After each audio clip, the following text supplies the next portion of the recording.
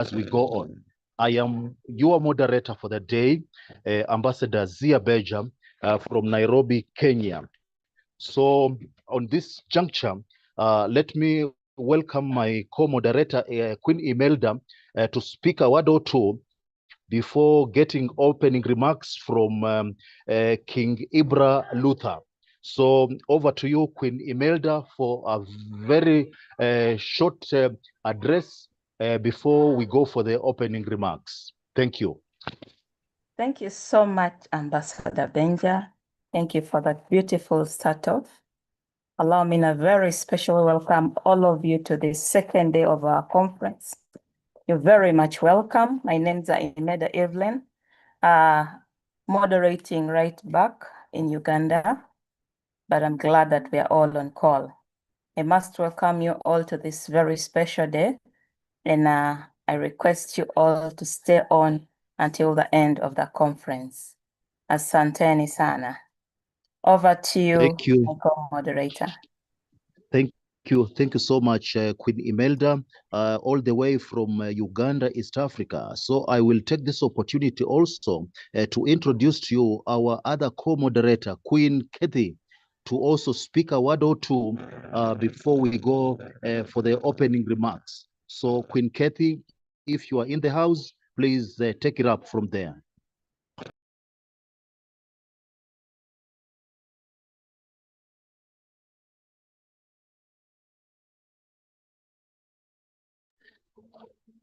She will be joining us shortly, but may I take this opportunity to welcome you again in day 2 of our African table, igniting the flame, Pan-African leadership for borderless and united Africa.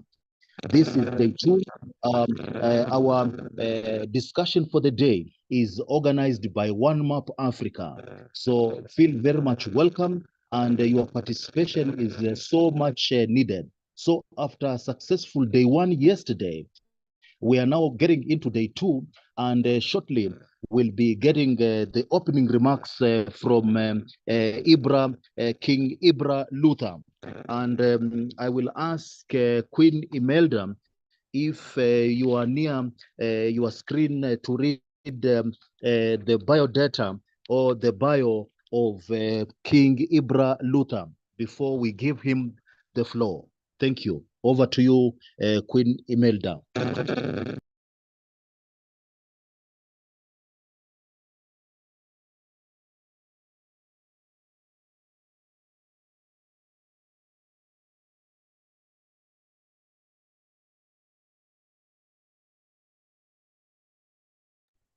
Thank you so much, Ambassador Benja. So sorry that my network is on and off. Allow me stabilize on my network. Allow me change network and then get back. I request that we go ahead as I get a stable network. Thank you. Thank you. Thank you so much. So without further much ado, let's welcome King Ibra Luther. You will do a small introduction of yourself, and then you go quickly to the opening remarks. So the floor is yours, King Ibra Luther. If you are able to unmute, it will be so much better. Over to you. Thank you.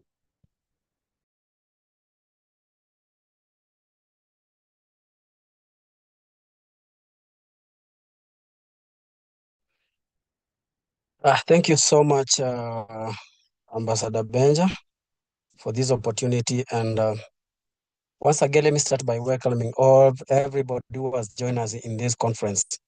Yesterday, we had a successful event that so many of us learned from the speakers that we had on the ground. My name is Ibrahim Luther, residing from Kenya, head of mobilization, One Map Africa. And I say thank you. Welcome, everybody. Let me start by first of all thanking everybody who have been patient with us since yesterday until now. And now, on behalf of One Map Africa and all protocols observed, I'm honored and delighted that I welcome you all to the One Map Africa, the African table, Conference second day event of 29 June of 2025, a space where culture, Pan-Africanist organization, community, and state come together in a spirit of unity, understanding, and celebration. Today is more than just an event. It is a gathering rooted in shared heritage, open dialogue. It is about telling our stories, honoring our tradition, and exploring the many ways of a borderless and united Africa, continuing to shape Africa around the world. It is going to be an engaging agenda filled with inspiring speakers, interactive session, and important discussions. Whether you are here to test and contribute your insight, again, new perspective, or simply connect with colleagues who share the same passion of African unity and its diaspora, you are part of something that is meaningful to the organization and not uh, uh, personal benefit. The African table is a reminder that we need to come together across borders, backgrounds, and generations, and we create something meaningful, powerful, and of importance not only to us, but also to the many generations to come. Before we begin, I want to express my gratitude to everyone who helped organize today's gathering, especially our President Queen Achola Abala and the entire family of One Map Africa. I acknowledge that truly your hard work is what has made this two-day conference successful. So let's open our mind, share openly, and enjoy everything this day has to offer. Welcome to the African table, last day of our conference. May the conversation be deep and lasting connection. Thank you and welcome all once again.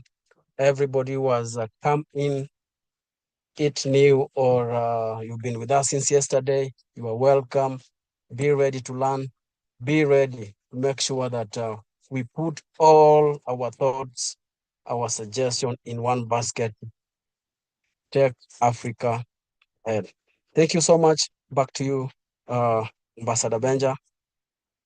Opening remarks, and very quickly we'll go to the national anthem from our technical studios. So if you are ready with the national anthem, we'll be more than happy to get it done.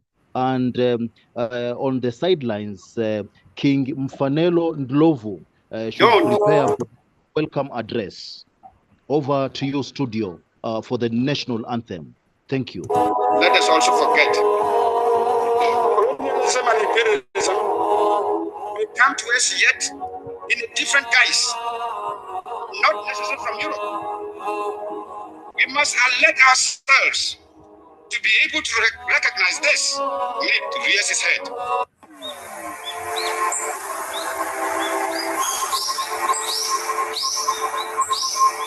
Awareness, consciousness, constantly being aware that they are not alone as human beings to be going to the forests with chainsaws, cutting trees. No. Oh, Africa. Oh, Africa. Oh, Africa.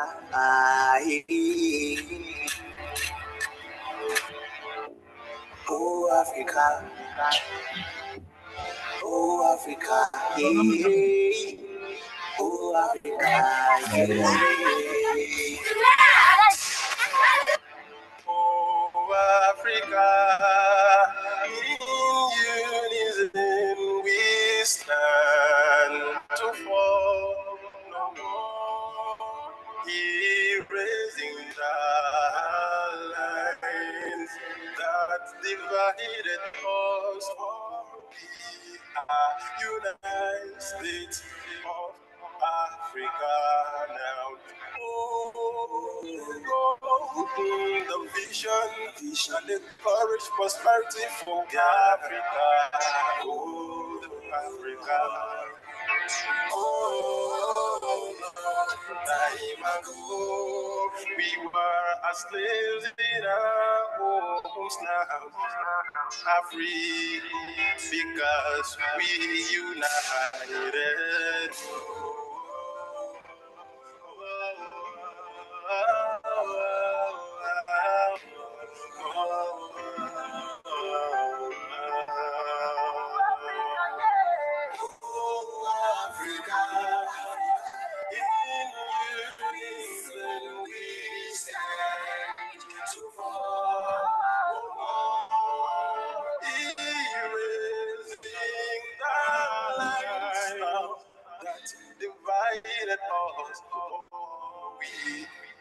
United States of Africa.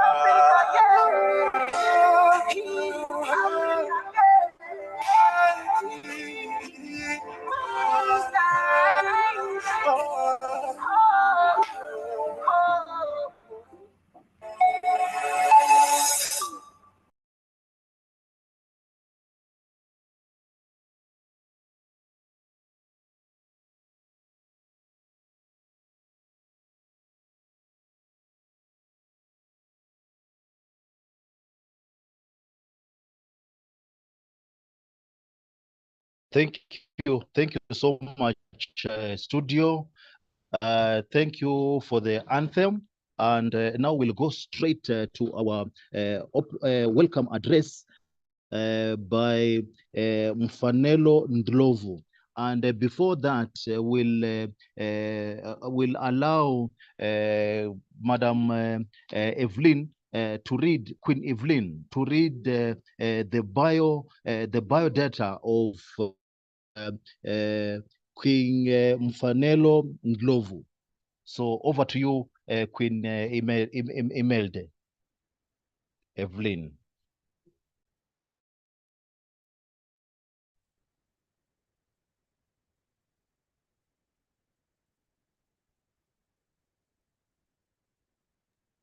Thank you so much, Queen Evelyn. So we'll allow King Mfanelo Ndlovu to introduce himself briefly as he takes the floor to give the welcome address. Thank you so much. Welcome. Thank you so much to all the excellencies in the house, and thank you to all the royalties in the house, to His Majesties in the house, to Her Majesties in the house. Africa celebrate this day. We've always been looking forward to it. This generation, our ancestors, all the houses that are on the Africa table, we've been longing for this time where the sons and daughters of this continent will respond finally to the voice of Mother Africa calling. She's been calling and crying, calling in all directions of this globe, in every continent, calling for the day when her sons and daughters would respond and seize the moment. The globe is shifting. There are winds of change. We are the last people on earth to actually be restored to who we are in our dignity, in our identity, and our sovereignty is being restored.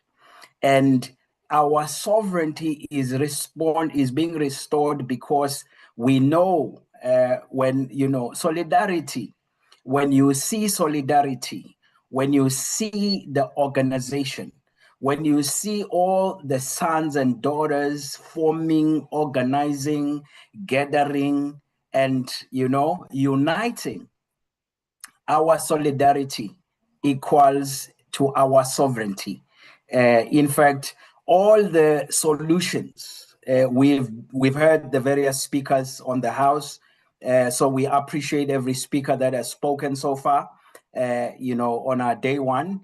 And we have another lineup, all of speakers that are waiting to take the moment and share in this historic moment. All of these, they are speaking with one voice. They are echoing what all generation and our ancestors have been dreaming for, our sovereignty, for us to be restored to where we come from in our own roots. Of course, Africa, since the inception of time, the first institution, the first parents that were placed on earth and given the earth as an asset were in Africa. We know now that through the technology of the modern day, we have genetic tracing. Both the scientists that believe in evolution and those who believe in creation, they agree on one thing. Life started in Africa. And us as Abantu, Singabantu, what does that mean? We are human beings. It means we do not agree with evolution. We were never monkeys. We are humanity. So as sons and daughters of this continent, we need to correct that, because on the premise that the other people told us a lie, that we were monkeys, we are, 3/3 of a human being or 2/3 of a human being, as captured by United States Declaration of Independence or their constitution that they set in motion. They reduced us. In fact, from the days of the Greeks to the days of the Romans, to the days of Europe, to the days of today, America, we are in neo-liberal government policy. To this day, they have never recognized the natives anywhere on earth. The native are actually crying the same cry in all 7 continents. It doesn't mean that whether they're in Australia, whether they're in New Zealand, whether they're in in Europe, whether they're in America, whether they're in London, they are all disadvantaged to this day. Now that is all changing. That narrative is changing. So we are grateful for the Africa Table. It's a platform to welcome all the sons and daughters of Africa, our continent, together and make a declaration. In fact, we recognize this year, 2025, as such a time because there are a lot of changes in the globe. We know that Babylon is falling. We know that the empires that have ruled the earth since the Greeks, the Roman, Europe, and now America has come to an end. Their currencies are falling. The dollar is falling. Euro is falling. Pound is falling. That means we know what happens next. There is a new dawn, a new kingdom. It is not a democracy. Yes, let's just state it out. It was never a democratic system of government. It was always a kingdom, because when our ancestors were placed, when Earth was created and they were placed on the continent of Africa, they were given sovereignty to rule over our mountains, over our plants, over our fish, over our antelopes. They were meant to name trees and name rivers and name continents, name whatever species, work in harmony with nature. They were meant to take care of the earth as an asset for all of us, for all the sons and daughters of human generations in Abantu. We are not animals. Now reducing us to animals means the survival of the fittest. It means we have an instinct where we must behave like animals, where we must fight, kill each other for bread. That is not us. That is not who we are. We are not monkeys. We were never monkeys. We were created in our genes. We carry our ancestors, the genetic material of our ancestors from the very first ancient of days. That was, we say in Zulu, unkulunkulu, umkhulu womkhulu, the greatest of our ancestors, the very first creator of heavens and the earth. When he wrote the DNA that has forever been passed down one generation to the next and next. We are creative people. We are storytellers. We write and pass knowledge from one generation to the next generation. We are people who live in harmony with earth, with creation, with our waters, with our forests, with our mountains. We are the people who are spiritual. We are spirit beings. We are not necessarily a flesh and blood that you look at now. We always knew that we are spiritual entities. Life is not what you see.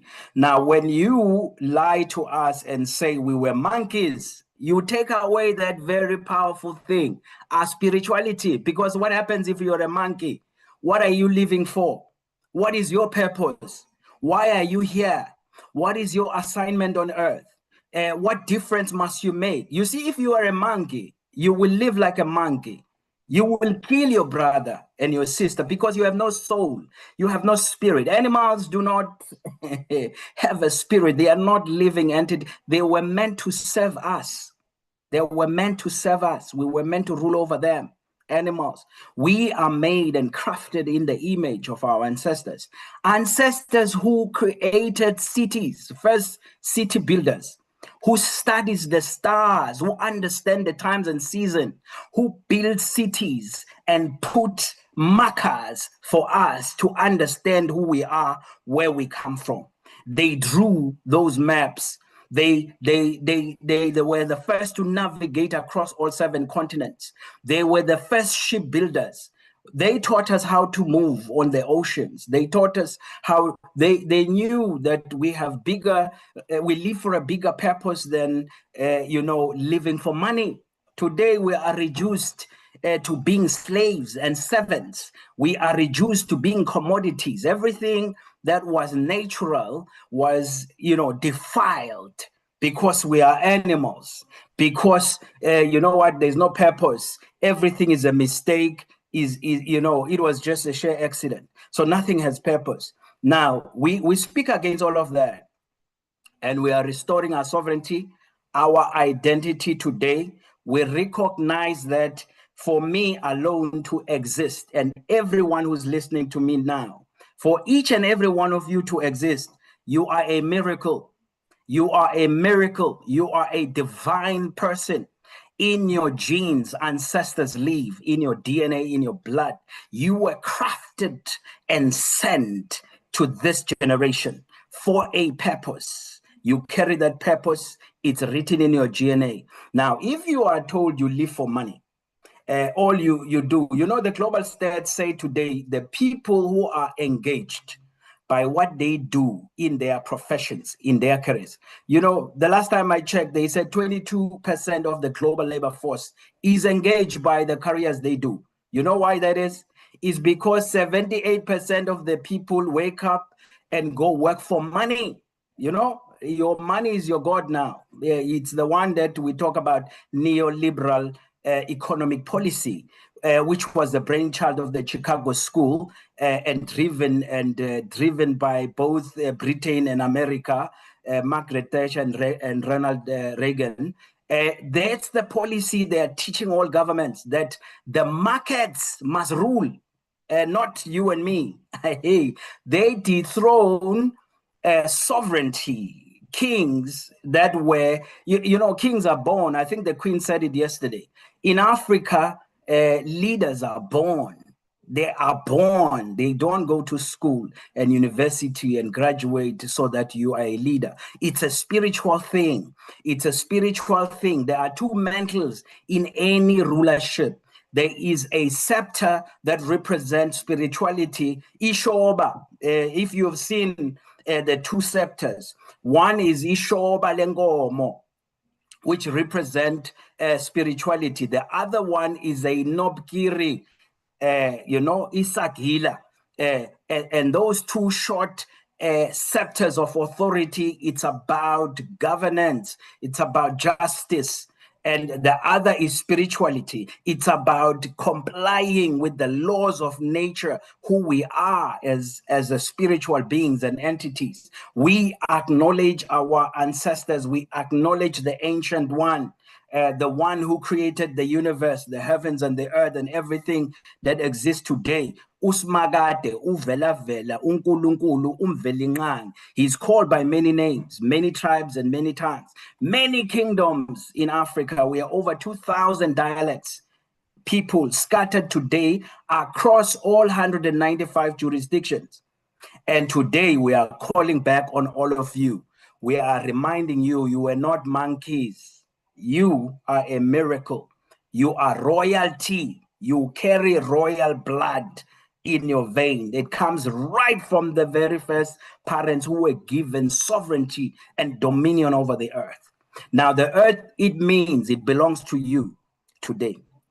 You've inherited the earth. The earth is for all of us, 8 billion of us who live on it.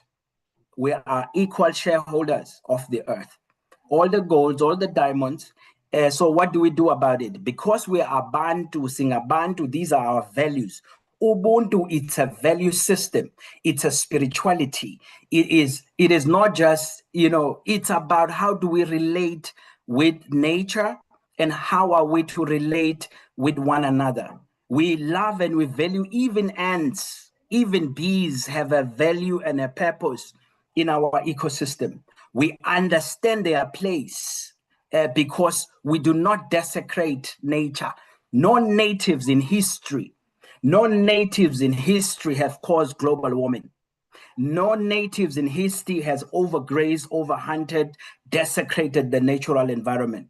Every people who were native, they were in harmony with trees, with the forest, with rivers, with mountains. We were safeguarding, protecting, and preserving. We understood. We had a dialogue with creation. We had a dialogue with nature. We could speak to the trees and shrubs. We could understand the science of healing and medicine that comes with every tree, every shrub, every fruit, what is good for us, what is not good for us. We are such people who hear things at the spiritual realm and manifest them in the physical realm. Now, today's generation don't understand that. That's why they can defile themselves and eat all kinds of food that defiles who you are and kill our spirit and defile our bodies and cause sicknesses. That's why today we can use and call it technology of farming, using GMO, manipulate nature, because we think we are not spiritual entities. We live for here and now. We are satisfied our desires, whatever it is. It's okay. Live for yourself. Be selfish. Be self-centered. Greed. So today we see the impact and adverse impact of us not taking our rightful place on the global arena.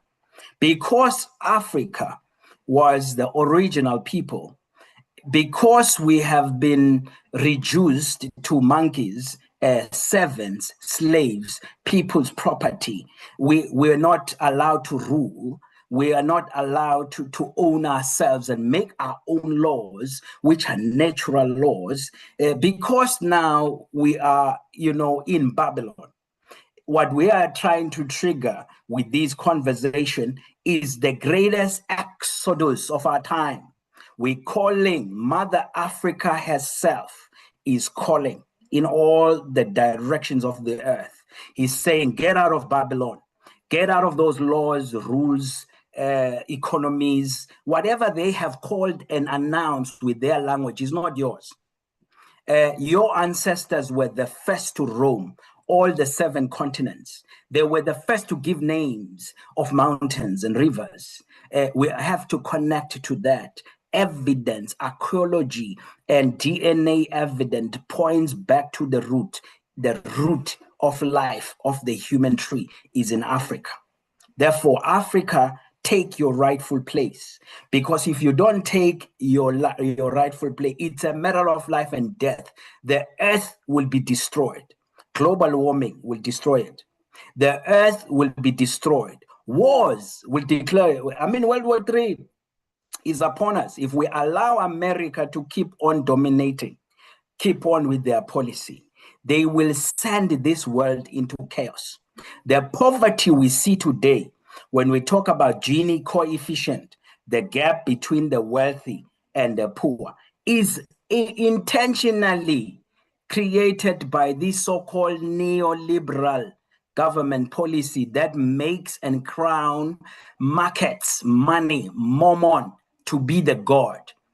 All governments must worship this mammon. So if you want to rule, you can't win election unless you have money. Even the election of Pope is manipulated by the markets. Even the election of governments is manipulated by the markets. Who crowns the markets? Who put them and said that they are God and they should rule over us? Now that goes against who we are, our spirituality. So we do not, it's autocratic, our nature of governance. men and leaders are not, they are born, and they connect to the spirituality, and they connect to two scepters, justice and righteousness. In other words, ubuntu, living in harmony with all the environment, living in harmony with one another. So whatever rules, whatever code, it should be linked and pegged into ubuntu. If it's not ubuntu, it's not our stuff. That is Babylon. We must, the greatest exodus, we are living and marching away from Babylon. So from now on, there are many industries that will cease to exist. There are many industries that should not exist. I mean, such an industry is tobacco industry. Just imagine with me for a second. Why are you having tobacco industry? It costs 3 rand to manufacture a box of 20 cigarettes. But your normal Western brand, they sell for 40 rand to 60 rand. So what happens to that profit? Even the Chinese brand, when they come at 7 rand or 10 rand. But they're illegal to have Chinese brand. But what else is illegal? We were growing our own tobacco. When you had your own, herbs and you were making your own stuff, it was said it's illegal. Because we want to commercialize it. So everybody must be encouraged to smoke. Even pay, judges in America. They pay judges to approve tobacco to be used by pregnant women and women without decide that there were negative implications on the fetus and children that are born by women who smoke. But they were bribed and paid so that we desecrate our women. And we now have problems with children and offspring that we have because we defile the laws of nature. Now, these are the things we have to deal with as a generation. So how do we restore our identity and our spiritualities? So whatever then form of government, that is, we call it puppet now, because up until then, we did not write, South Africa, we talk about CODESA document. We talk about a blueprint of a constitution that is world-class. But actually, who wrote that constitution? Who wrote that CODESA document? So now, who was around the table who decided that parliamentary system? Who set it in motion?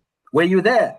You and me were not there. So these are the things that we now need to restore because we've allowed an incorrect people, an incorrect system. It's like when you have a tree, the roots are in Africa. They spread across the 7 continents. Now, one of the branch went AWOL.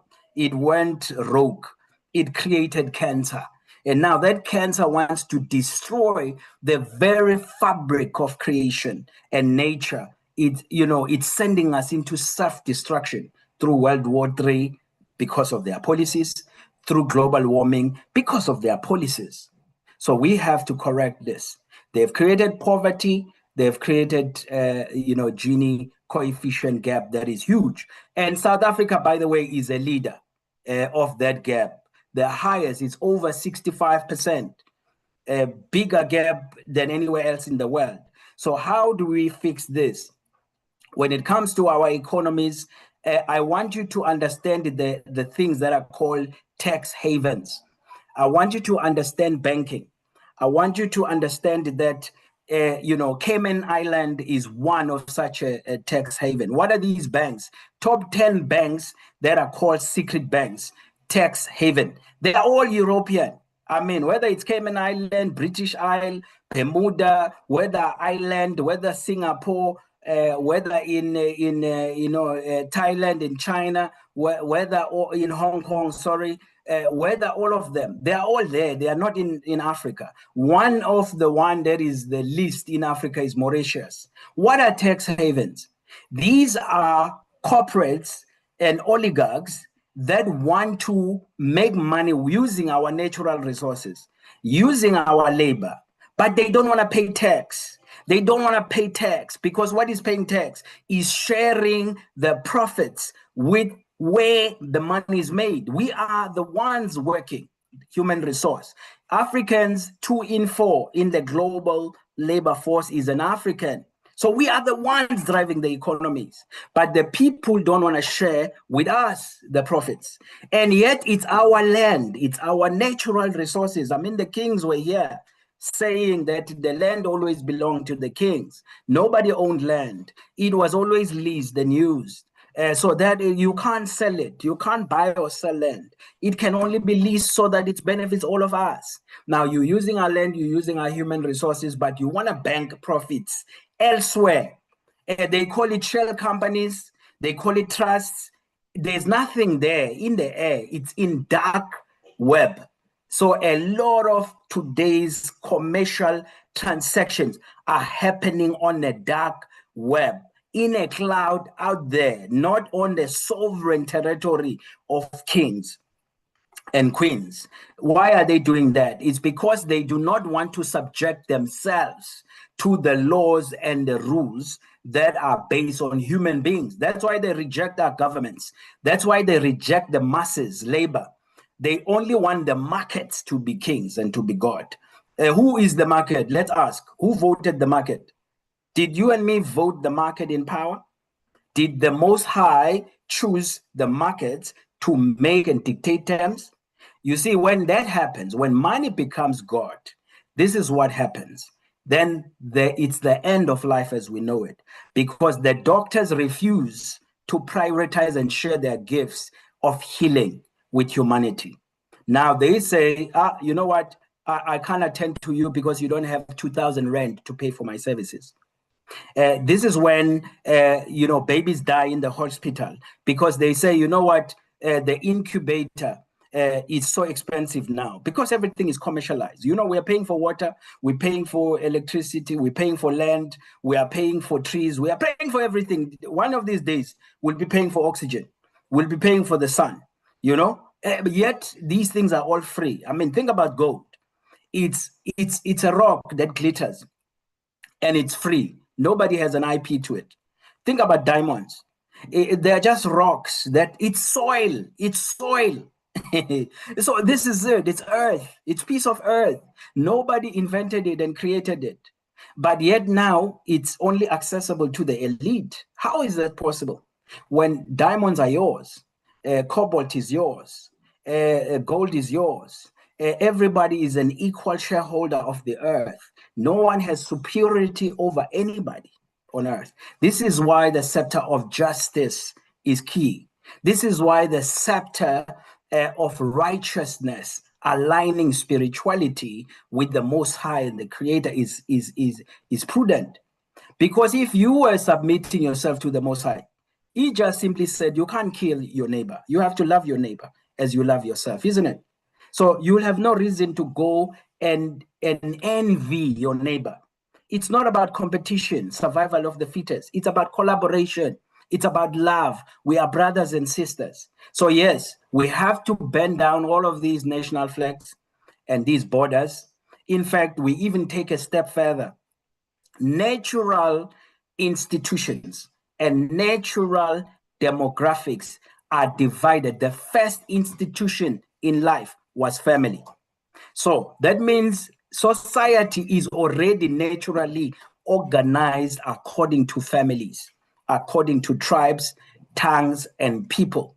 That's a natural order. No one created that. I was born among the Zulus. So those Zulu kings were speaking here, they are my kings. But we have many tribes, we have many kingdoms. Today, diaspora is also in the process of finding their identity and creating their kingdoms. There's a couple of kingdoms that are already formed there because they reject Babylon. They reject America. They say they were not American. There is a kingdom of Nomi, that is information. There's a kingdom of Asipa, that is information. There are many others in the diaspora that are revisiting. There are Maroons. There are people who are finding their souls. And they are coming together. They are saying, you know, in the days of the kings, It's about creating agreements with all the kings so that we live in peace, so that we trade in harmony and create positive relationships. I mean, if we invest in collaboration, not in competition, then we don't have to always fight with each other. We have to collaborate with each other. So, but the West is teaching us competition because of the nature of their laws and their way they do things. We have to cause the greatest exodus of our time. And this is the day one of such an exodus. So you are all invited here on the Africa table. We are grateful to One Map Africa. We are grateful to all the organizations that make it possible. We've heard already some of them being mentioned here. ACUP, we've heard political agendas. There are others, you know, there are different Rastafari groups and houses. There are political, organization. There are kingdoms and tribes. So how do we bring all of these bodies so that we action our solidarity and turn it into sovereignty? And that is the journey that we're having on this dialogue today. So with those words, I would like to really encourage all of you. The ground is shifting. So the change is here. We are announcing solidarity of our people to the ends of the earth in all 195 recognized jurisdictions today. We are announcing and we are calling to our people for solidarity, because that solidarity gives us sovereignty. The earth will shake when Africa unites, because that bloc is bigger than any other economical bloc that exists today. It's bigger than USA, it's bigger than European Union, it's bigger than China, it's bigger than India, because those, though they have the numbers, they do not have the natural resources. Africa is the only one with such massive natural resources, youngest population, global footprint.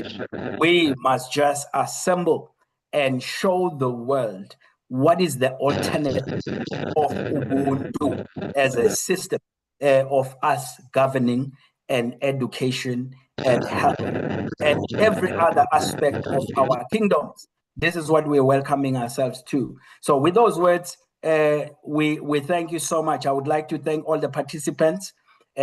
Your being here is making history. You will be remembered because this is the fight for this generation and the generation of our children. We, of course, have to say thank you to our parents, our grandparents, for bringing us here. They brought us here. They gave life to us. Some of them died for our liberation. Some of them bled. The whole continent has blood, and the blood of our ancestors. They are crying. They are crying for redemption. They are crying for restoration. So we are the generation that will usher and respond to that call. By our solidarity, we gonna counter the enemy. Every agenda that was divide and conquer, we are removing it and denouncing it. So we are denouncing those multi-corporations, international. If you work for such, you start causing exodus. Start working for yourself. Start forming your own companies. Start working your own land. Start producing your own food, because sovereignty is about owning your own technology. It's about owning your own currency and everything else that's there. So thank you so much. Back to you, Your Excellency. Thank you so much. Thank you so much, King Mfanelo Ndlovu, for that welcome address, and we really appreciate. So shortly, we'll be having our African music. The first one will be having in the next minutes or so, as we'll be preparing our first keynote speaker, who will be King Professor Olufemi Esani, who is already in the house. And then after that, we'll bring in King Suleiman Saho, and will be followed by King Philip Springer, and then King Mitre will follow on, and will also welcome Her Royal Majesty Dr. Dowoti Desir, who will stop at that time, and we welcome other speakers. So that will be the order of things as we turn to the studio for the African music. And meanwhile, King Olufemi Esan will be preparing to start us off as a keynote speaker. Thank you so much. Over to you, studio, for the African music. Thank you.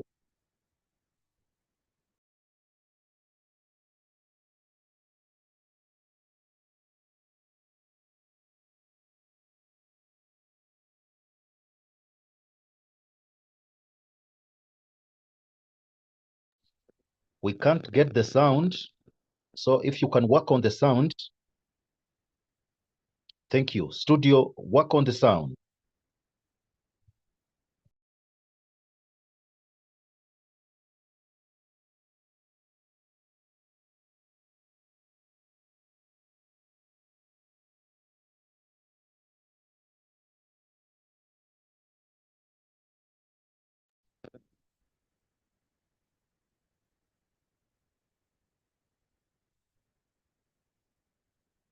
As the studio works on the sound, we wish to appreciate the founder and president of One Map Africa, who is also in the house, Madam Achula Abala, who is in the house, as well as other distinguished queens and kings and the princes and the princesses of the African continent. So you are all very much welcome. And I believe by now, our studio has worked on the sound system to give us the music as we prepare the first keynote speaker of the day. Thank you. Thank you.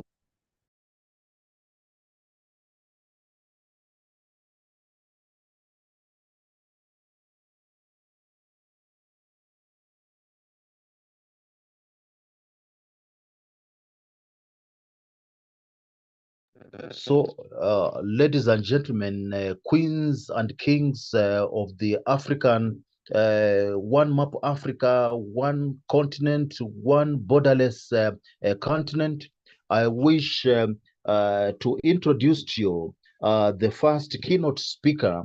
We'll get the music later on, so you can hold it.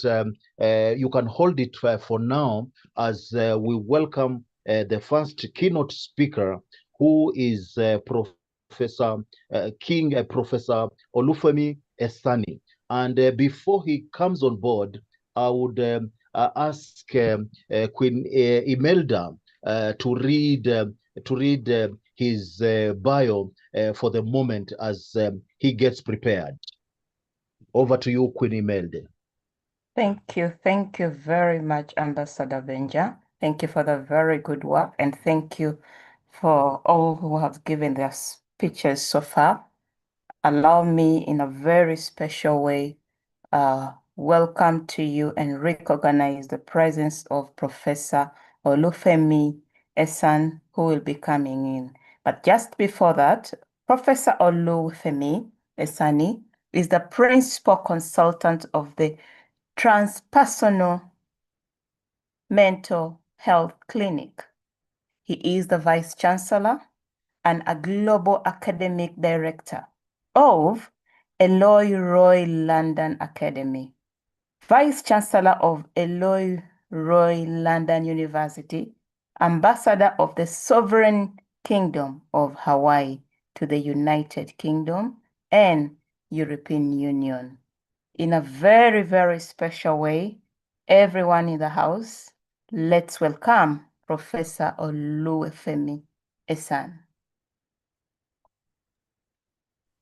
Thank you so much, Queen. And I want to say, standing on the existing protocol, I want to say a great privilege and a great opportunity to be part of this conference this very day. All greetings to all the excellencies, your Royal Highnesses on this platform.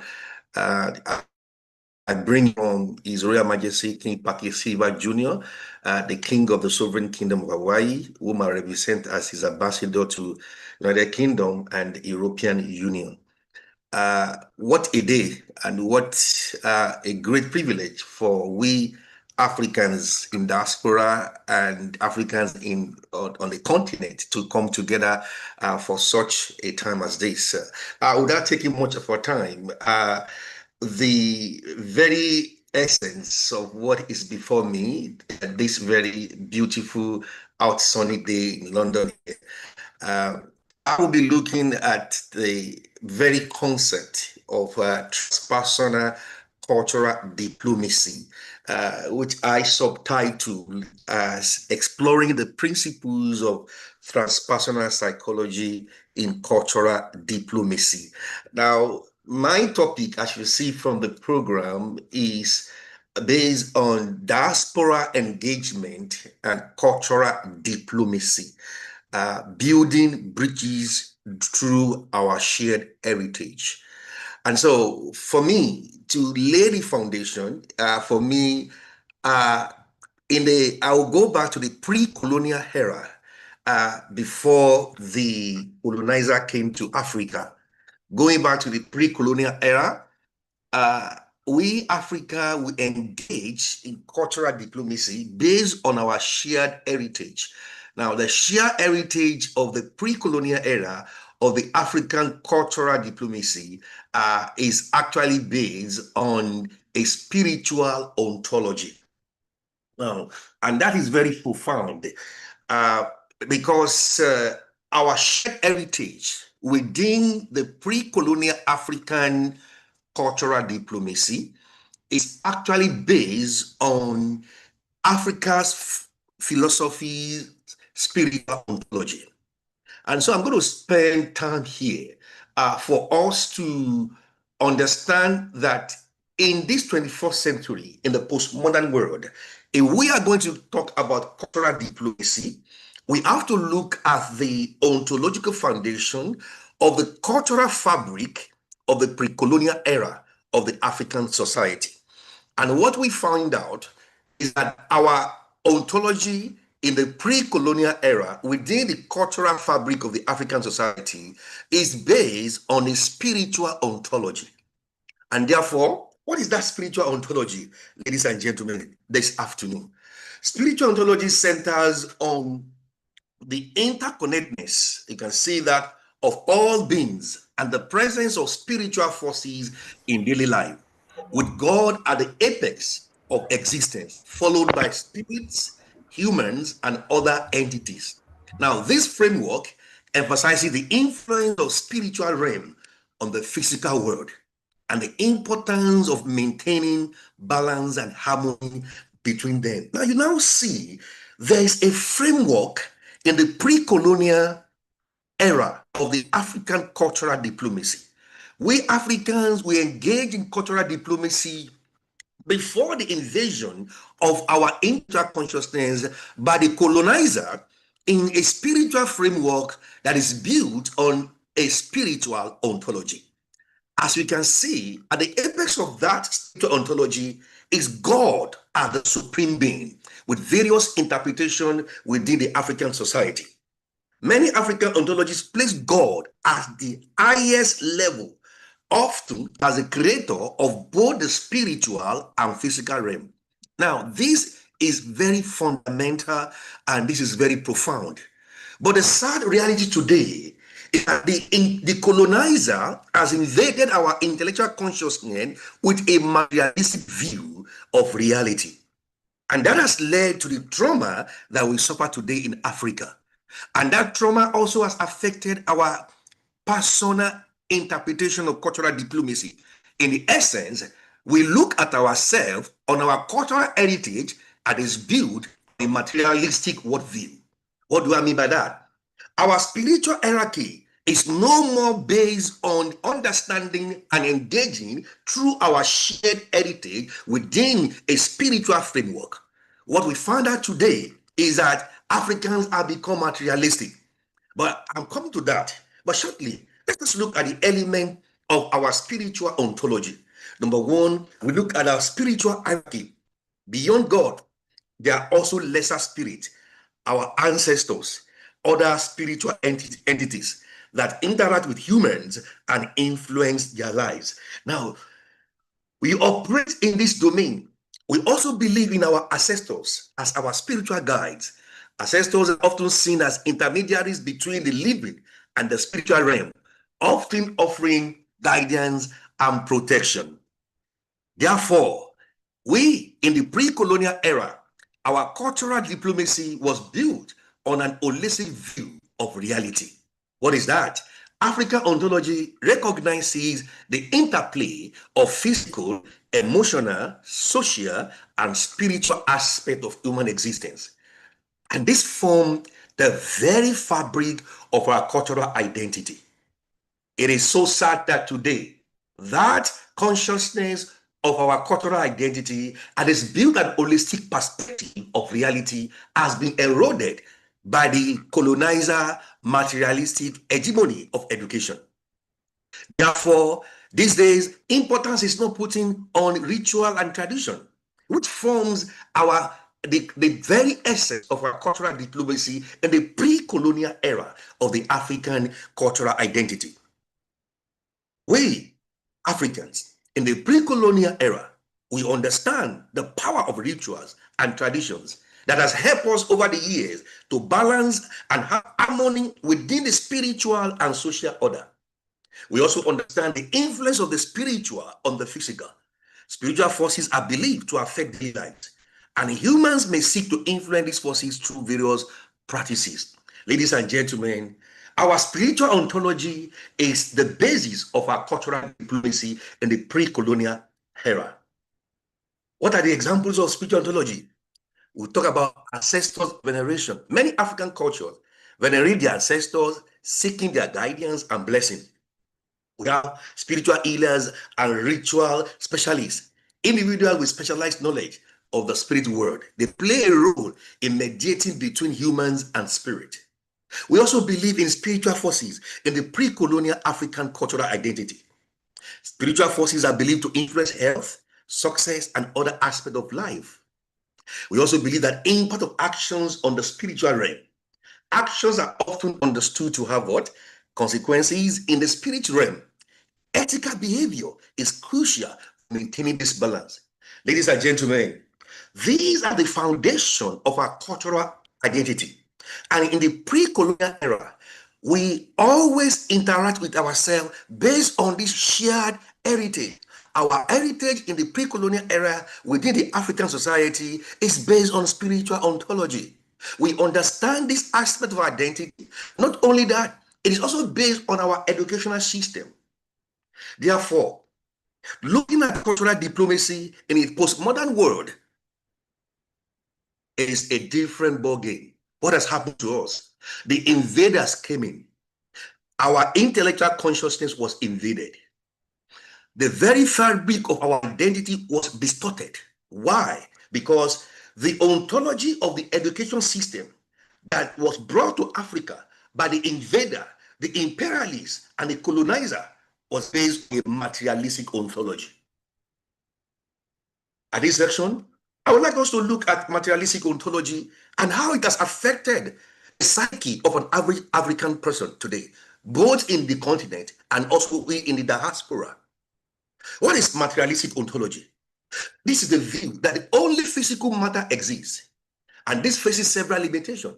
This includes difficulties in explaining consciousness itself, and also the beauty of subjective experience. Certain aspects of human experience, like intentionality, it also struggles to account for abstract entities and mathematical truth. Therefore, materialist ontology faces criticism regarding its ability to fully explain moral values and meaning in life, the essence of finding meaning in life. Is it not surprising that today, the World Health Organization said that by 2030, the number one in both developing world and developed world will be depression? Why is that? Because our cultural identity is built on a materialistic ontology in the post-colonial era and in the postmodern world that we live today. Africans are now materialistic in every fabric of identity, and when we relate with each other, we base our relationship and our diplomatic engagement and our interaction are based on a materialistic ontology. Ladies and gentlemen, your Royal Highnesses, Queens and Kings on this platform, I humbly submit to us today that if we continue with this mentality and our cultural diplomatic relationship on a materialistic ontology, we will continue to miss the essence of the true value that we have. Our Africa diplomatic cultural ability and strength is built on a spiritual ontology. So we look at today, cultural diplomacy is now ingrained on a materialistic ontology. That has led to lack of meaning in most engagement today. You see, finding meaning, values, and morality are all fabric of our cultural identity in the pre-colonial era. These are missing today, ladies and gentlemen. Some argue that materialism cannot fully account for the origins of moral values and finding the essence of meaning in life, and also the subjective experience of beauty and purpose. In everything is ultimately physical. How do we explain the emergence of this non-physical aspect of human existence that we have in the colonial era within the African fabric? Ladies and gentlemen, today we operate based on cultural diplomacy and it's purely materialistic, and that's a problem. And what is that problem? It also struggle to explain physical process even in the brain that give rise to subjective qualitative experience, like the feel or looking at the color red. Therefore, there's an explanatory gap that arises between because how physical properties can account for subjective reality.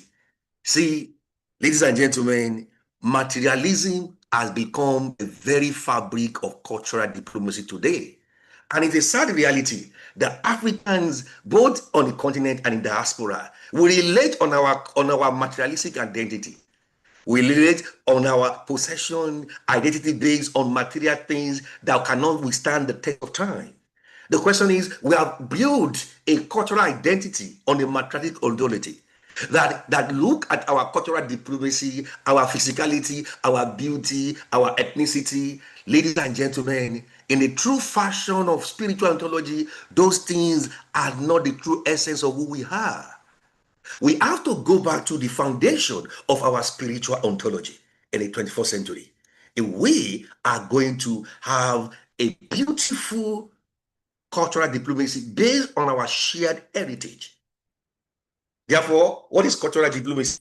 Cultural diplomacy is a strategic exchange of cultural elements like ideas, values and traditions between nations to foster mutual understanding, build relationship, and promote national interests.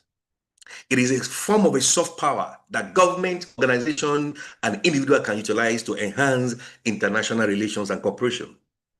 From the very definition of this, you can see that talking about cultural element and looking at the ideas and values and traditions among nations, the question we should ask ourselves, that what is the values and traditions of the African society in the pre-colonial era?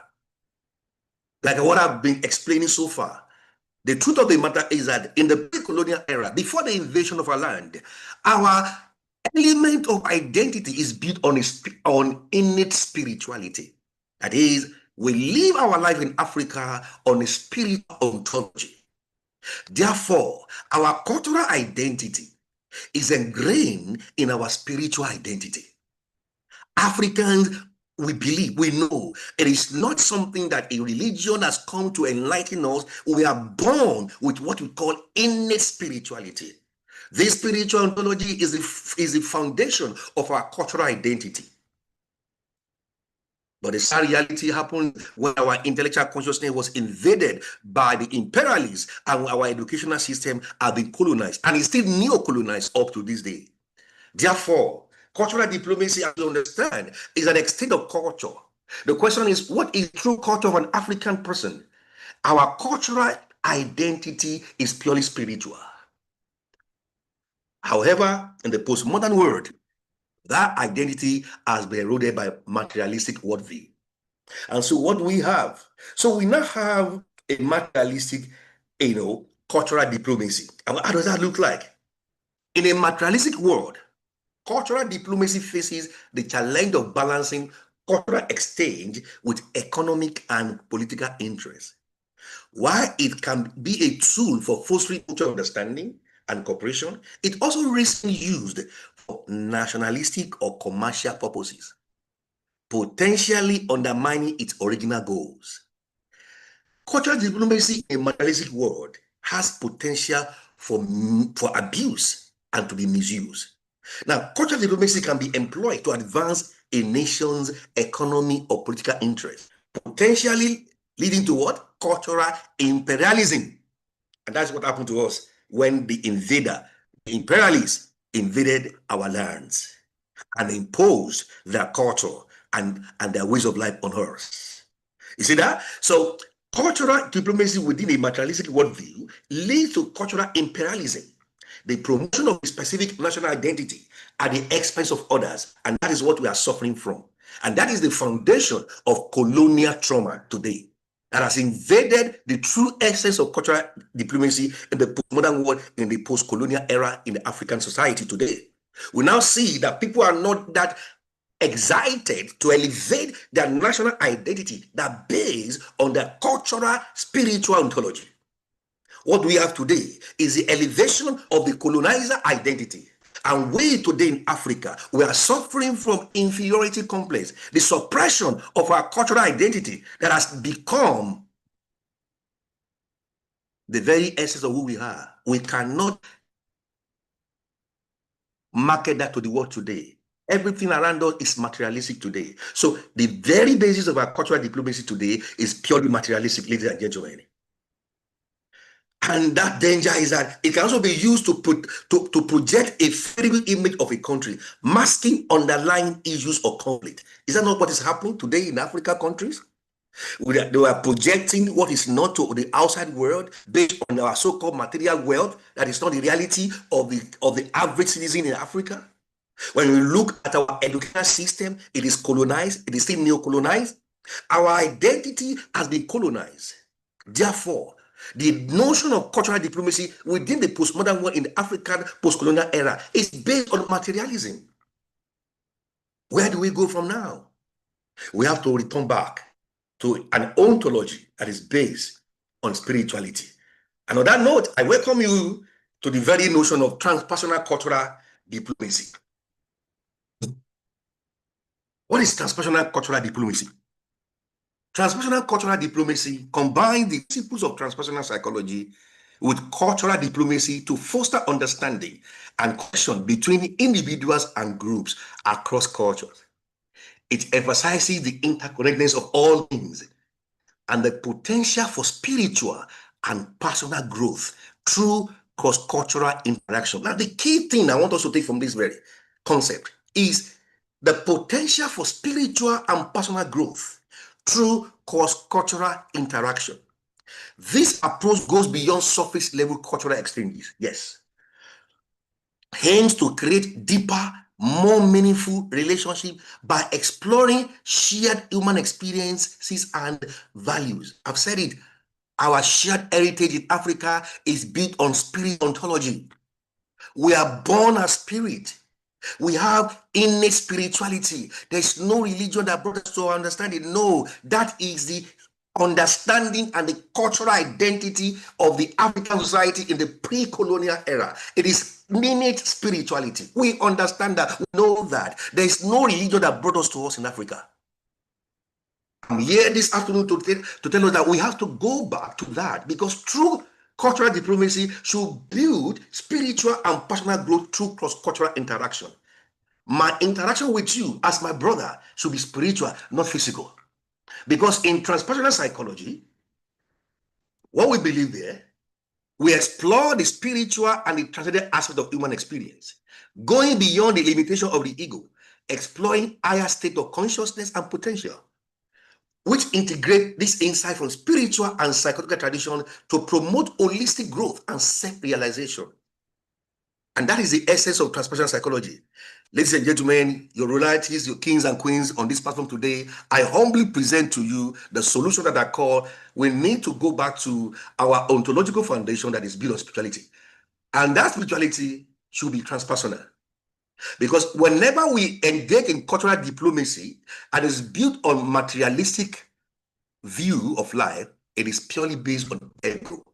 Everybody will showcase their culture, leading to cultural supremacy.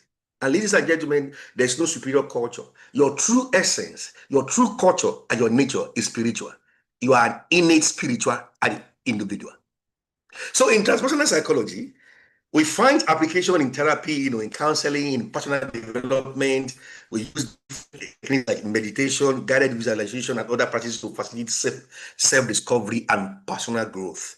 Okay? And that is very key. Now, the philosophy of transpersonal psychology is built on the foundation of what we call the tripartite nature of humanity. Now, this is our essence, and this is found in the pre-colonial spiritual ontology of the African society. We Africans, before the invasion of our consciousness by the imperialists, we believe in the tripartite nature of humanity. That is, we are spirit, we have a soul, we live in a body. This is a model of self, the model of individual consciousness from the pre-colonial era of the African society. And then we argue that any cultural diplomacy that is not built on the tripartite nature of humanity is not complete. It's not complete at all. It is not holistic. It ends up in materialistic view of life. So how does it apply to cultural diplomacy? Let's look at the key principles of transpersonal psychology before we continue. Number one, holistic development. And that should be the essence of our shared heritage and engagement. Our shared heritage should lead to holistic development. So true cultural diplomacy should lead to holistic development of individual nations. In transpersonal psychology, we emphasize the interconnectedness of the mind, the body, and the spirit, viewing individual as more than just their physical and mental aspect. You see that? We view individual. You are more than your physical and your mental aspect. Your true cultural identity is that you are a spirit, you have a soul, and you live in a body. And that leads us to live beyond the ego. Because today's world, cultural diplomacy has become a venue for people to promote egocentric cultural identity. Seeing Africans fighting for cultural supremacy, claiming that their culture is superior. No, that is coming from a colonized mentality, which is very traumatizing. They've sown the seed of discord in our mentality through the exposure to colonized curriculum in our education system. Therefore, Africa is divided not only in a physical location, in our minds. And then we interact with each other based on egocentrism. But when you understand the principle of transpersonal psychology, you'll be able to live beyond your ego self because it explores development of the human race beyond the confinement of the ego, because it includes experiences of unity leading to spiritual awakening. And then we look at various consciousness that is beyond the material consciousness. Now, because of time, what are those elements? How do we find it? The key principle here is that cultural diplomacy that is based on spiritual ontology leads to finding meaning and sense of purpose in life. And that is one of the beauty of transpersonal psychology in cultural diplomacy. Again, we now see that there is integration of tradition. Integration of tradition. We see that our tradition are also embedded in the fabric of identity. And we should promote that tradition within our educational system and in our engagement with each other. Element of transpersonal cultural diplomacy. I know it sounds a new terminology to most people in the field of cultural diplomacy. Number one, we see this interconnectedness. You see our shared heritage, recognizing that all individuals are part of a larger web of existence. That's it. We are all part of what? A larger web of existence. That human experience are often shared regardless of cultural background. And that is the basis of our engagement. You are part of me. I'm part of you. We are all product of the universal consciousness. We came from the same source. Therefore, our color, our gender, our cultural diversity should not be the basis of division. It should be the celebration of diversity in unity. That unity is coming that we are from a larger part of human existence. And that leads to an holistic approach to cultural diplomacy. Considering individuals' mental, emotional, spiritual, and social well-being when engaging in cultural exchanges. So in cultural diplomacy that has a spiritual ontology, we are looking at engagement and exchanges that will lead to mental, emotional, spiritual, and social well-being of the people within the cultural exchanges. So it's an holistic approach to cultural diplomacy. Elevating, celebrating spiritual values. Recognizing the importance of spiritual beliefs and practices in shaping individuals and cultural identities. We need to go back to our cultural identities based on spiritual values in Africa if we are going to have an holistic approach to cultural diplomacy in the 21st century. Again, personal growth. The essence of cultural diplomacy should include what? The personal growth, opportunities for personal development and transformation through cross-cultural encounters. So when I meet you, you should facilitate my growth. I should facilitate your growth. And that growth should be seen in an holistic perspective. My engagement with you as African diaspora on the continent should lead to opportunity for personal growth and development. Deep dialogue and encouraging open and honest conversation that explore shared values, beliefs, and experiences. Then empathic understanding, fostering empathy and compassion for people from different cultures and backgrounds. And it's not built on materialism. That is the goal. Now, how does it differ from traditional cultural diplomacy? Now, traditional cultural diplomacy often focuses on promotion of national interest and cultural heritage, whereas transpersonal cultural diplomacy prioritizes fostering mutual understanding and connection. And that is it. That connection is based on our shared heritage. And what is that shared heritage? Innate spirituality.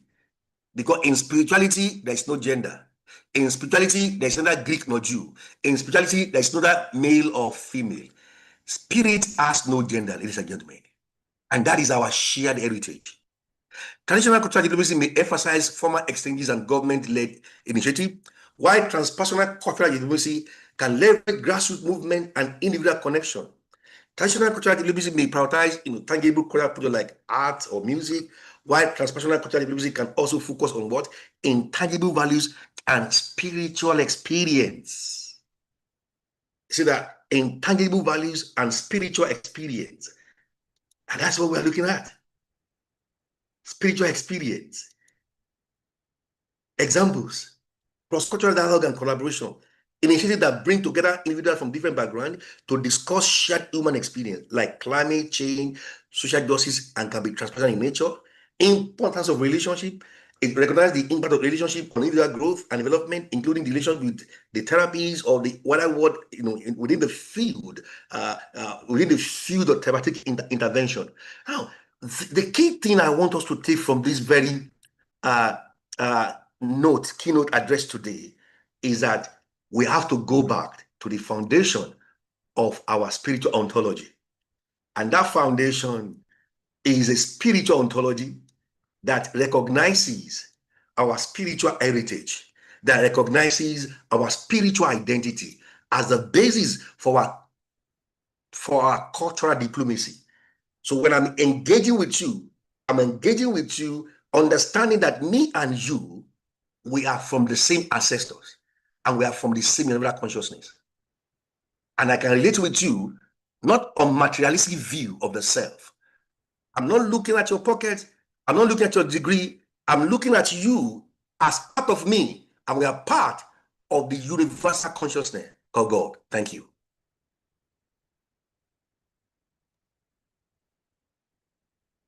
Thank you so much, King Professor Olufemi Esan, for that wonderful presentation.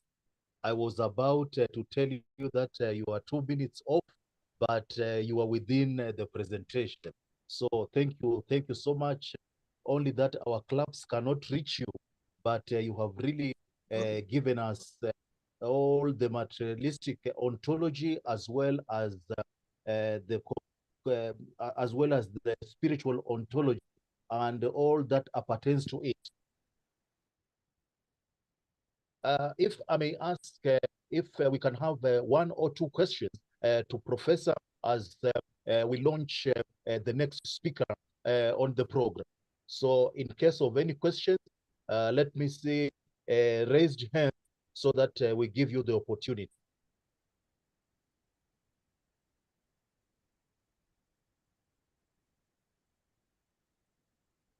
In case, as we wait for the questions, Professor, maybe I shoot from my direction and ask that in us Africans, or those of us living on the African continent, as we approach these materialistic ontology as well as spiritual ontology, which is the best for us? Because you have explained so well the cultural diplomacy in a materialistic world.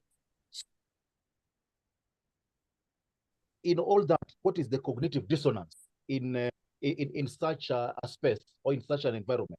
What is it that we miss so much that we cannot get as the the cognitive dissonance of operating in such space? Thank you, Ambassador. The invasion of our land by the imperialists, they brought us an educational system that is built on materialism. Therefore, what that does to us, it eroded our spiritual identity. Now, today, we interact with each other based on materialistic view of self. So I look at your color, I look at your skin, I look at your bank account, I look at the car you drive. All we do today in the post-colonial era is on materialistic identity. So our interaction is purely materialistic. And so our engagement in cultural diplomacy is a materialistic view. But that is very limited because you are more than your bank account. You are more than your certificate. You are a spiritual entity. And so what we propose is an holistic view of cultural diplomacy that is based on the self as a tripartite being. You are a spirit, you have a soul, you live in a body. I should look at you as an holistic individual. You are more than just your body. Thank you. Thank you so much, Professor. And is there any other question before King Professor Olufemi Esan gives his closing remarks on his presentation? Yes, I've got my hand up. Is not seen. My hand hasn't been seen. Can I speak, my hand please? is up as well. Okay, my hand is up. My sister. Ladies first. We'll take the two questions. Thank you very much, King. Thanks very much. Professor, thank you very much for this information. Now, you are such a wealth, you have such wealth, and I'm worried that the traditional healers, they are extreme, the what? The religious are extreme. So, and also at the moment, many people are dying of depression, stress, and everything because of this confusion of spirituality and Ubuntu. So my suggestion is, since the credentials which are presented, is it possible that you sort of like write a manual or anything, and then maybe we identify colleges who can sort of like recruit people to teach this information, because we have to begin it somewhere. You have kept it to yourself, but now my suggestion is either we build the colleges, or the colleges which are there, we identify who can go along with this, what you have taught us, the Ubuntu spirituality, so that, we get out of this materialistic thing. We must begin somewhere. Thank you very much, Prof. Oh, thank you, Ma. So yes, what we need to do. Yeah. Prof, just hold on. We get the next question so that you answer them at a go in a summarized format. Okay. So we'll hold on for our king to also pose the question. Thank you so much, Ambassador. Prof, I'm just interested to know what your thoughts are from the perspective that given our current reality, and I agree with you that colonialism messed us up in the manner that it did, together with enslavement. But given where we are now, what are your thoughts about how we can practically deal with this situation? More so that when we look at it and really think about it, all African countries have basically gotten rid of the colonizer in as far as the person in office is concerned. And yet the education systems are still based on that education brought by the colonizer. And I would like to hear your thoughts as well as regards the aspect of what we sometimes refer to as relanguaging, where relanguaging speaks to finding our center for me, where we speak in a language that speaks to our reality and therefore our identity. Where, for instance, you mentioned post-colonialism. In my suggestion in the whole process of relanguaging, I look at it from a perspective where they talk about pre-colonial. I talk about it as ancestral Africa. And then when they talk about colonial, it's post-ancestral Africa. And then when they talk about post-colonial, it's pre-independent Africa. Because all we've done is replace the colonial oppressor with an African oppressor in many instances. So we are not independent. This is why, for me, I call that pre-independent.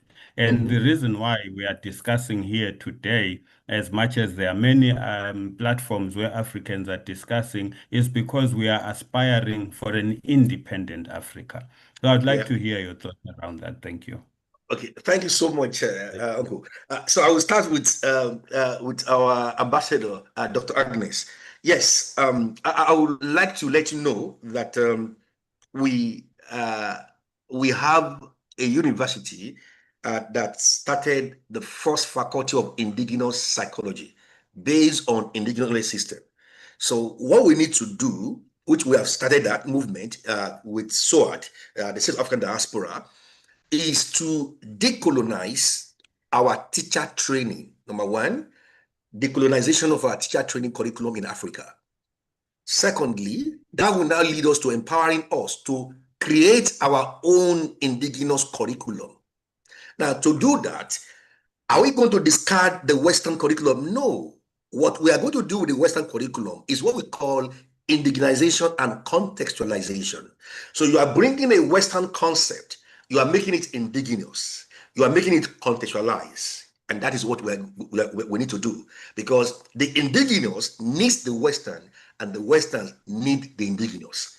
So that has been in motion with the State of African Diaspora. You can contact us to the State of African Diaspora. Also, our university is also leading research in that area. So we started the first faculty of indigenous psychology. We actually have a curriculum on African psychology in the pre-colonial era.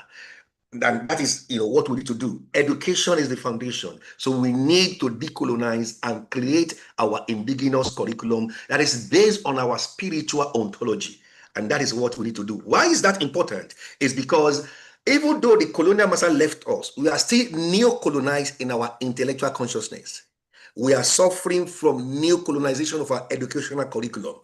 And that has to be tackled if we are going to engage in this independence and liberation of our mind. That is very important. Education is the foundation. We have to put all hands on deck to decolonize the curriculum.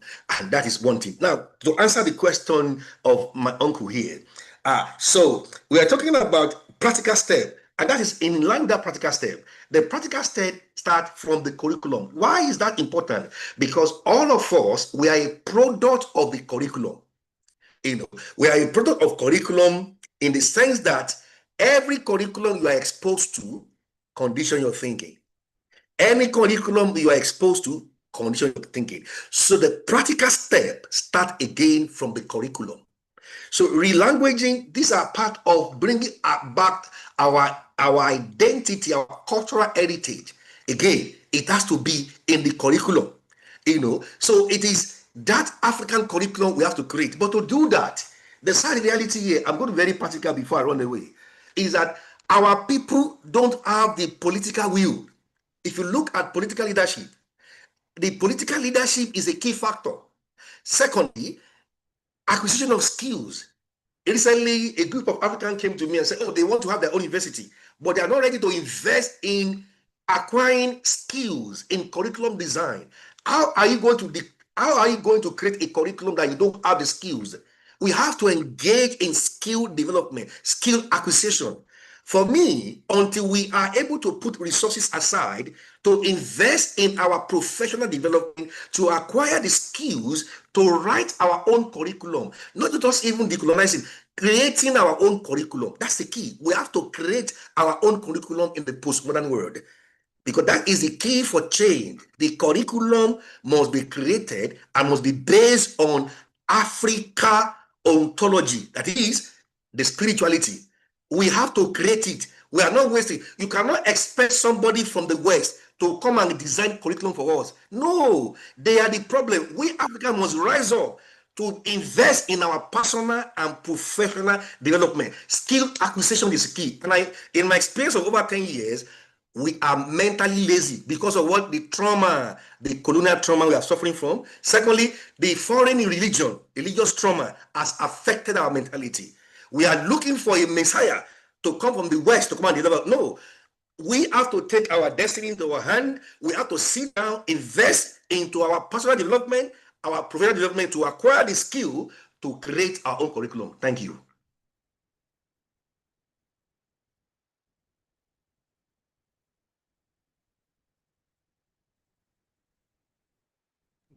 Thank you so much, King Professor Olufemi Esan. In case you have closing remarks to your presentation, you have about 2 minutes to do so. There's one answer, Ambassador. There's one hand here. At the baby, there's one hand. Can we allow the person? There's one hand I'm seeing quickly. Please go ahead and ask your question. Okay. Fumilele, please go ahead.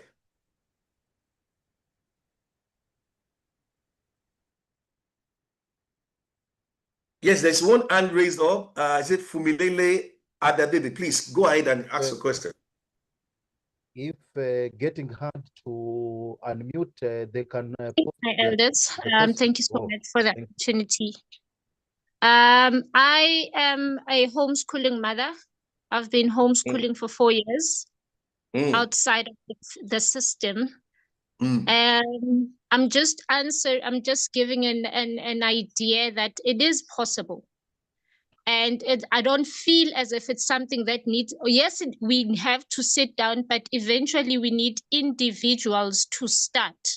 In order for us as a group throughout the diaspora who has taken that initiative of starting, then we can start from there. Then we can continue from there. So thank you so much, Professor. I align with your views so much, to an extent that when I sum it up in my mind, you are talking about esoteric wisdom knowledge as a foundation of the curriculum. Yes. Such things, I know that it's not something that we have to learn from scratch as Africans. It's information that is embedded in our DNA. It's just up to an individual to take an initiative to tap into the information that our forefathers have given us. How I'm going to place it, or how you are going to place it, it needs to have a common factor. We need to share the same values and principles, irrespective of where we are. So it's possible, my elders. I'm in South Africa. I've been homeschooling, and mainly the the foundation or the main thing about the curriculum that I have created, it's spirituality, esoteric wisdom. We reconnect our kids to nature first. They need to have an understanding of themselves as one with nature. The second thing that I've been doing and developing is that instead of having the national anthem or Our Father who art in heaven prayer as a morning routine, we recite the 7 universal laws, the law of mind, the law of correspondence, and as we teach it, a child needs to understand how these laws play in their everyday life. So I'd really, really love to engage more on the education aspect of it because yes, it's important. What we are tapping into right now also is the minerals and how to process the minerals that we find in Africa. We need people who are within those industries already to come show our kids and make it exciting. But homeschooling is the way to go. It's where we don't need any government protocols or whatsoever to start with our own kids. Thank you so much. Thank you. Yeah. I think Queen Shanta. There is a one hand. Queen Shanta, quickly. Grand Rising. Hello. This is Queen Shantae Lene, and I'm calling from here in the Metro Atlanta area. And I can't agree more with everything that I've heard here today. To the extent that many of the systems, the curriculum, everything that we're discussing is actually underway here. And we would love to connect with you all, the leaders who are there putting these systems together to combine our efforts as we are currently putting together a curriculum with educators, scholars, and also we're opening a school in Cameroon to teach the trade of construction and electrical and also plumbing and other trades. So I think that it's critical that we begin to connect the dots so that we're not duplicating or trying to recreate the wheel, but we're bringing together our technical expertise and our knowledge in order to liberate our people. So we have begun to organize here in the States.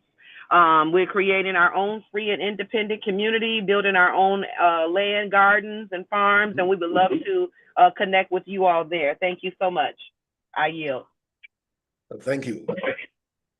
Thank you, Prof. The rest of the question can be posted on the chat, and I believe you will be magnanimous enough to answering them as they come. But just briefly handle the questions that have been put forward as we summarize this session.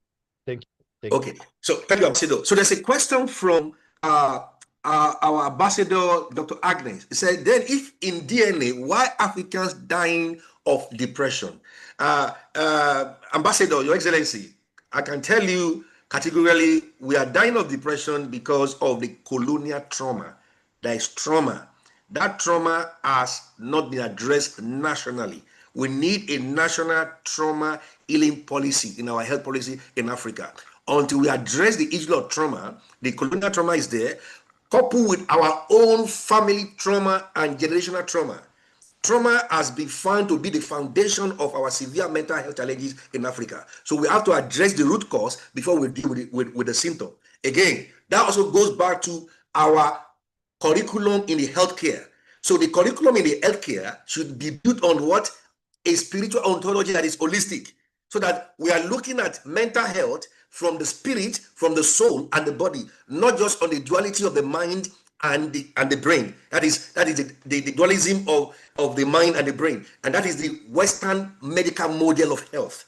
So we have to go back to the root of our spiritual ontology and infuse that, create a curriculum in mental health that addresses the spirituality of trauma, especially from generational trauma. We are going to be lying to ourselves if we don't address generational trauma from a spiritual point of view, because trauma is not only physical or emotional, trauma is also spiritual. I rest my case on that. Thank you, Prof. And I believe Professor will be in the discussion to take in other questions that would be put on the chat, and the discussion doesn't end here. So we really appreciate your presentation. We have learned several terminologies that have been affecting us, or that we have been going through, and we believe this is the new awakening in one map Africa. We really appreciate you, sir. Only that we cannot clap to see us doing so, but in our hearts and in our minds and in our spirit, we are really clapping for you. Bravo for a wonderful presentation. Thank you, sir. Thank you so much. Thank you. Much for that. As we bid Professor Bai, we wish to introduce the next speaker, who will be handling the topic, African continental free trade area and beyond, catalyzing intra-African trade and investment for global competitiveness. So our speaker is King Suleiman Saho, and to give us an introduction is Queen Imelda Evelyn. So King Evelyn, please do the introduction through the bio, and it will be good for us to listen to that. Thank you. Thank you. Thank you so much. Once again, Ambassador Benja, Your Royal Highnesses, honorable members, excellencies, distinguished guests, ladies and gentlemen. It is with great honor and humility that I introduce our next speaker, a man of integrity, vision, and great service to his people. Honorable Suleiman Saho is a distinguished Gambian politician and a devoted member of the National Assembly, proudly representing the Central Badibu constituency. A committed member of the United Democratic Party, Honorable Saho was elected in 2017 and has since stood as a strong voice for democracy, transparency, and national development in the Gambia. His leadership reflects a deep commitment to uplifting his constituents and advancing the values of good governance and inclusive representation. We are truly privileged to have him join us today. With great respect, I now welcome Honorable Suleiman Saho to address this esteemed gathering. Honorable, you have the floor.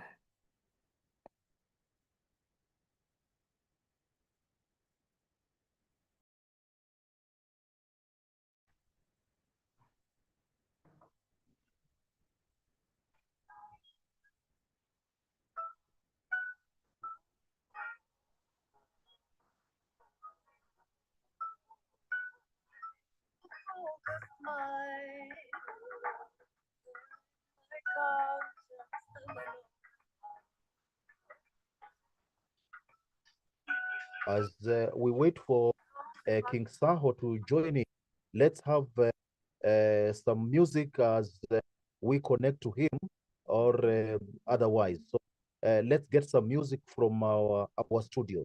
Thank you.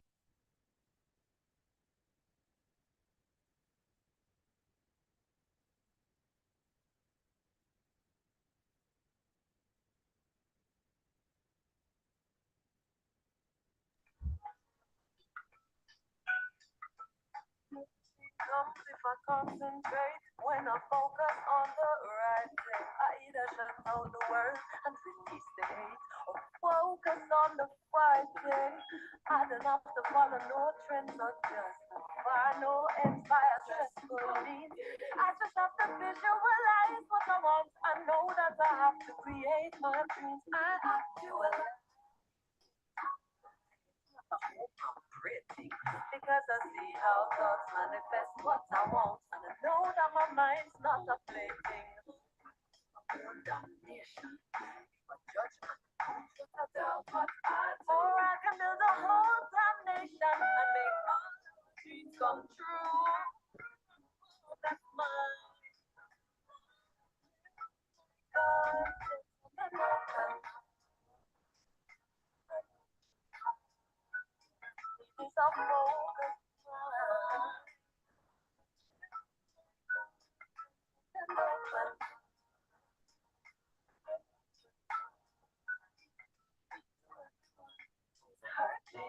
And for everything I've lost, yes, all bring me down, baby. Close in this moment, it's not so really here. Cause I'm not full to the brim with potential, and nothing has left to fear. Adversity is a teacher, and the present is the greatest gift, and the strength that I give over. Need to lift myself.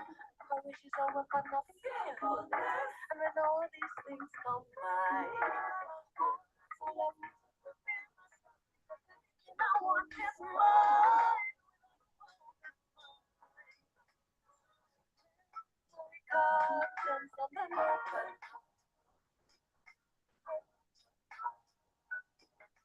The focus and open.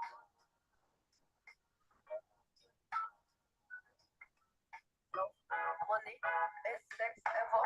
Wisdom, courage, team that's clever. Land, gold, clean fresh water, countless sun, the brilliant daughter, wealth, success, rich endeavor.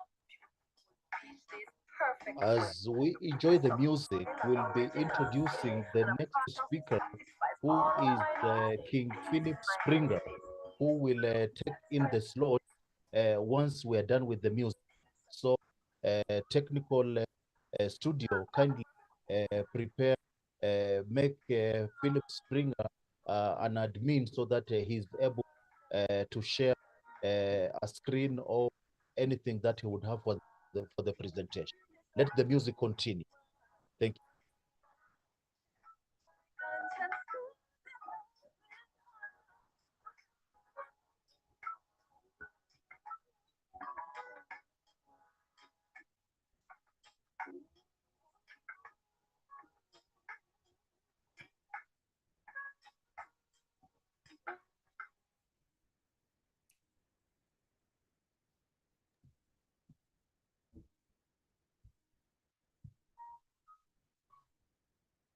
you. Thank you so much, studio, for that wonderful music.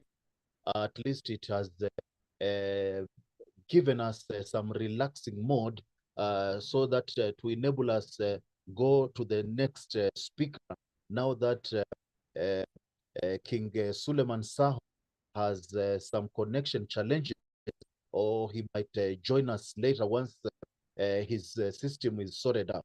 So we'll be bringing in King Philip Springer to speak in the next slot. And here he will be speaking about the nexus of diaspora, continental, the diaspora and continent. How can leaders effectively bridge the divide and leverage the strength of both the African continent and its diaspora? So that will be the speech by King Philip Springer, who will be coming on board shortly. But before that, may I welcome Queen Evelyn to read, to give us the biodata of King Philip Springer.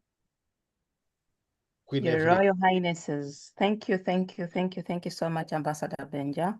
Your Royal Highnesses, honorable members, Your Excellencies, ladies and gentlemen, once again, King Philip N. Clayton Springer, born in Barbados in May 1959 and raised in Ontario, Canada.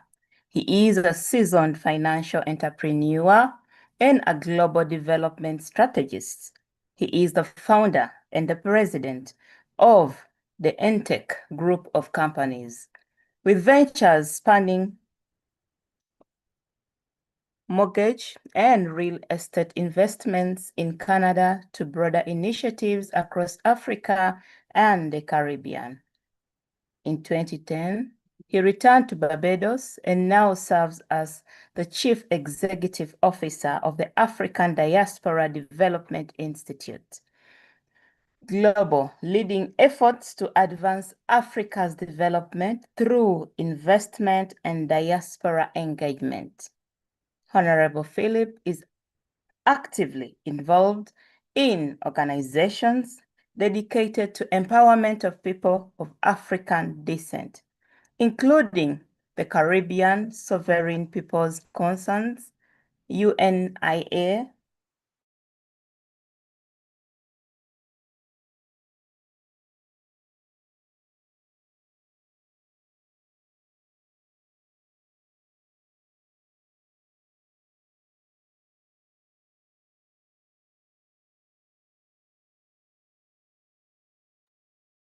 Queen Evelyn, if you are muted. Queen Evelyn, you are muted. But in case of further challenges, may I take this opportunity to welcome on board our King Philip Spring to make his keynote speech. And this one will take us about 20 minutes or so. Then we take questions and answers after that. So over to you, King Philip Spring. Thank you. Thank you. Thank you, Ambassador. Thank you to One Map Africa and to all of the organizers of the One Map Africa. I greet you all by saying shalom, shalom. And I greet you in the name of Most High God, my Maker and my Redeemer. I also greet you in the name of all of our ancestors, too many to name here. However, I think it is important that we invoke the spirit of the ancestors. I believe very much in my ancestry. Let me first say one or two things about myself in order to give you the context which I'll be speaking on today. My Carmi name given me by the colonial system is Philip Nathaniel Catlin Springer. My actual name, however, is Yosef Ben Yehuda. How did I come by that name? My grandmothers, who are descendants of Africa, upon my birth, named me Yusuf, or what is now called Joseph in some circles in Western civilization. As a Hebrew, we do not pronounce the J, so it is Yosef as opposed to Joseph. I am born in Barbados, as mentioned, but grew up in Canada.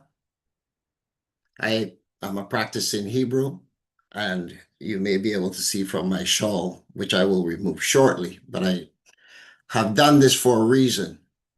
To introduce myself to those of you who may not yet know me or have heard of me, and also to reintroduce myself to those of you who know me as Philip Springer, CEO of ADDI, the African Diaspora Development Institute, CEO of the NTEC group of companies, which we've developed over 35 years, starting in Canada, being the president of the UNIA Barbados, being the chief executive officer of the Kingdom of ASIPA, the African with a K, Sovereign Indigenous Peoples Alliance.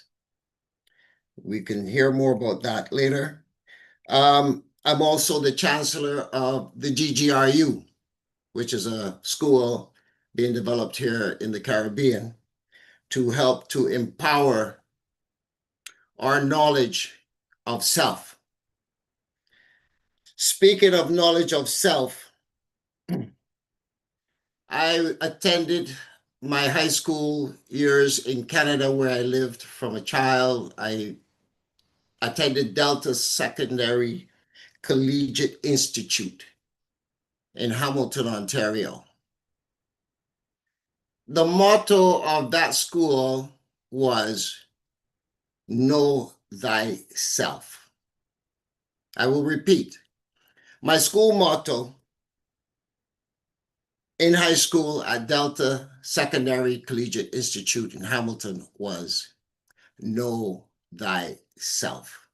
It is a motto that I've lived with and by for these many years.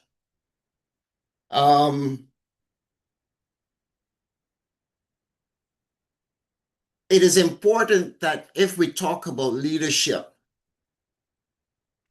we must first know our own history, our own story. I don't want to know history because it's somebody else's story. I want to know my story.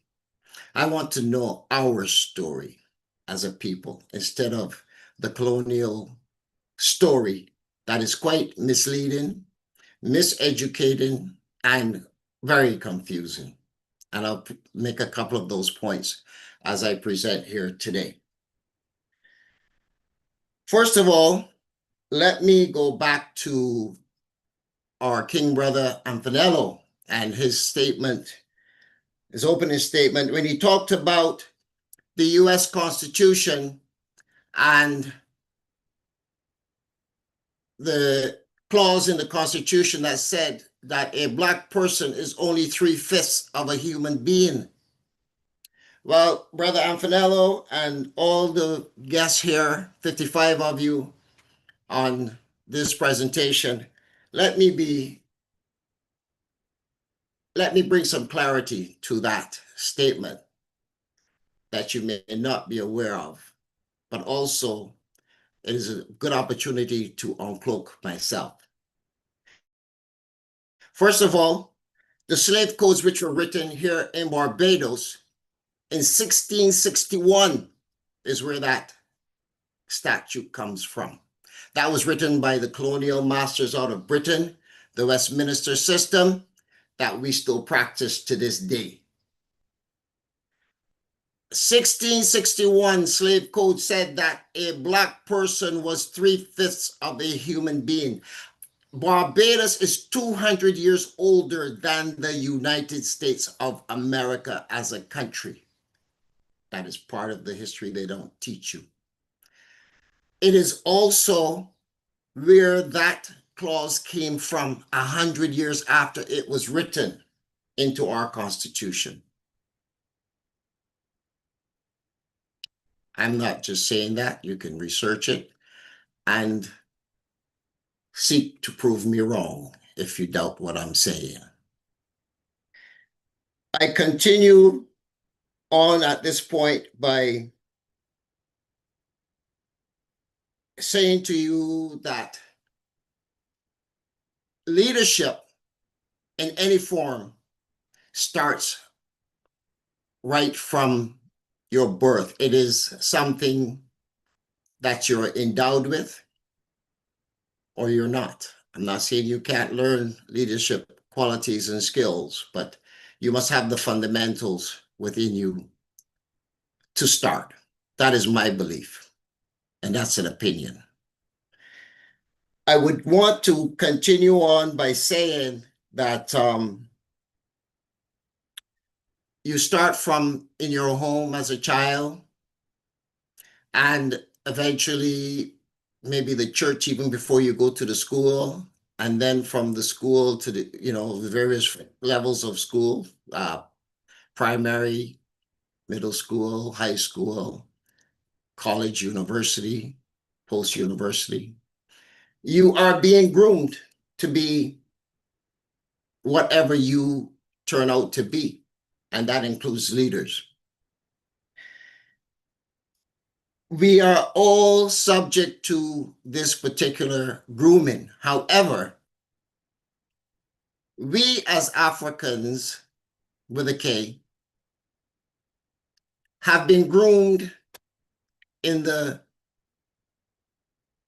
genre that is Western or white culture that is actually not a reality, but is based on a stolen culture that was stolen from us in the first place, repackaged and given back to us as being some form of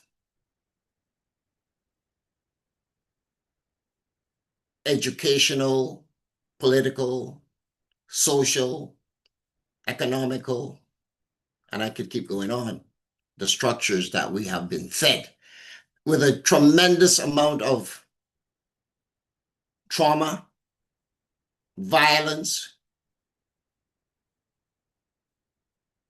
the physical violence that was put upon us as a people, taken from our lands and redistributed in places called the Caribbean, in places called South America, even America and other parts.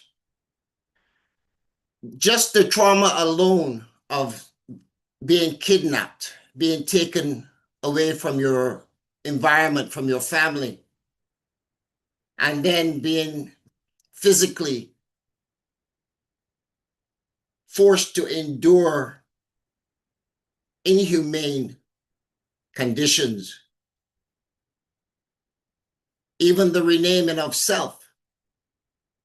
We saw Roots, we saw the whole episode of Kunta Kinte and Toby and that whole, that's an example of the type of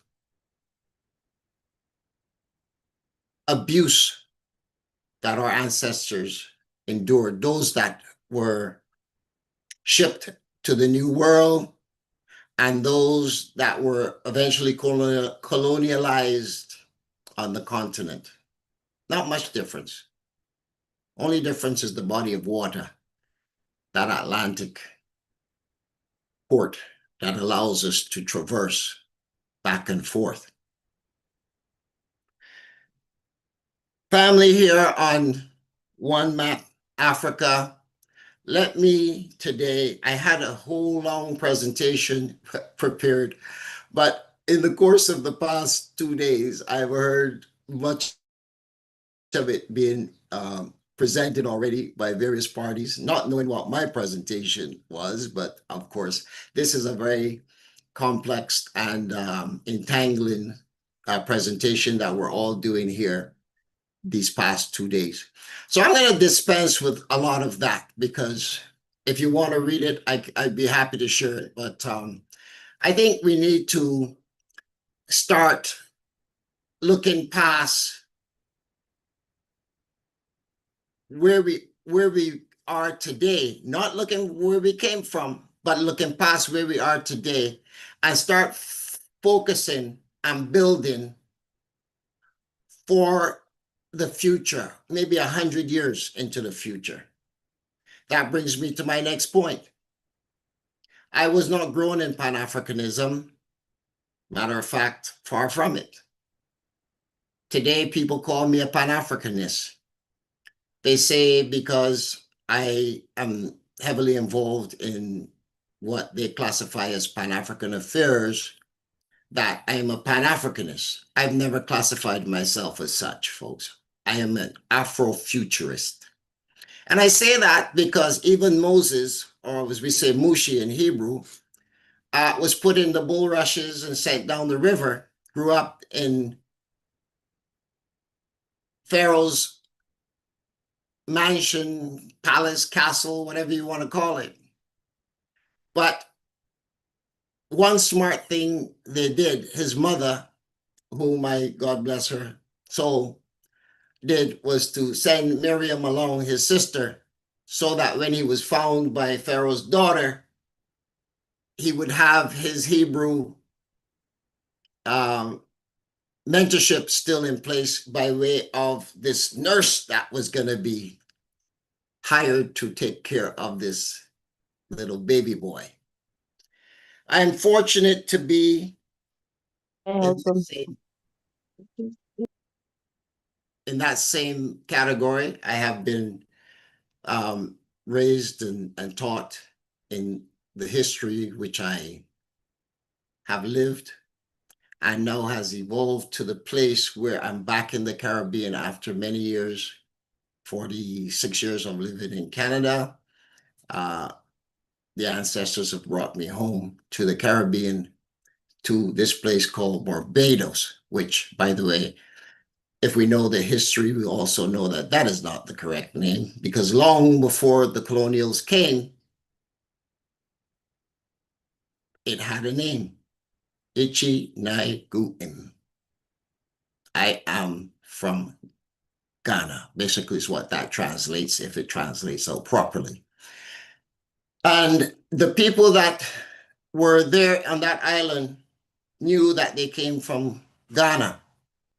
And that's what the name that was given that. Even before the colonials came. My family has the distinct privilege of having our history, which goes back to pre-colonialism. I know my history all the way back to Biafra, where my Igbo people come from. And that information is handed down to every firstborn of every generation for hundreds of years. And we have that to this day. My uncle, who is now in his late 80s, Dr. Casper Springer, is the holder of that information. And upon his departure or transition from this being, it will be handed over to me, being the first of my generation. I'm already being educated in those histories and those stories of our people, of our family. And it is quite a lengthy process, but it is well-kept records, and I'm proud of that. That is how I can come to you today, cloaked in my Hebrew shawl, but also underneath that, I'm wearing this monkey suit that the colonials would want us to put on to say we're civilized and we're well educated and we're well presented. We're presentable people. But let me take this off as well. And underneath there, you will see who Yosef Ben Yehuda is. He is the head of the Barbados Sovereign Union, EFF, Economic Freedom Fighters. He is the CEO of ADDI, the African Diaspora Development Institute, the president of the UNIA, the head of the ENTEC group of companies, which consists of about 30 at this point. And also my newest role as the head of the nation of Asipa. It is a nation building now some 3+ years here in the region.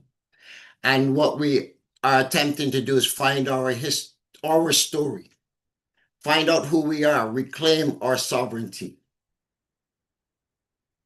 We absolutely reject and rebuke all connections to colonialism. We are in relationship with the Maroons of Jamaica, the Tainos, the Garafunas, and several other native indigenous tribes in this region. And I use the word tribes, folks, very proudly, because even the colonials are tribal. And we have celebrated their tribalness with their First and Second World Wars and all the wars that are going on even today. Let us not be fooled. Now, I'm asked today to speak on, let me just pull up the title here. I'm asked today to speak on leadership. Just give me a second. on leadership and how can leadership effectively bridge the divide and leverage the strength of both Africa, the continent, and the diaspora. And I say Africa, the continent. There are two subjects going on here, folks. And I'll tell you why I say it this way. We often refer to the continent as Africa. What is her real name? I have come to learn that her name may be Alkebulan. But we don't call it that. We call it Africa. So I choose to use Africa with a K. And the reason why I do that, folks, is because when I speak,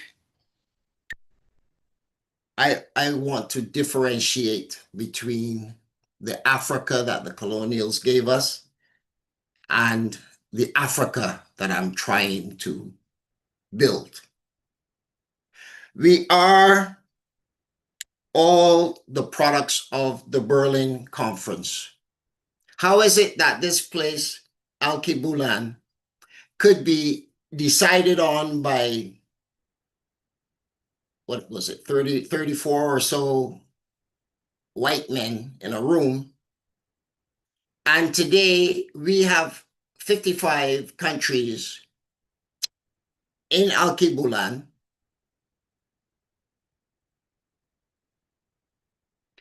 and 55 leaders. Let's not get this 54 thing confused. There are 55 countries.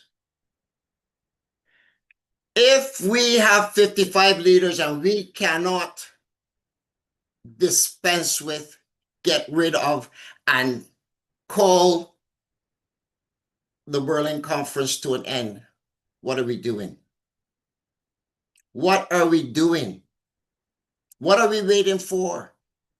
I will answer that question at the end of my presentation.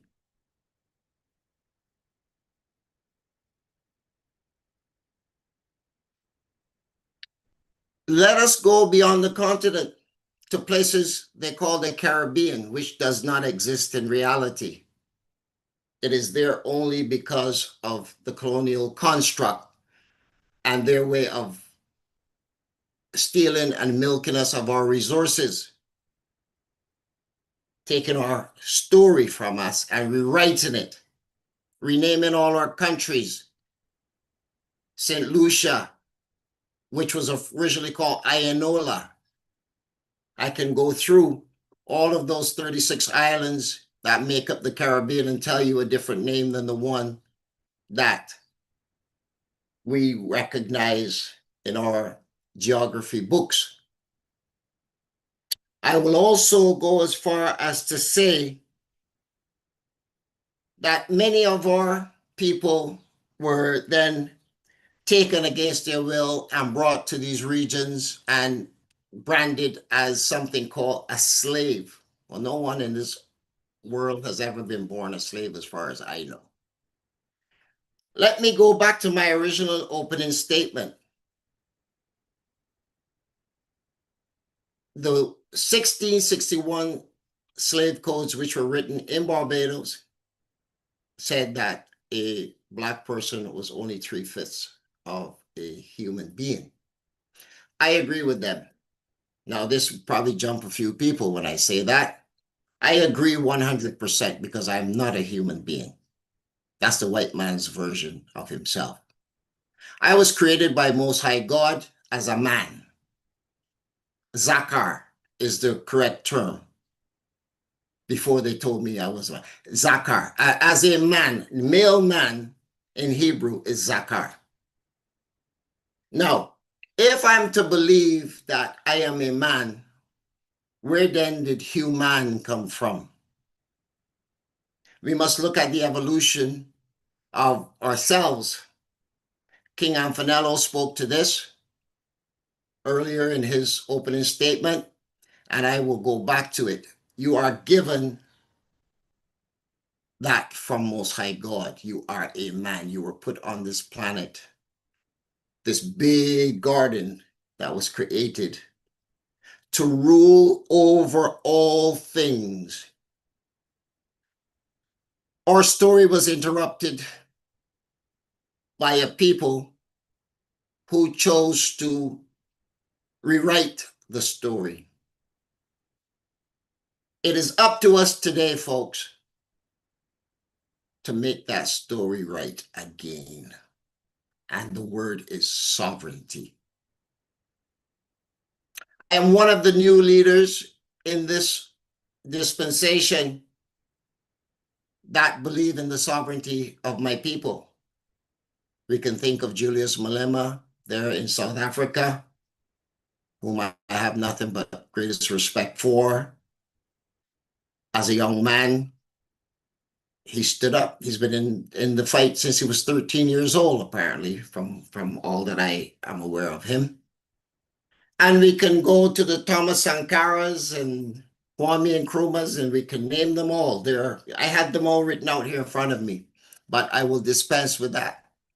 Let us leap forward to the current modern day leaders, such as Captain Ibrahim Traoré,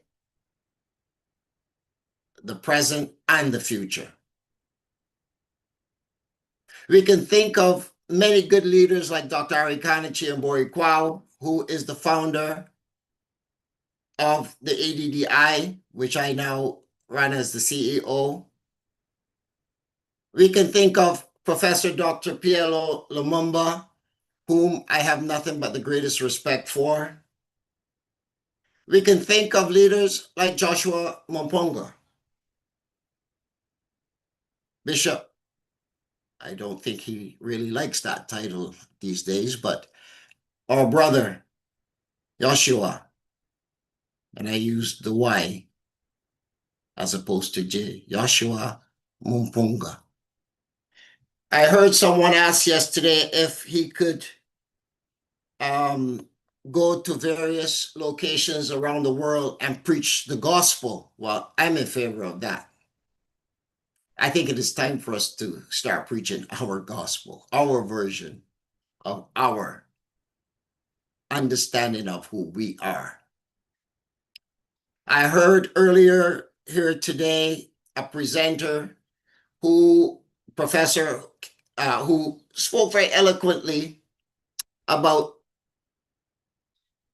the trauma that has been inflicted upon us by the colonials. We hear about the tripart, body, soul, and spirit. I won't repeat his speech, even though it was written in mine. I say to us here today, folks, brothers and sisters of One Map Africa, we must endeavor to regain our sovereignty. It cannot be handed to us because it was never given by man. It is given by God. We must be prepared to reclaim it at any and at all costs. What is the one thing that has failed us so far when it comes to us asserting our leadership? Is the fear of death. We all want to go to this place called heaven, but nobody wants to die to go there. And if you are going to go to heaven, which they tell you is in some far off place in the skies while they live heaven on earth here, that is also miseducation.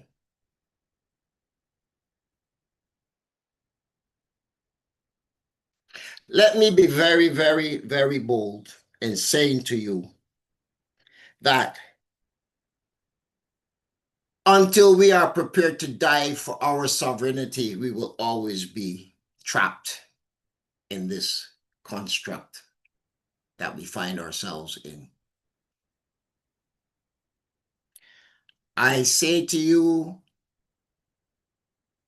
we must pull together as a people. Yes, many tribes, one family. We came from the original God family, and we are the gods on this planet Earth. Everyone else since us are imitations. And I say that, and until we get that in our heads and take our children out of these schools that miseducate us and start teaching proper African principles, we will always be subjected to this treatment.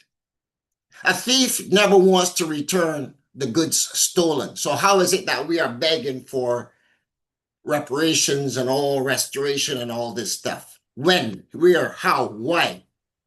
If I stole the loot in your house today, don't bother come knocking my door because I don't want to see you.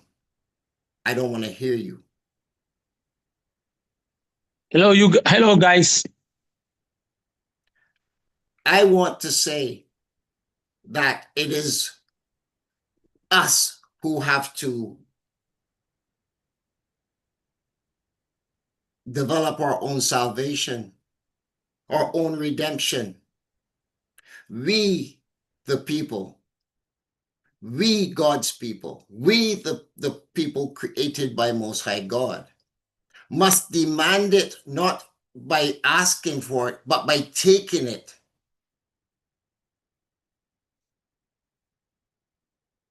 Because we are entitled to it.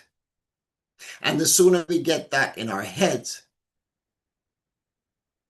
the sooner we will find ourselves being relieved of all of these derogatory terms that they use to describe us and the treatment that they put upon us. No matter where you go in the world, Black people suffer the same types of injustice and indignities. We like to use religion to say, oh, it's a curse God put upon us because we were disobedient and all of that. Well, I got news for you as well on that. If God can curse a race of people for being disobedient, why the rest of the people are getting away with it? What God are we serving? Where is this God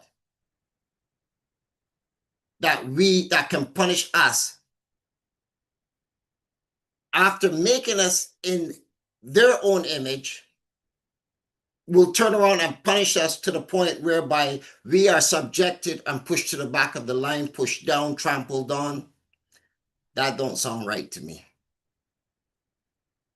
No, that just doesn't sound right to Philip. But I will say this, family. We as a people must begin to have our institutions of learning to educate our children. Do not wait on the church and the schools and these other colonial systems to give us an image of ourselves. Let us tell them who we are, and let us be who God made us to be. I'm very passionate about this, family. And I'm very thankful to One Map Africa for the opportunity to be seen and to be heard in this venue. This subject could go on quite a bit, and there's a lot that I can say. I have a whole script in front of me here that I'm not even reading from. But I will say this. This convention that we've started here today, let us call it the Anti-Berlin Conference. And I will be the first one to stand in front of the bullet if I have to. We've got to change this. I will not allow for my children and my grandchildren and my grandchildren's children to come into this world under these circumstances. We need an African spring, and it needs to start today. I've been preparing for this day for probably 25 years. We saw the Arab Spring. We saw the other parts of the world where people just came up. In Poland, when I was still in school, and Lech Walesa turned Poland upside down overnight, and he was able to do that. One man. What are we waiting for? What are we waiting for? When do we decide that it is time?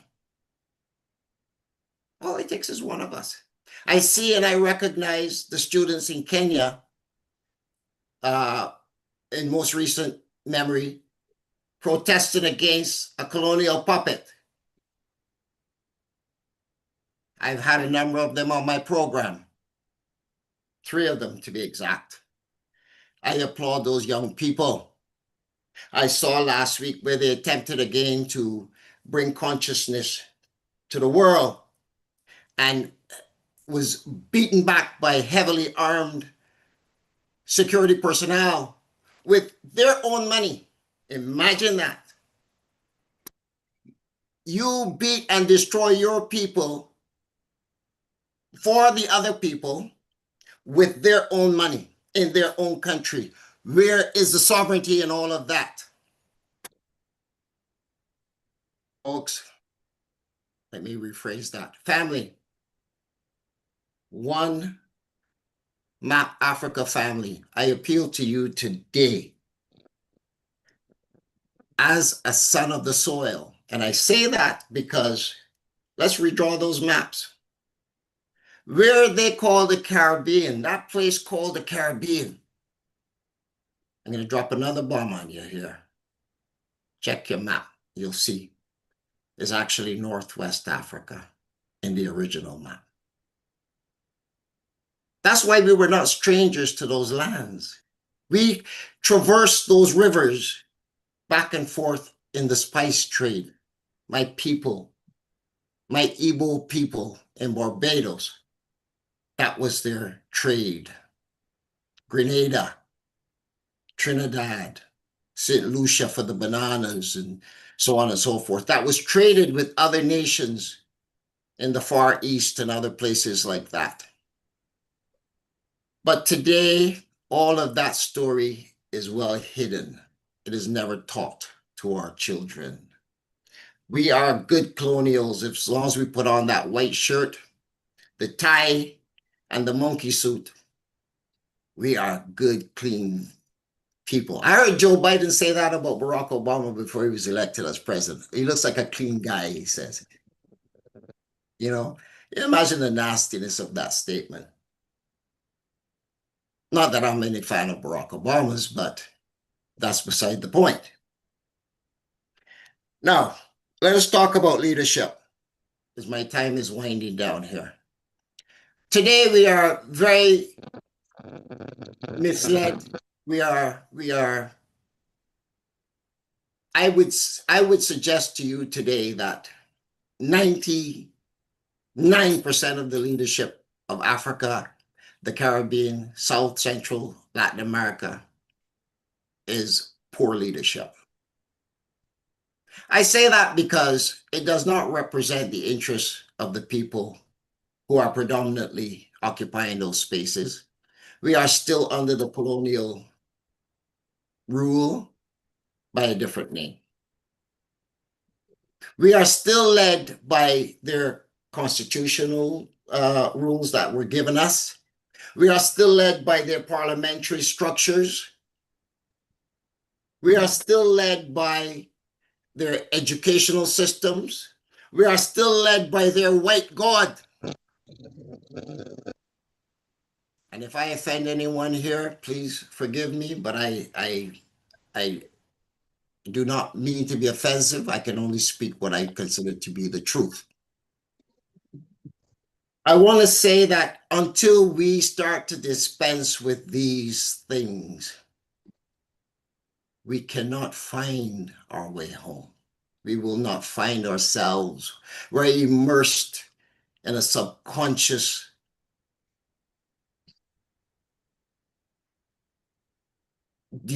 draining of our resources, which is our brain. We are put in, some people say it's the Helsinki syndrome. And I recognize that there's a lot of that. There's a lot of that seems to be affecting us. The effects of slavery on the Black race. No one talks about that. What about the mental trauma and the illness that we've suffered all these years? That's never been corrected.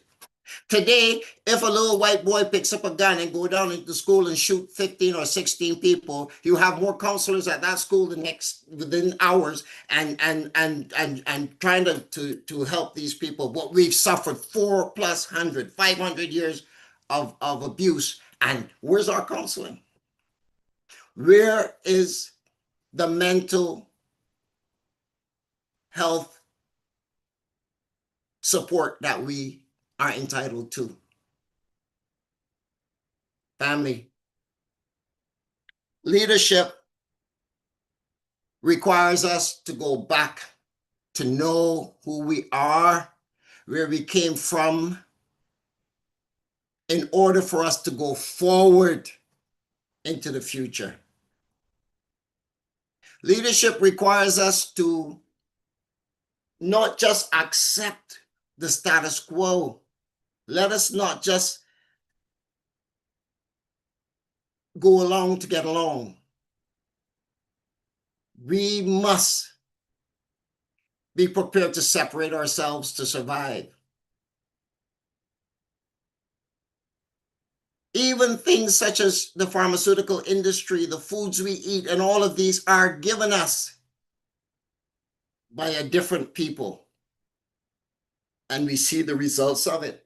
All the diabetes, the high blood pressure, the various results of this poor lifestyle that we live. They give us drugs to keep us confused and to keep us poor, to keep us down, to make us docile. Alcohol. How is it that we serve a white God? You drive by any cathedral, you drive by any place of worship, and all you see is a white man with blonde hair, blue eyes, I think, and 6 foot, whatever. We're the only people that don't represent our God, and yet we are the God. We are the God. We were created, as it tells us in Genesis, in the image of the gods. I do not know anyone on this planet that can pick up a piece of dirt other than a black man and actually relate to it as being, if we are to believe the story that God took the dirt and molded it. Well, I don't think anybody else fits that description. I see them now trying to say that the Jesus man was a brown-skinned man. He was not a black man. He was because you see, they can't accept the reality. But we must tell them our story. That, folks, is leadership. Let me then now try to tie in the last few minutes of my presentation here. How can we leverage the strength of the continent with that of the sixth region, the diaspora, whatever you want to call it? How can we do that? That is a very good and fair and fundamental question. We must start, family, by taking a good look at our elected leaders. We must take a look at the system that we allow to govern us. And we must do an overhaul. In less than 5 years, I have personally overseen the development of 13 sovereignty parties / unions, because we do not use the word party, but we have to use the semantics of it, across the world. Most of them are in the Caribbean at this time, but there are countries outside of the Caribbean that we are also in. And let me say, people are catching on to the message. The message, and you hear it more and more every day now: sovereignty, sovereignty, sovereignty. Ambassador Anfanello said it. We must become sovereign again. I hear Donald Trump talk about let's make America great again. I hear other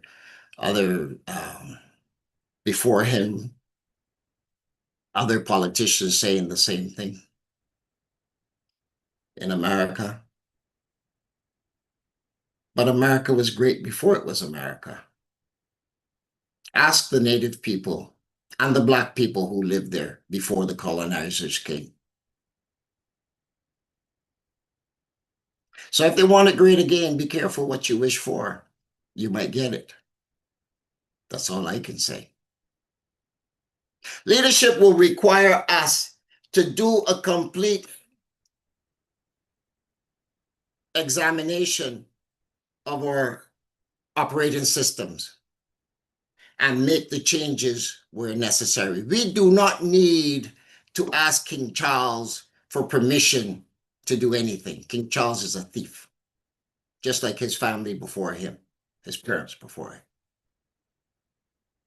Return all of our stolen goods. Return our sovereignty that was granted us by Most High God.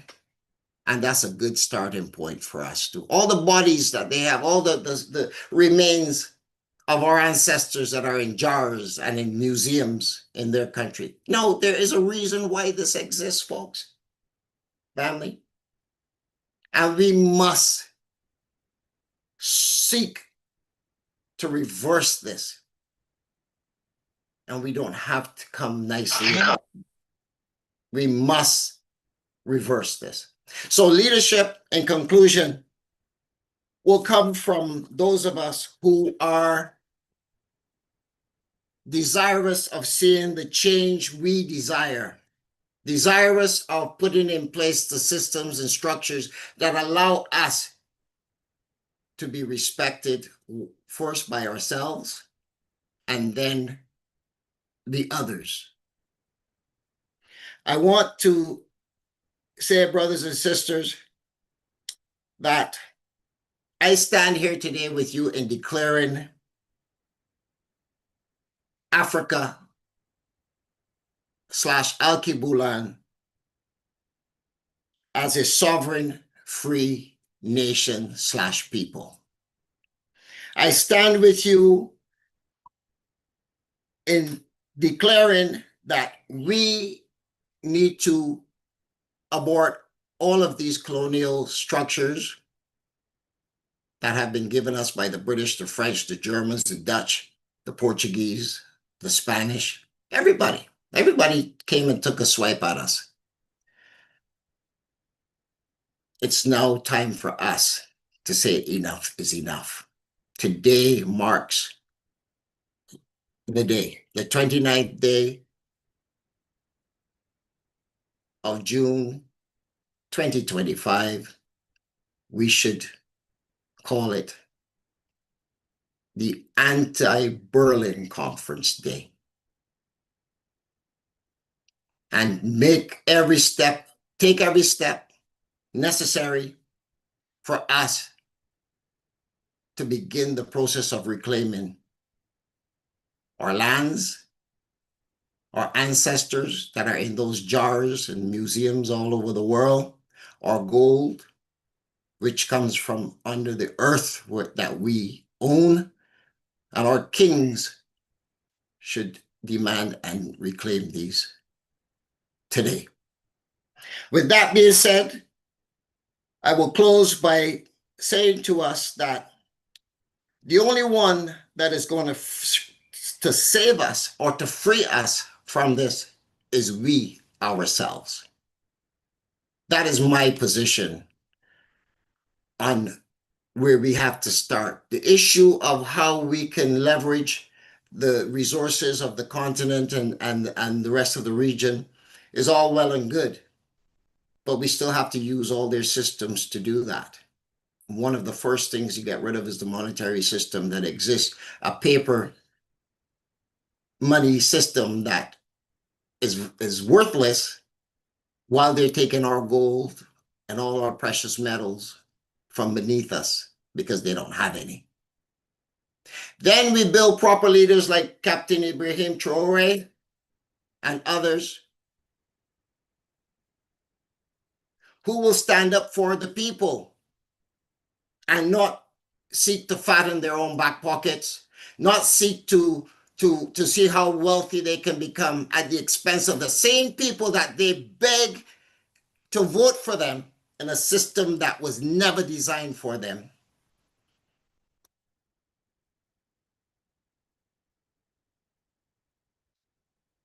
It is time for change.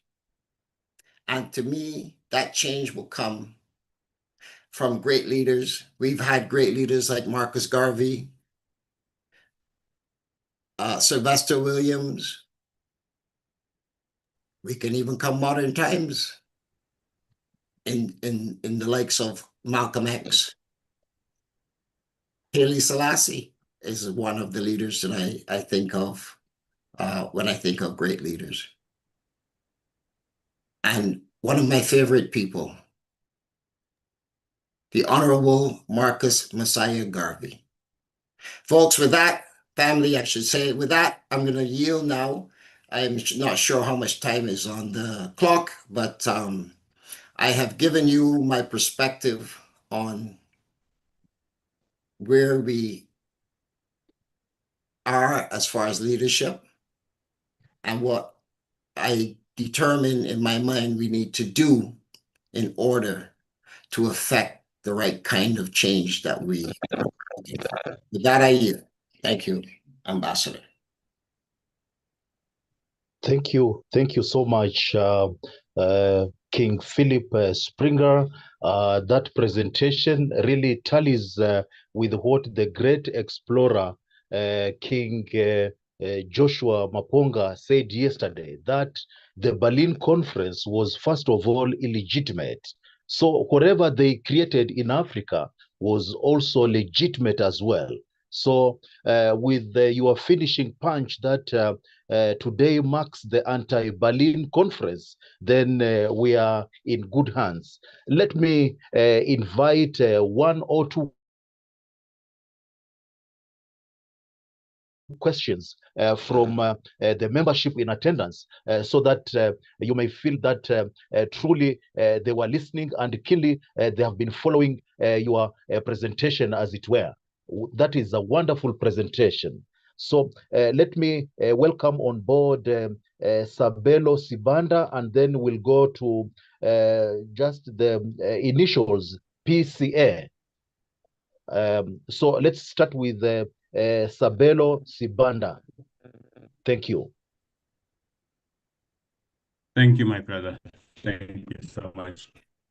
My brother, I'm just wondering, is it definitely the issue with the Berlin Conference is a critical aspect as pertains to where we are as the African nation. To what extent do you see the role of the African Union, previously the OAU, more particularly in line with the doctrine of uti possidetis, where they voted in support of maintaining the borders as they are? And also in 2007 in Ghana, at the grand debate, where again they indicated that Africa is not ready for unity, and so it's necessary to maintain the borders. And as we speak right now, there are countries within Africa where people need to use visas to travel into those different countries. So basically, to what extent do you see the African Union as a significant hindering factor in that regard? And I hear you when you say the anti-Berlin conference. I would go with pro-independent Africa, so that is something positive that we're standing for. We're not just putting our energies in an anti position as such. Thank you so much. Thank you, King Sabelo Sibanda. Let's take the next question from PCA, and then our presenter will answer them. Then we go to the next set. So PCA initials, Please take the floor. Thank you so much, Ambassador. Many greetings. The initials are PCA. My names are Portia C. Allen, or my name is Portia C. Allen. Excellency Philip, and full disclaimer, I have high regard for Excellency Philip, so I just want to say that. I know of him, knowing him, and I'm thankful to know him. Excellency Phillips, my question about your presentation is just kind of going back into the point about getting out of this current oppressive currency system. We know, for example, that there were many decades there it was with the United States of America being the main currency. And I keep saying we have to get out of this system. The pushback I'm hearing from some who rightly can challenge is that, well, it's going to take time. You know, the dominant currency is the dollar, though we saw what is happening recently. I think you put in a post one time about how the dollar it has been declining. We're just now waking up to see that. So please, in concise, can you speak to more about the practicality of getting out of this current dominant currency, and dominant currency in inverted quotes? Thank you. Thank you so much. Our guest speaker, kindly answer those two, then we'll take the next set. Thank you. Thank you, moderator, Mr. Ambassador. Let me first address the elder. His question as to my views on how I see the AU's role in this whole mess of the borders of the 54 countries in Africa. And I've gone to 54 now, 55. Well, first of all, let me say this. At all great, probably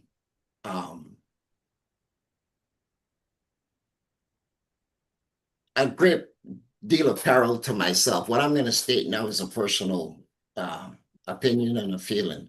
I do not believe that the African Union represents Africans. That is based on my experience with Pan-African affairs and political affairs for the past 30-something years of my life. I believe that the African Union is an obstructor and works in the favor of the colonials. I believe that. We just have to look at who are the benefactors, the beneficiaries of the African Union. America, Japan, China, France. I can go down the list. Most of the money funneled into the African Union comes from tribes and societies outside of our race. Even the building that we operate from was donated to us by the Chinese and full of bugs and other listening devices. When are we going to wake up? Better to have gone and sit under the baobab tree with a group of elders than to have received ownership of that thing, whatever it is. So it is my opinion, sir, all due respect, that the African Union will always vote that way because they are told how to vote. They are given their walking orders, their marching orders. The day that we become sufficiently sovereign, we will build our own nation, we will build our own governance structures, and we will tell the rest of the world what time of day it is. I trust that I've answered your question, sir. I will now move on to PCA. Thank you, dear sister, Queen Sister PCA. PCA is one of the people that appears every Sunday on my program, The Awakening. Yes, we've been doing this now for about 3.5 years. Every Sunday from 12 Eastern It's supposed to run until 3, but it often runs till all 6 o'clock at night every Sunday. That's our church. That's where we go to church. We discuss the issues of things that are affecting us. That is where ASIPA was born, out of Caribbean Sovereign People's Concern, grew because we started gaining membership all over the globe. Every country in the world is now a member of we have people from every country as members of our caucus that meets every Sunday. And I don't want to say caucus in the sense of political caucus. It's nothing like that. It's where we go to ventilate our issues amongst ourselves. There is a structure in place. I can discuss that in a later time if you're interested. However, this monetary system that we find ourselves in, once again, is the great controller. I came on this side of the planet in that place they call Barbados, which is a corporation, just like a lot of the countries that we consider to be countries are really corporations. And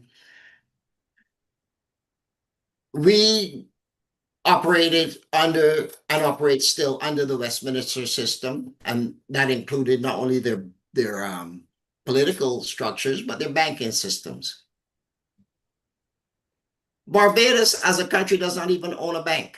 That is the most amazing thing. I do not know a country that says it is a country and does not have any form of reserves or any way of controlling the assets within that country. But one of our prime ministers, 3 persons removed, decided to sell our sovereignty, what little bit we had, to another country who now owns what was Barbados National Bank. Well, we at ASIPA, we have a different attitude to that. We have been forming alliances all across the globe. In South America, we've been forming alliances in the continent of Africa, and we have come together with many kingdoms, and we have now come up with our own currency. Now you say, well, hey, Philip, other people have tried that. Yes, they have. And I've learned from many of those attempts, and we will revive some of them. But the point is, until you have a bank and an exchange mechanism in place, what they call a central bank or a clearinghouse, where your goods can be bought and purchased at equal par across the board with your dollar. Because I say this because here in the Caribbean, for instance, a dollar in Barbados is far greater than a dollar in Jamaica or Guyana, for a matter of fact. If you know the disparity in these currencies, you will then understand why it's so difficult for us to do trade amongst each other. And this is where we have to equal the playing field. If you work for a dollar in your country and you have to buy goods from somewhere else, but your dollar is worth 40 times less or 50 times less, or even in some cases higher, 70 times less, then how is it that you're ever going to enjoy the fruits of your labor? So we must begin the process of making our dollar valuable to us. And it's the central bank's responsibility to trade that dollar with the other people. If they want our services and our goods, they pay us on it. Why is it that a person in England can make minimum wage of $15, but in Barbados, you get a minimum wage of $8.90 or whatever it is, 60 cents or something. Barbados, which is worth 1/3, a Barbados dollar, 1/3 of a pound. So what I'm saying is, we have to start with the process of equalizing the playing field. And that will start also with the monetary system. Thank you. I yield. Thank you so much. So very quickly, let's take the next set of questions from is Queen Grace Chisomo still in the house? You had earlier on raised your hand, and if not, then let's go to Valerie. I'm here. Valerie, I'm here. Yeah, thank what I you. was going to hold on, please. Go ahead. Very brief. Yeah, what I was going to say is that sorry, I'm echoing a bit. That I repeat my request from yesterday to mobilize for Brother Joshua Maponga to have a tour.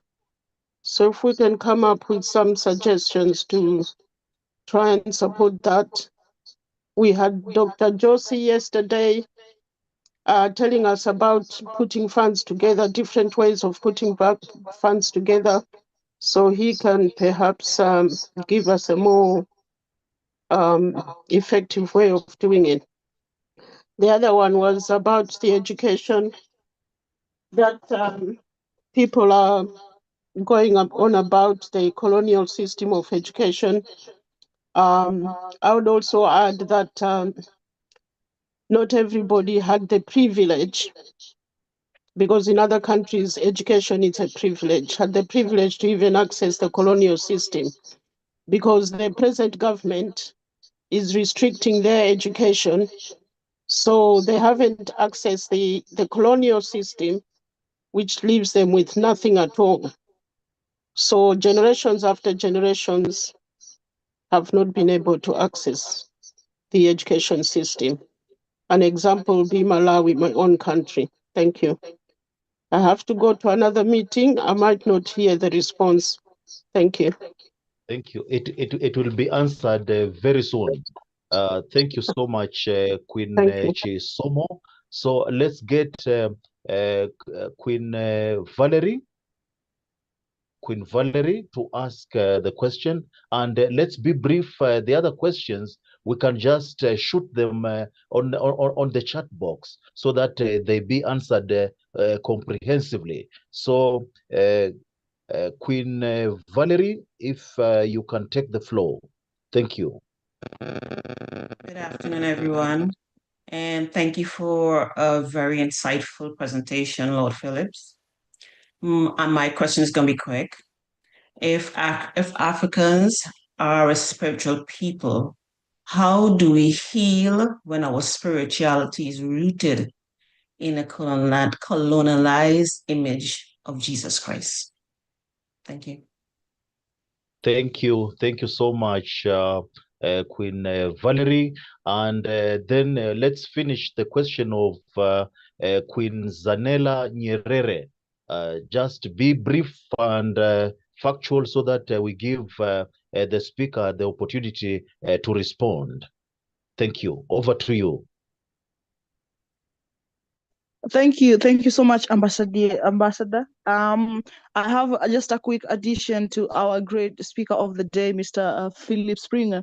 So, sir, I would kindly request you to, when you're done with this session, kindly get to the side chat box. There are very many great questions that are asked there, and the people are really eager to get answers. And if possible, we'd appreciate if you share your contact on the chat box. Thank you so much. Please go through the chat box and get to answer the questions. The people are really waiting. They've asked very nice questions. Thank you so much. Back to you.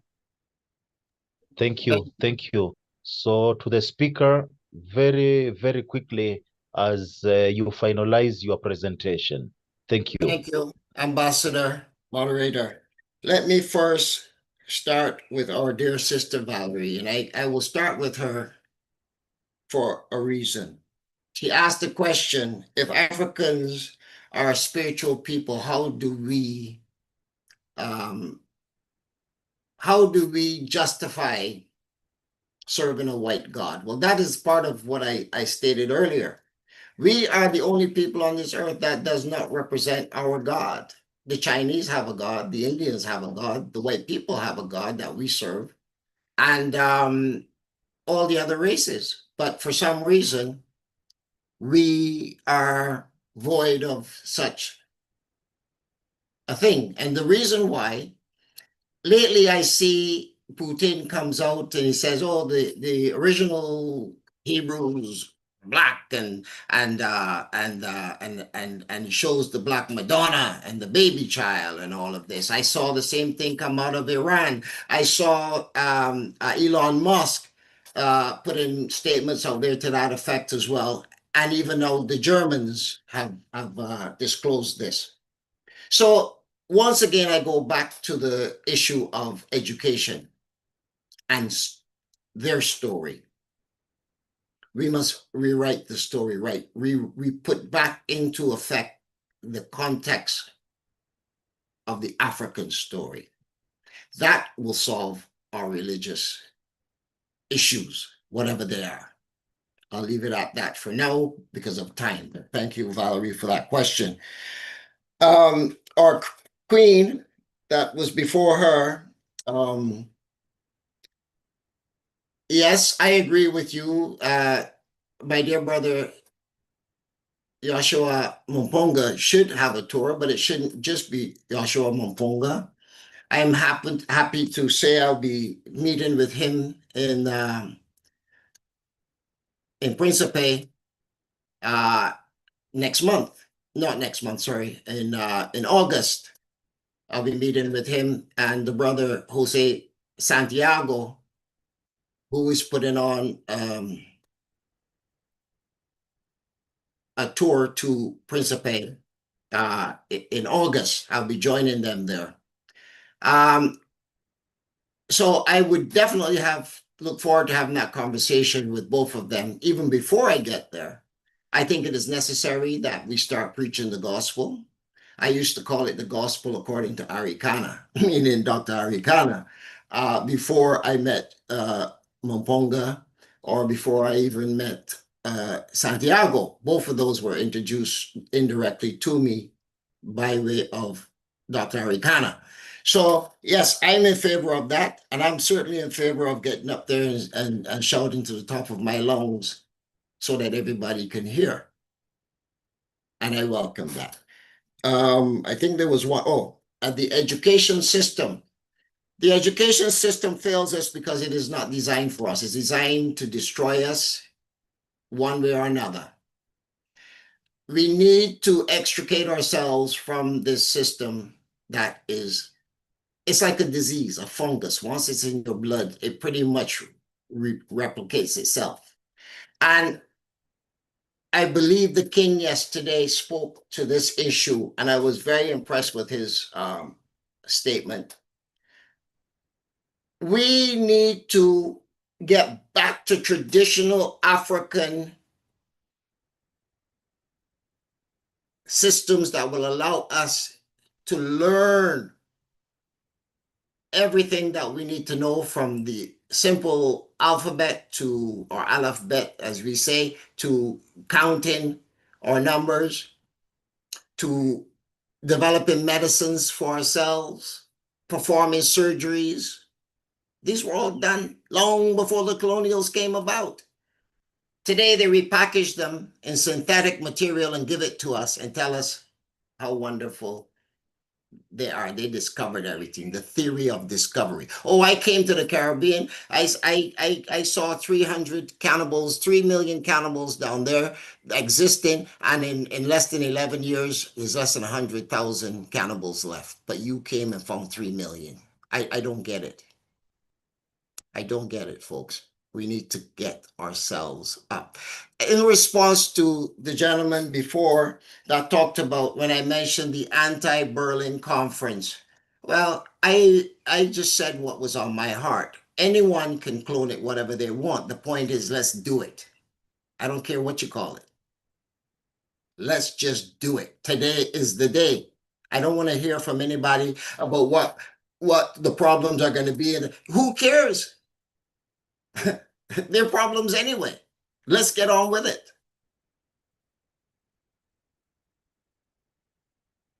So that we don't have these excuses constantly impeding our progress. We all want to go to heaven, but nobody wants to die. What a sad state of affairs. That's the story of my people.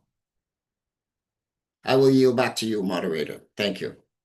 Oh, and may I request Valerie, PCA, if you all can go to the chat and just address some of those issues. You know the issues as well as I do.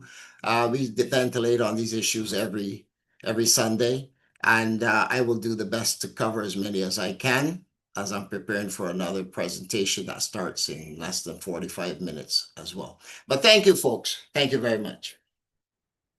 Thank you so much, Philip Springer, our king from Barbados. We really appreciate your presentation, and it has really awakened our memories nostalgically towards Africa and how we should rise again. Thank you so much. The conversation doesn't end there, it will continue. So as a matter of welcoming the next speaker, who will be King Teacher Mitre, and then we'll be listening briefly to King Suleiman Saho, I would like our technical studio to give us some music as we prepare the next speaker, who will be King Teacher Mitre. Then after Teacher Mitre, we'll go to King Suleiman Saho. And here they should prepare their presentation for less than 20 minutes, so that we are keeping in touch with the time that is scheduled for us. And this table meeting or conversation is courtesy of One Map Africa, which yesterday we were told by the president and general moderator of One Map Africa that will be having these meetings every 3 months going forward. So, courtesy of One Map Africa, we are very happy to present you this table virtual conference that is tackling many issues about Africa. Over to you, studio, for some music. Thank you.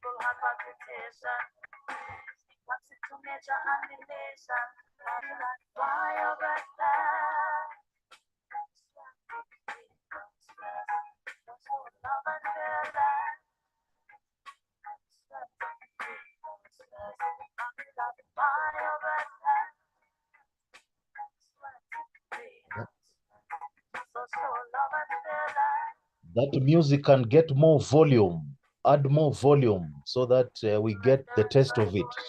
Thank you.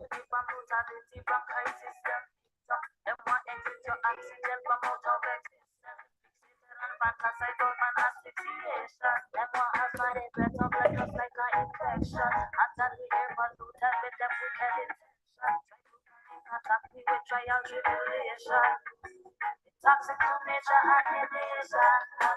Why your best sweat, sweat.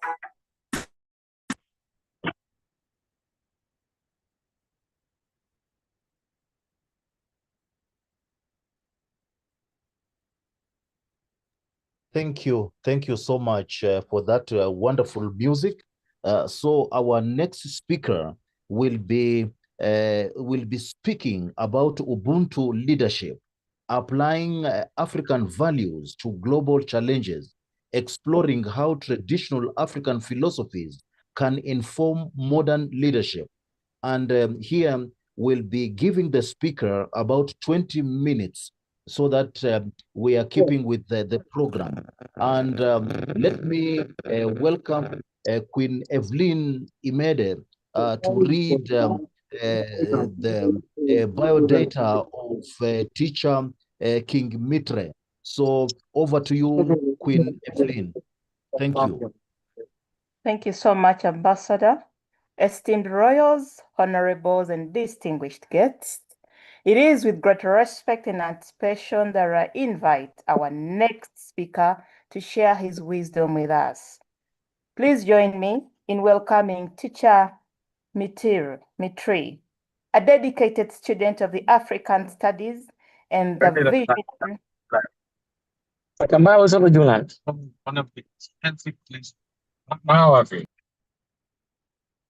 Okay, thank you, Honorable. Thank you for muting. All right. Allow me continue. Please join me in welcoming Teacher Mitre, a dedicated student of the African Studies and the visionary founder of the Organic African Paradigm. His teachings on the 5 truths of Africa offer a powerful framework for reconnecting with the essence of our heritage, restoring our collective identity, and reshaping the narrative of our continent from within. Teacher Mitre brings a depth of insight and authenticity that speaks directly to the soul of Africa. Let us open our minds and hearts as we receive his message. Teacher Mitre, you are most welcome.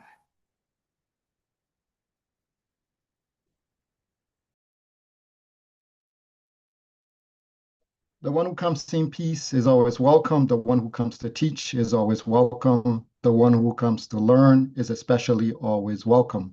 Positive and creation energy to all of you. Madi and Sia to you. Ubuntu to you. It's an honor to be here amongst all of you. I am a member of One Map Africa, just as all of you. I'm a student of One Map Africa and a student of Africa. So without delay, I'm going to put our presentation on the screen so that we can begin. But before I introduce you to these teachings, I have to build the foundation in your consciousness first. Since we are all, me, myself, and most of you here don't know each other, we're strangers, and I have to build the foundation with you, a rapport with you first before I can receive that reciprocity.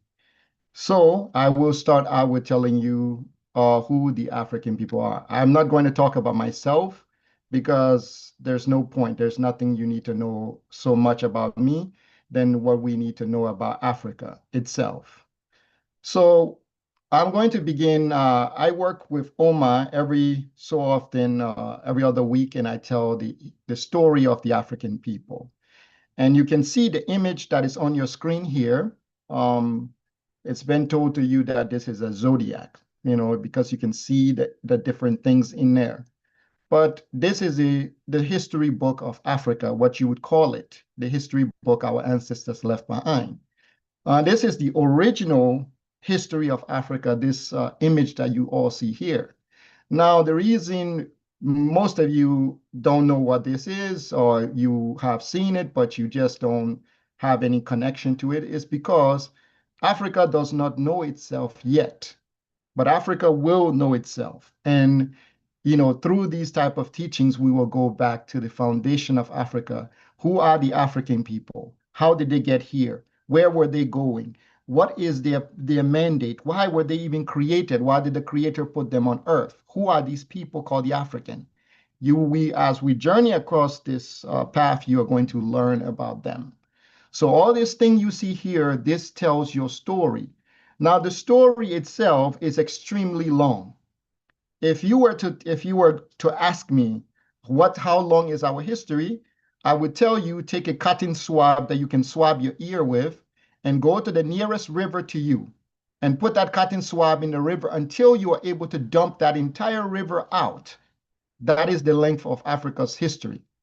So if you can take a cotton swab, go to the river, put it in there and pull it out until the river finishes, then you have found the entire length of Africa's history.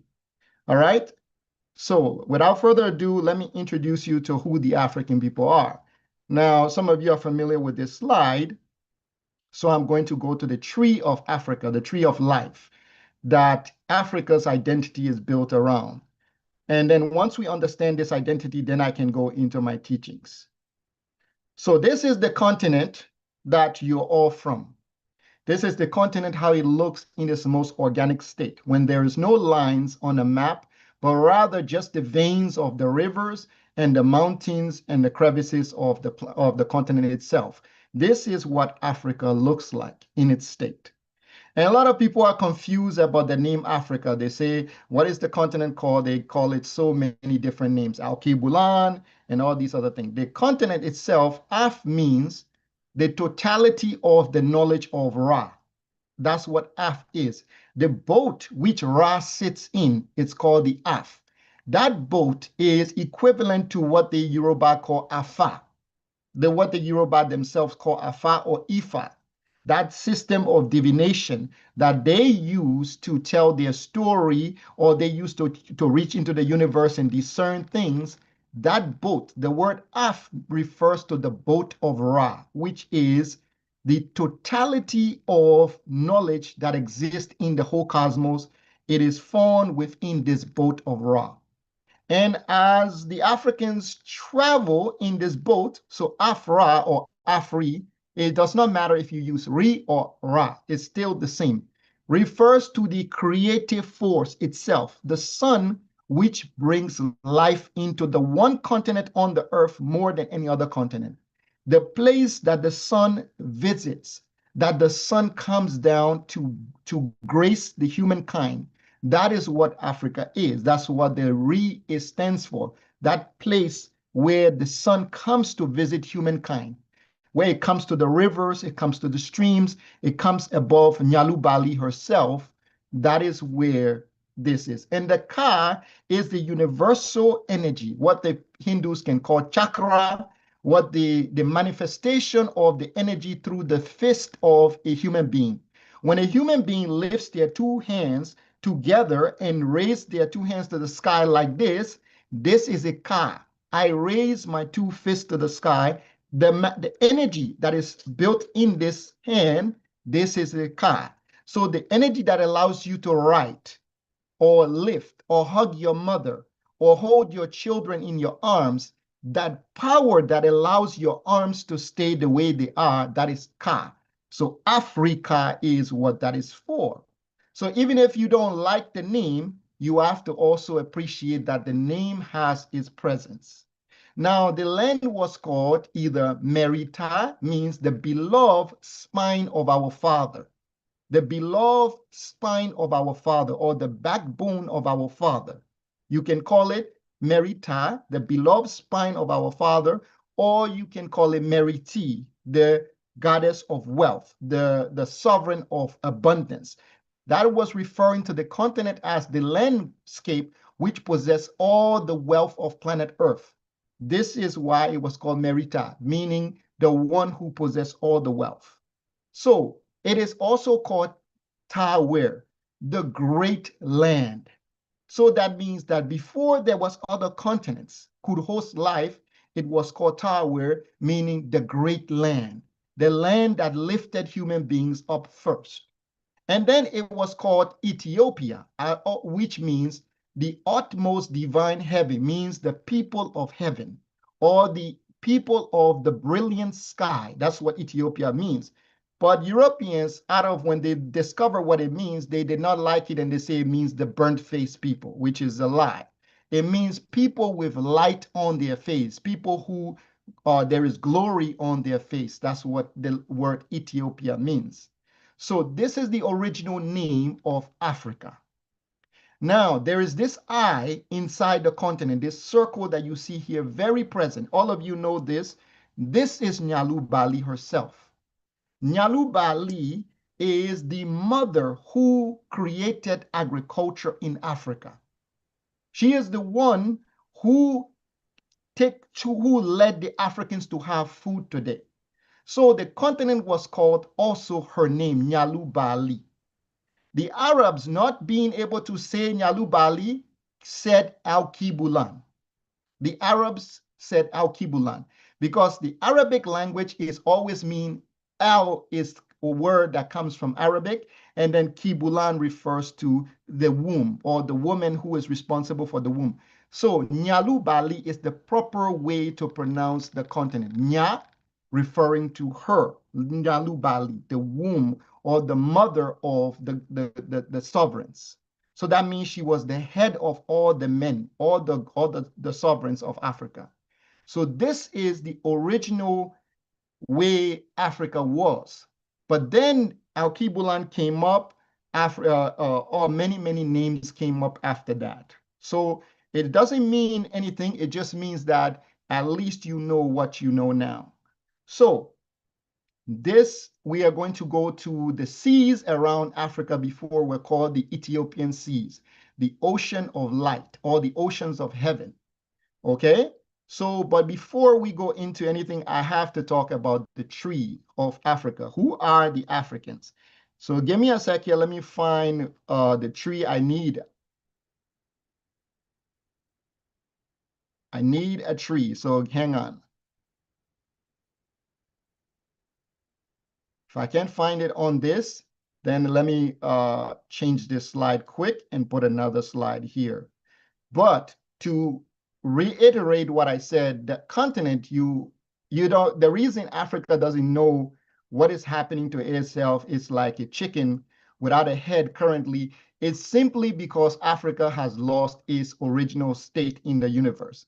It was once a place in the universe that it had a consciousness, and then that consciousness was taken away or it was lost. So now Africa is wandering aimless in the ocean of the universe itself. So here is the system of hierarchy of Africa. Before you can even comprehend Africa's leadership, before you can even comprehend the clans, who and what is what in that continent. The continent is like a tree. The Africans said that the continent is a consciousness, is a living consciousness. That means that land that people are living on, the whole continent itself, not the land that your forefathers settled on, but the actual total circumference of the landmass is a living consciousness. That living consciousness, they call her Nyalu Bali, or they call her by other types of names. But they can call her Taweret as well, the great mother. But first, let's go to the tree. So this baobab tree represents the whole Africa. That means the Ethiopians, the Zulus, every one of you, you are all connected to this tree. If you are Ashanti, Akan, Mandinka, Nuer, Fulani, Baule, you're all on this tree. There's nobody that is exempt from this tree. The African Americans, the Jamaicans, the Barbadians, every one of you are on this tree. So the tree, above the tree, these branches symbolize the clans. All the branches symbolize the clans. That means a Zulu represents a branch up here. A Amhara represents a branch. A Mandinka represents a branch. A Yoruba represents a branch. A foundational Black American represents a branch. And the leaves represent each and every one of you. Just as the leaves would fall off a tree and perish, so each of us will fall off the tree of Africa and we will die. And just as clans are born and clans are erased, so too the tree continued to live. So when the thick part of the branch here, these are called the high heroes. These were the generations of Africans who established civilization itself. These were the generations. These are the high heroes. These were the people who mapped the circumference of the earth. They were the ones who, pyramid builders, etc. But before the pyramid builders, there were the legendary ancestors whom they were living in the fields of reeds on the continent itself. They were there when the continent separated and the continent split. These were the legendary ancestors. These are called the great dark ones, the living legendary ancestors, the five unifying concept of Africa. All of these ones were there. And from these ones came the generations who measured the center of the earth, who went to the continents, who migrated to the different parts of the world. And from those ones came the clans that you all are part of today. So you are not the final one of Africa. We go down to the ones at the root. The root of the African, these are called the perfect ancestors. These ancestors were the ones who were in the Milky Way, and they were the ones who concentrated their essence into the earth, and then they were the first one in the ocean that was on this planet, and they were the first one to emerge out of Nyalu Bali itself. So they came out of Nyalu Bali and they started to wander around the world that we live on. And that time the world was covered in blackness, and they were the ones hovering above the world. They were the ones moving about the world. These are the perfect black ones. And these are the ones who created the children that follow and the children that follow, all the way up to the final group of people, which is the clans. So now that you understand this, everything that I'm teaching you comes from below this part of the roots. It comes from this part of the tree. It comes from this part of the tree. It comes from these thick branches, but it does not come from the branches that form the clan. So the teachings I give African people do not come from the branches. Yes, I take the branches, things from the branches to incorporate the teachings of the roots, but I fundamentally teach from the roots. So this is what was in Africa before anything else was there. So when we talk about Ubuntu leadership, that leadership comes from that part of the tree. It doesn't come from anywhere else. It came from the roots, then the middle trunk of the tree, then it went to the next level, then it went to the next level, then it ended up in the clan level. So a lot of Africans today, they understand the clan level because they were born into the clan. The clan is their origin point. It is how they interpret the world. So for an African, this is natural. This is the most natural state that you can live in as an African. But until African people not return, because let me be clear, a lot of people say we need to go back to our culture. What existed during the time of the perfect ancestors? There was no culture. Culture did not exist. There were only 5 truths that existed during the time of the perfect ancestors. Those 5 truths were transferred to the great legendary ancestors, and those 5 truths went to the next generation, and those generations used those truths to create the 3 concepts. minutes to go. 3 minutes to go. Thank you.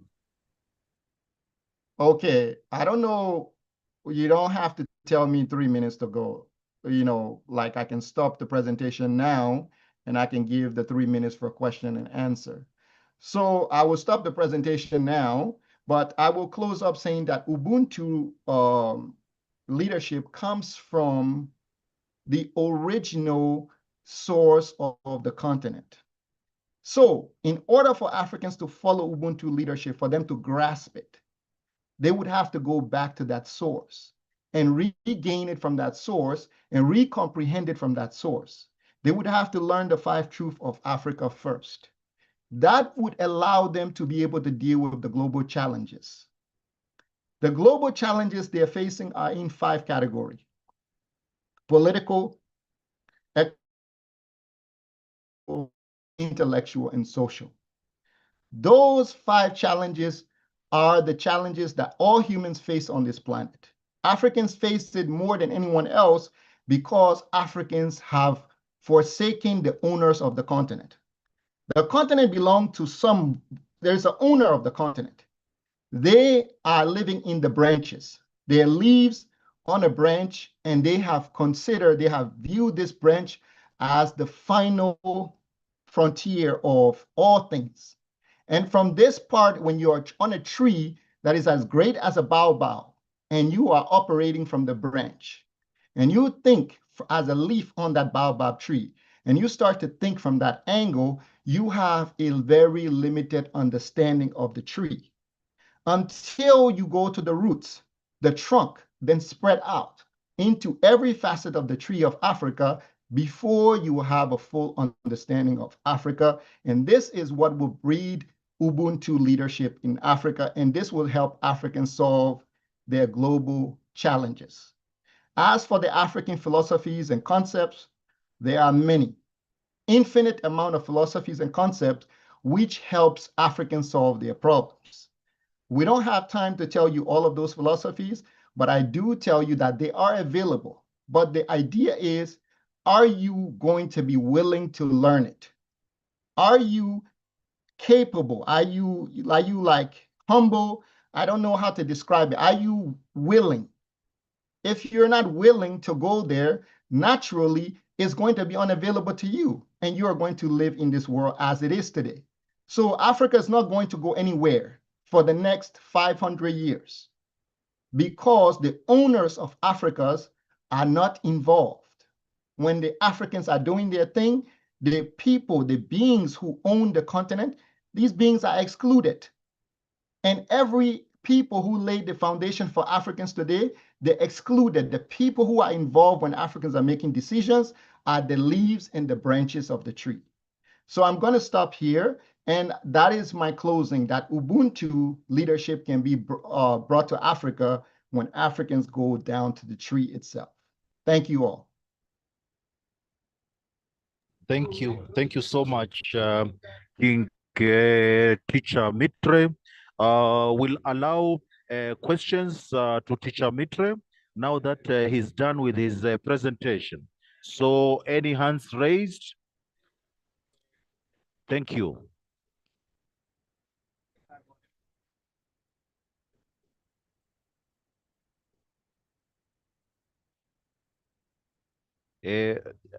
Queen, you can go ahead. You can go ahead. Thank you. Thank you so much, Ambassador. It's Portia C. Allen, PCA. I attend Teacher Mitri's. He has an initiation class on Sundays, and then Saturdays, there's a poster that has been put into the chat by a Queen sister. Teacher Mitri, I want, please, thank you for your presentation. I want, please, for you to speak more about the significance of roots. I have been now realizing when I was not aware, and now that I'm aware of how important roots are. And then the other one, if time allots, is may you, in your classes, will you go into dreams? And I want to be mindful that I know there's sometimes superstition around dreams. I strongly believe that dreams are a connection to the positive ancestors, like, for example, fasting, or to additional positive spaces. And I want to know, in your classes, have you already start talking about dreams? Thank you. Thank you. Let's get the next question from Queen Rehema and Kisi. Then Teacher Metre will answer the 2 questions, and then we go to the next set of questions. Queen Rehema. Yes, those who come to teach are always welcome, most welcome. Those who come to learn are always welcome, and those who come in peace are always welcome. Peace and creation, greetings to you all. Thank you, Professor Mitri. I'm really pleased that you are part of this and recognizing that the spiritual piece is our power piece. My question is, what is it that we, what small steps can we take, can we focus on to start aligning us with this, with reclaiming this spiritual power? Apart from doing your classes, I know doing the classes, we need to do them. We need to learn as much as we can because you have put in so much effort, so much deliberate, intentional effort to put the dots together for us in this room, our area of spirituality. But what can you give us right now that could be like some steps that we can take, that every day we can take, that we can leave here using to help us to just embody this part of ourselves that has been so well colonized? Thank you. Teacher Metre, answer the two questions and then we'll go to the next set. Over to you, King Metre. Okay. Sister Portia heard about the dream, but she talked about the roots. So the roots of a tree represents the source where all things come from. So it's where nutrition come from, it's where life come from. Is without the roots, there is certain death. There is no way a tree can function without the roots. The root is the source. It is essentially the head of the tree. So trees are upside down people. Their head, the head of a tree is underground looking at the underworld, and the feet of the tree is standing outside in the upper sky. That's how trees are. Human beings are the opposite. Our foot is touching the ground and our head is reaching the sky. So that is the difference. So imagine if you were cut off from your head completely. Have you ever seen a chicken when the head is severed, how it behaves? It is jumping around restlessly until the blood finishes and then it dies. So that is the death rattle. So we Africans are going through the death rattle because we are disconnected from the root. That is why the sister yesterday said that they're digging holes in the continent, and when they're gone, what will happen to those holes? Those holes will be left there because Africa does not have any more volcanoes to replenish itself. Volcanoes is how Africa replenish itself. Without those volcanoes, Africa cannot replenish any of the minerals it is losing. It is a sacred land, not meant to be tempered with the way it is being abused. There are no more active volcanoes across Africa to restore our minerals. Once those minerals are gone, we will enter a period of total starvation. So that is why roots are important. Without roots, people dig holes in the continent everywhere. So the second question is dreams. Dreams are our journey to the ancestral realm. When we journey, when we desire to travel to the ancestral realm, we can travel to the branches, or we can travel to the thick branches that have built the world, or we can go as deep down to the roots. It's all based on your ability to handle the journey. A lot of people, when they dream, they stay in the leaves where they belong, where on the branch of the tree. When they dream, that's where they get everything from. But some people, they can go deeper to the next level, into the next level. But the journey is very, very taxing spiritually. For you to go as far as the roots is very taxing spiritually. It requires about a couple of years of meditation in particular circumstances. The next question here is, what can we do today? The way we can, you're already doing it. The way we can do it today is, one thing, when you wake up, greet the perfect ancestors. That is the best way. I tell you, I always say the one who comes in peace is always raise both palms. Let me show you the way you should begin. Raise both palms, facing forward towards the sun, towards the east, towards the west, and speak and say, the one who comes in peace is always welcome. Positive and creation energy to the perfect ancestors, the great, great ancestors, the ancestors, the legendary heroes of Africa, and then my clan ancestors. Greet all of them. That's the most thing you can do. What that does is it dispels the negative energies from you. it facilitates your ability to connect. So that is the most immediate thing you can do going forward. I think I covered the two of them. If there's any more questions. Thank you, Teacher Metre. Let us get the next set of questions, and in that order, King Tse Anye Kevin, take the floor. Thank you, Ambassador. Thank you so much. Prof, greetings to you. Actually, I am already really satisfied with so much already that has been spoken, but I want to just, for us to understand the consequences when at the time we are unable to connect with the roots or to get the nourishment that is required. Are there some consequences if we fail? Because I believe that this is the moment that we must get it right. Are there any consequences if we cannot get it right?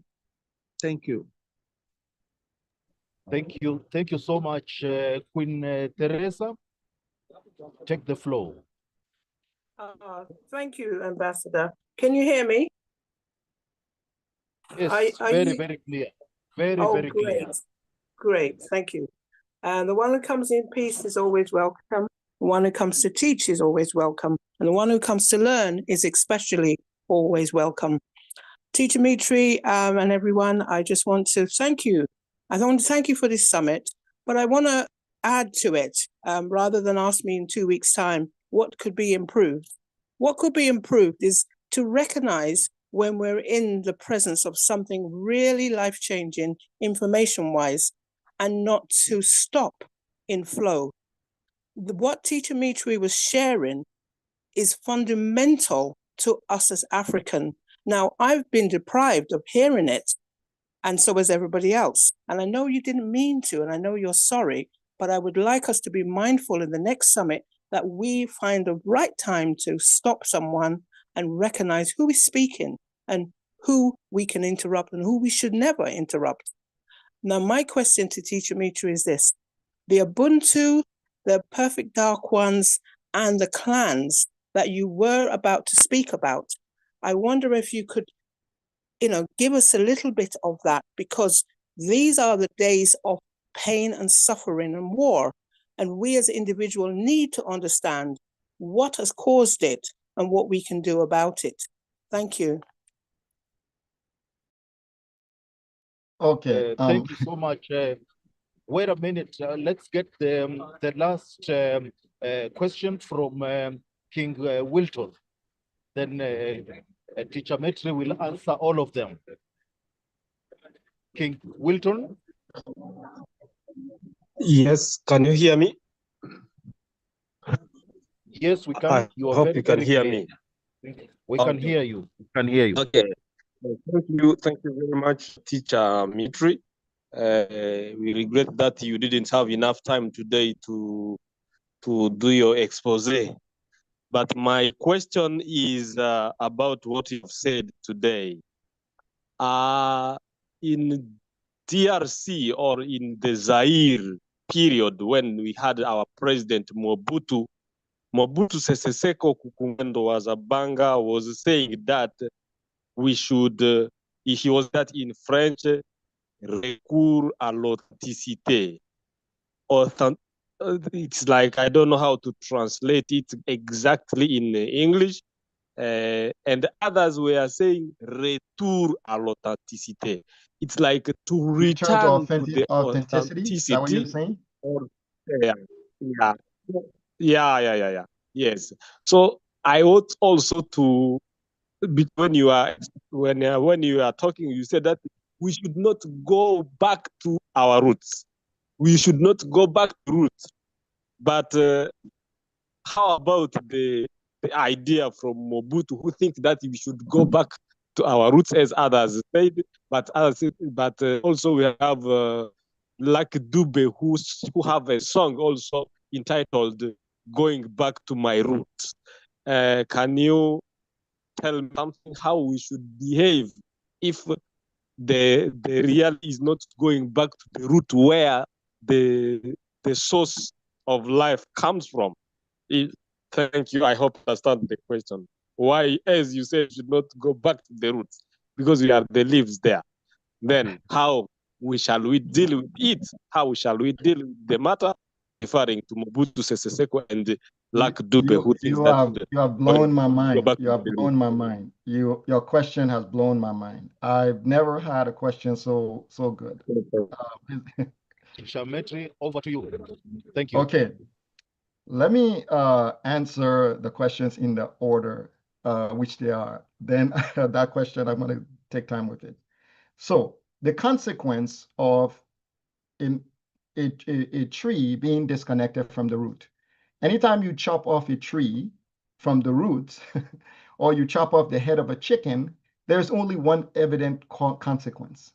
There are two fiends that are going to come to Africa, two fiends, two voracious fiends.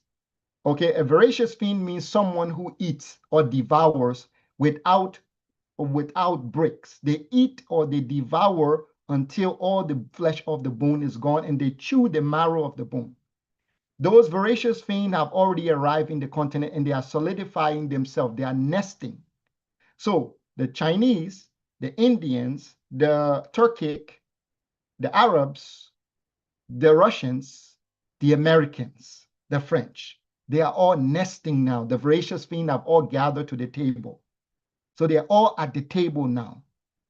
So now there is a chicken that is going to be eaten, and the voracious fiend eat until they reach the bone. They don't stop until they reach the bone, and even they swallow the bone. So the consequence to what you're saying is the two voracious fiends, the voracious fiend have assembled according to the ancestors.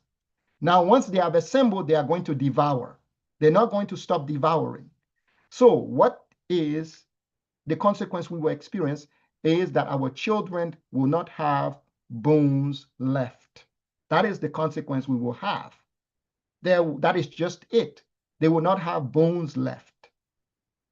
The voracious fiends will not stop eating. They will not stop. So this is the consequence that we should expect. Now, the next thing here is DRC or Ubuntu. Ubuntu, I have to talk a bit from the ancestral state. So I asked the presenter to let me go back to the slide, which I was going to go talk about Ubuntu, but I didn't get the chance. So the Ubuntu that people know about today, specifically the ones that the Zulus understand, that the Zulus are very, very conscious of, which means humanity. I am because you are. That is a different Ubuntu from the perfect ancestors Ubuntu, right? The Ubuntu that the Zulus and the other Bantus today have, it is not exactly what the ancestors had. The ancestors' Ubuntu was a little bit different. It was very well explained. They were an extension of each other in every aspect of existence. That is how their Ubuntu was understood. Now, the second thing to their Ubuntu, there were layers to their Ubuntu. So their Ubuntu was that it was built on the essence of purity of being the humankind. That means the essence of their purity was what their Ubuntu was built around. It was built around their purity of their kinfolk, the essence of them as bone, blood, and skin of each other. It was built around that. It was the essence of purity of their relatives. So you could not, Ubuntu means those people who perform ablution, people who purify themselves, who wash themselves from things that are bad, unhealthy, things that cause harm. They wash themselves. People who perform ablution, people who are kinship, kinfolks, people who have oneness, oneness of their relative, all their relatives. There's a oneness of this relative. But also Ubuntu has to do with people who live in lawfulness, legality, and truth with their kinfolk and their relatives. People and kinfolk who work together in exceedingly great effort. So that means that people have to work together. So you see how they build pyramids? That means you must have Ubuntu to be able to build the pyramid. You cannot build a pyramid unless Ubuntu exists. So that means people who work together in exceedingly great effort. They extend their effort so high, so great. People who live in lawfulness, legality, and truth. Those parts are included in the Ubuntu of the ancient ones. The Bantu Ubuntu today does not include that is I am because you are. It is humanity. It means humanity. It means giving each other stuff, giving each other. If your neighbor is hungry, go and give your neighbor. If your neighbor is sick, go and visit your neighbor. That's what the Bantu Ubuntu is.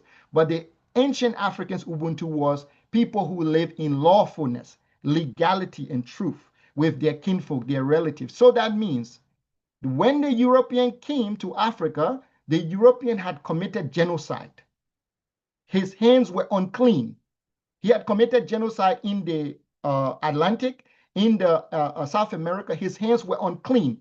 By us extending Ubuntu to the European who has committed genocide on another place, we absorb the uncleanliness of the European. That means our ablution is voided. If the European has broken our customary law from the time he stepped foot in our land, the minute he breaks the customary law of the land, the Ubuntu is null and void. The Ubuntu does not exist. We cannot give that person Ubuntu. Ubuntu is built on a series of purity, ablution, and that is how they understood it. So that's why the Africans built an empire to prevent the Europeans from going into Africa. They built it at the border to push the European back into Eurasia. They fought them for centuries, pushing them out of Africa because they were afraid that if these people come into Africa, they will stain the Ubuntu of the continent. They will break the laws of the continent. And they did that. And then people still extending Ubuntu because they don't understand that Ubuntu becomes null and void the minute the person breaks the law. The minute the person has committed genocide, Ubuntu is null and void. You cannot give them Ubuntu, even if you want to. The perfect ancestors will step in and they will punish you for absorbing the sins of that person. They will strip the land from you. They will do many things to you until you go back to the purity of Ubuntu. But that is not the Ubuntu that exists in Africa today. The Ubuntu that exists is a different version that arose during the age of the clan. So I'm going to, I think now the final question, I'm going to make it quick. He said, why should we not go to our roots? Because the roots you are thinking of is the root of the branch. You're not thinking of the root beneath the earth. You don't know how to get to the root beneath the earth. You think that the root you're going back to, everybody here, if you, when you say going back to your root, you are thinking about going to the root of the branch you are on. So the root of being a Maasai, that's where you are trying to go back to. Even if you go back to the root of being a Maasai, if you live like a Maasai, you get a cow and a spear and you hunt lions, it would not make a difference. It would not make a difference because you have not gone to the root. When you go to the root, you will find something there, and that thing is called the mandate of the Creator. It was the thing that the Creator of the universe gave to our ancestors. There was this thing that the Creator gave them. When they first arrived on the earth, the Creator handed them something, and that thing was called the mandate of the Creator. When it was given to the Africans, upon their receiving of it, they were supposed to transfer it to their children, to their children, to their children. When the clans were formed, the Africans abandoned that mandate and they went with the mandate of the clan. And from that point on, the Africans forgot what the mandate of the Creator was. So you cannot even know, how will you know what the source is? That's basically what I'm, you wouldn't know what root to go back to. So it's not that you're wrong going back to your root, but ask yourself, which root am I going back to? To the root of the branch that I'm on, or the root of the baobab tree itself? Okay, so I think I've concluded all the questions right there. Yes, thank you so much, our presenter, King Mitre. You've done very well to demystify everything about Ubuntu and the African rising in the next level. So we really thank you. And for the lessons we get week by week, I think we are getting somewhere to know ourselves. So in case there are any further questions, we can post them on the chat box so that they can be taken up further and incisively by the presenters. So before we get our next presenter or keynote speaker, who is King Suleiman Saho, let's get some brief of music entertainment, then we'll take it up from there. So over to you, studio, for some entertainment of some music also as we get along. Thank you so much. Over to you, studio.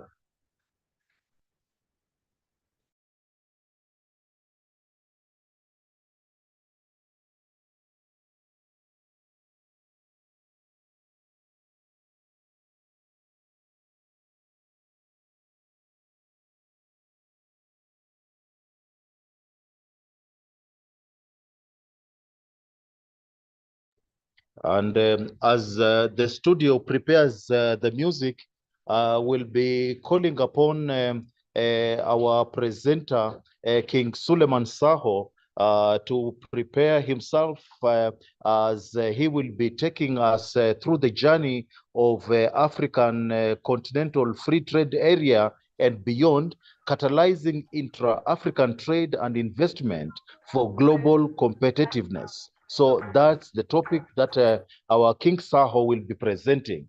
But before that, let's see if the studio has something for us. And this one is courtesy by One Map Africa, that is bringing the African together and igniting the flame, Pan-African leadership for a borderless and united Africa. This is day 2 and the final day of our presentations about African rising.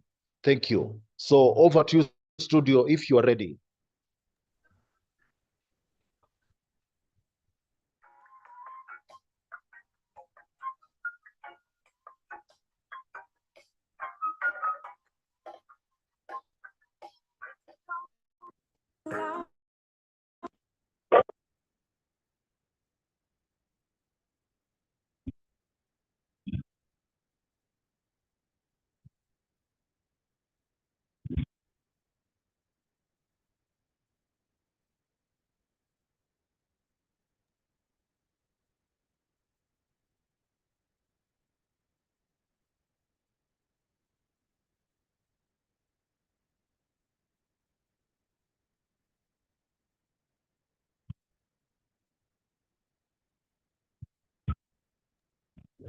Thank you so much, studio.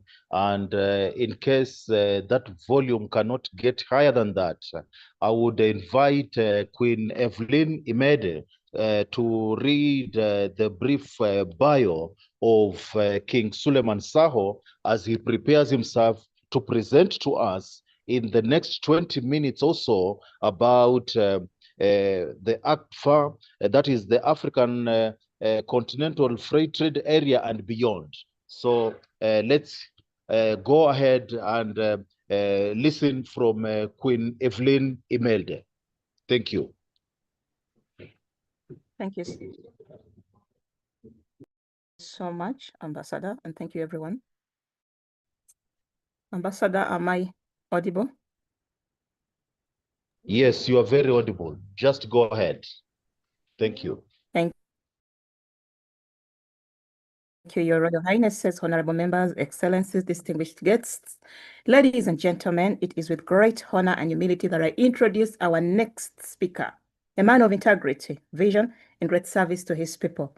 Honorable Suleiman Saho is the distinguished Gambian politician and a devoted member of the National Assembly, proudly representing the Central Badibu constituency.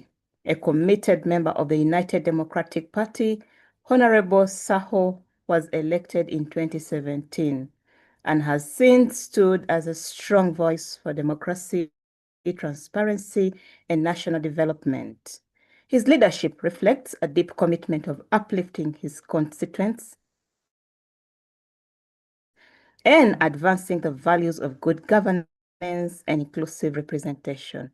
We are truly privileged to have him join us today. With great respect, I now welcome Honorable Suleiman Saho to address this esteemed gathering. Honorable, you have the floor.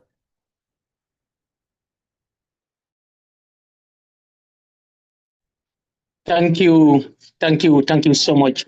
I greet you all in the name of Africa.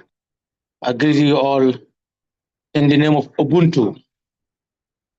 I want to salute all our elders, organizers, speakers of this historic conference.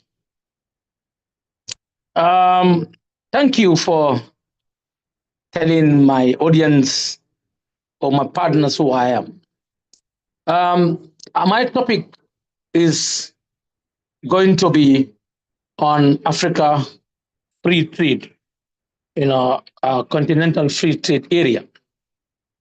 Now, this has been a flagship project of African Union, and I believe most of us will know what is African Union all about and where those it originated from. African Union is a transformation from Organization of African Unity to African Union at around the period of 2002. Now, the purpose of African Union is about continental integration, it's about emancipation and liberation of Africa as a continent.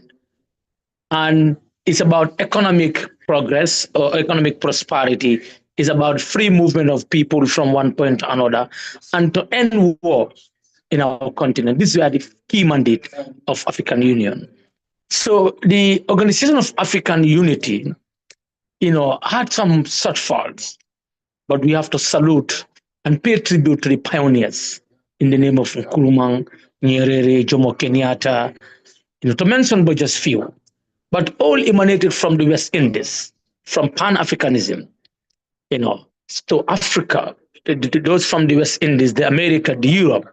So the idea was translated down by people like Kwame Nkrumah for Africans to come under one scientific umbrella in the name of socialism. Now, AU, as I said, African Union, Organization of African Unity, had some setbacks, had some challenges, different blocks, the Morovia, the Casablanca. So we were not able to be united under one scientific umbrella to fight against imperialism, colonialism, and neocolonialism.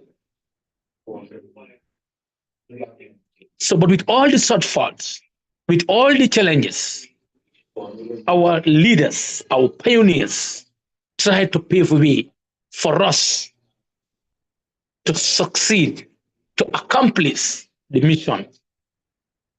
That's why today we are talking on this platform. That's why today we have various thinkers who try to, in fact, come up with beautiful suggestions, ideas. When I was listening, I had like anti-Berlin conference. It was very unfortunate in 1880s or 1888, so you understand, 1884 to 1885, when Ottoman Bismarck called his exploiters, a group of bandits, criminals, to go and share something that is not their part, that doesn't belong to them. Africa was shared like cake among the Europeans. So this was the kind of violation, human rights violation that happened in the history. Before the Berlin Conference, slavery, slave trade, we were transported like sardines to the West Indies. So now the topic is about continental free trade area. So how many countries are committed to this? Though we have 55 countries, but how many of them are living up to expectation? We can count on Rwanda. We can count on Burkina Faso now. The leadership in Burkina Faso should be celebrated. So this is what all African politicians should try to emulate, because this was a fulfillment of the ideas and the philosophies of Thomas Sankara. Now Ibrahim Traore came in the name of Thomas Sankara to fulfill the dreams by Thomas Sankara. He fought against hunger. He makes sure that the children have access to quality water, food. But he was killed along the line. Our pioneers were killed, they were butchered, they were macinated in the history. So, but now the problem is this African free trade, is it a reality or a false? I will call it a false claim. When Gambia cannot take mangoes or cashews to Senegal, when Senegal cannot have access to the market of the Gambia, the border, we don't have a borderless Africa. Unless we have a borderless Africa, then Africa free trade continental can become a reality. The protocols, they are beautiful design, but they are not respected by the various countries. Imagine if I want to go to South Africa. Imagine if I have a product to sell in South African market. How many hurdles do I get at that colonial borders? The colonial borders are created to disintegrate us, to keep us under seclusion, to keep us separated, to create enmity among ourselves. If you go to Senegal, you find the Manding speaking people. You have the Wolof speaking people, likewise in the Gambia. But when it comes to trade, why is it that the governments are putting a lot of tariffs? Why is it that the custom officers are harassing people? So this is what Pan-African Parliament should voice out. And that's our cause. Why do we need a visa? Why are we given a laissez-passer? It's a French term. It's all geared towards promoting colonialism. It's all geared towards, making our productive industries lazy because the products that need to supply them would not reach on time. If Gambia can produce vegetables in large quantity, we can consume all. We need to take it to Guinea-Bissau. We need to reach other African markets. But the challenges at the borders are numerous. Unless those challenges, those colonial boundaries are demolished spiritually, physically, mentally, economically, politically, then Africa can celebrate. The idea of free continental trade is a beautiful idea, well designed, well carved. And as I said, it's one of the flagship projects of AU. But why isn't that the presidents, who meet in Addis Ababa, why they don't honor this? Is it the president or their officials or their institutions? Who is responsible? We have to help each other, and this problem should be a history now. In my country, Gambia, in a region called Nyomi, right now you have plenty of mangoes. In a region called Combo, you have abundance of mangoes. We cannot process these mangoes. We cannot take these mangoes to the African market. So what is the essence of our independence? Gambia is 60 years old, cannot feed herself as a nation. We only depend on Pakistani and Indian rice for consumption. This is an insult to us as Africans. Africans must rise up to the occasion. Africans must realize that God will never send any angel to come and solve our problem. It's us who must rise up. As Bob Marley once said, emancipate yourself from mental slavery. None but ourselves can free our minds. Far too long we have been blaming the West. We know the problem now is the solution time. The period is solution and action time. The African leaders, the Ministry of Trade, they must be committed to the protocol. They must ensure that this thing, happens. If not, where will be the fate of our farmers, our producers? I don't call them farmers because once you call them farmers, they are not respected. They are looking as the most downtrodden people. I call them as producers. For far too long, the producers have been suffering. They can't have access to the market. For far too long, they can't determine the cost of their products. For far too long, they have been arrested. No proper transportation from the field to the store to the market to the processing center. Brothers and sisters of the continent, Our leaders must answer this question. Many are called, but few are chosen. Once you assume the leadership position, the responsibility, they must be committed to serve the agenda of Africa. We can no longer be toothless budlock. We must have teeth to bite. Enough is enough. The intellectual base that we have is too high to be demoralized, to be still, crying for slavery, crying for colonialism. Enough is enough, brothers and sisters. Wherever we are, from the villages to the city, from Banjul to Cairo, from Cairo to Djibouti, Djibouti to Johannesburg, all over. It's high time those in diaspora put their voice to know that Africa is the last hope of the world. Africa is the last hope of the continent.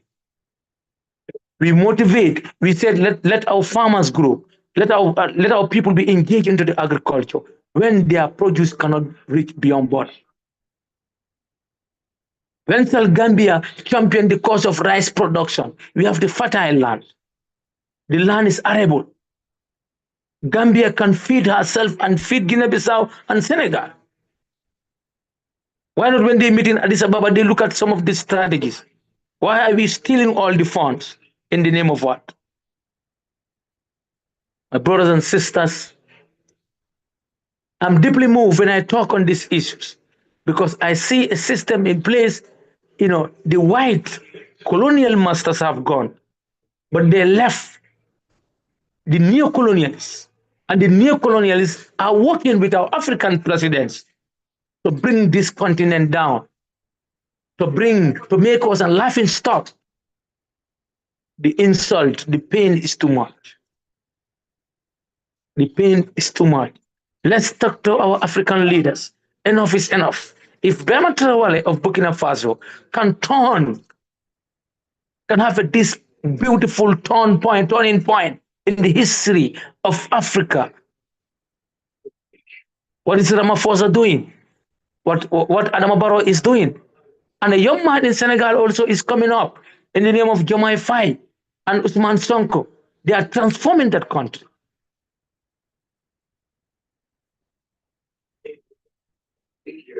I hope you are listening to me. Hello. Yes, we are listening. Yeah, so we have a lot of wastage happening in the continent. Yes, we Do are. you understand? Yes, we are. The seafood, why are we allowing the Chinese to come to fish in the Gambian River? Everything is taken to China. The juvenile fish are thrown out of the sea and getting wasted. 21st century, we allowing Chinese colonialism. Although we can't equate Chinese with the Europeans, but what they are doing to our continent, if care is not taken, our generation to come will stand up against Chinese. We shouldn't give ourselves so easily to the people. Africa cannot be a center for people to exploit, keep on exploiting and exploiting. Our relationship with any partner must be mutualistic, should not be parasitic relationship. So the continent, the free Africa trade that we're talking about, there are different blocks. We have the ECOWAS, that is championed within the sub-Saharan, Africa, the West Africa. We have the SADC, in the southern, and we have the other, I don't know whether you call it EEC or what, Eastern Africa, So these blocks are there. But we only see them, when they have meetings. They only go and attend meetings. Time has come for us to harvest something from the meetings. It shouldn't just be, a kind of a talk shop, So the African youths must be involved in the business. How many young people are leaving the coast to die in the Mediterranean?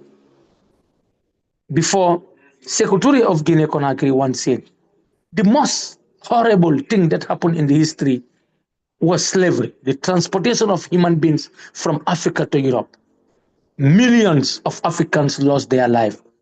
Such a devastation never happened. Such a horror never happened in history. But now there is a new form of slavery by Atlantic Ocean. Young people getting, themselves, smugglers. You have it's a very highly connected crime. They live in the coast, but there are a lot of pull factors to that. Push and pull factors. Because the governance system is poor, the youths are hopeless. They think that all honey and milk are in Europe, so they have to sacrifice themselves. So, but once there is a robust, transformative trading agenda between cities and villages, towns and villages, then the Africa we want, we can get it.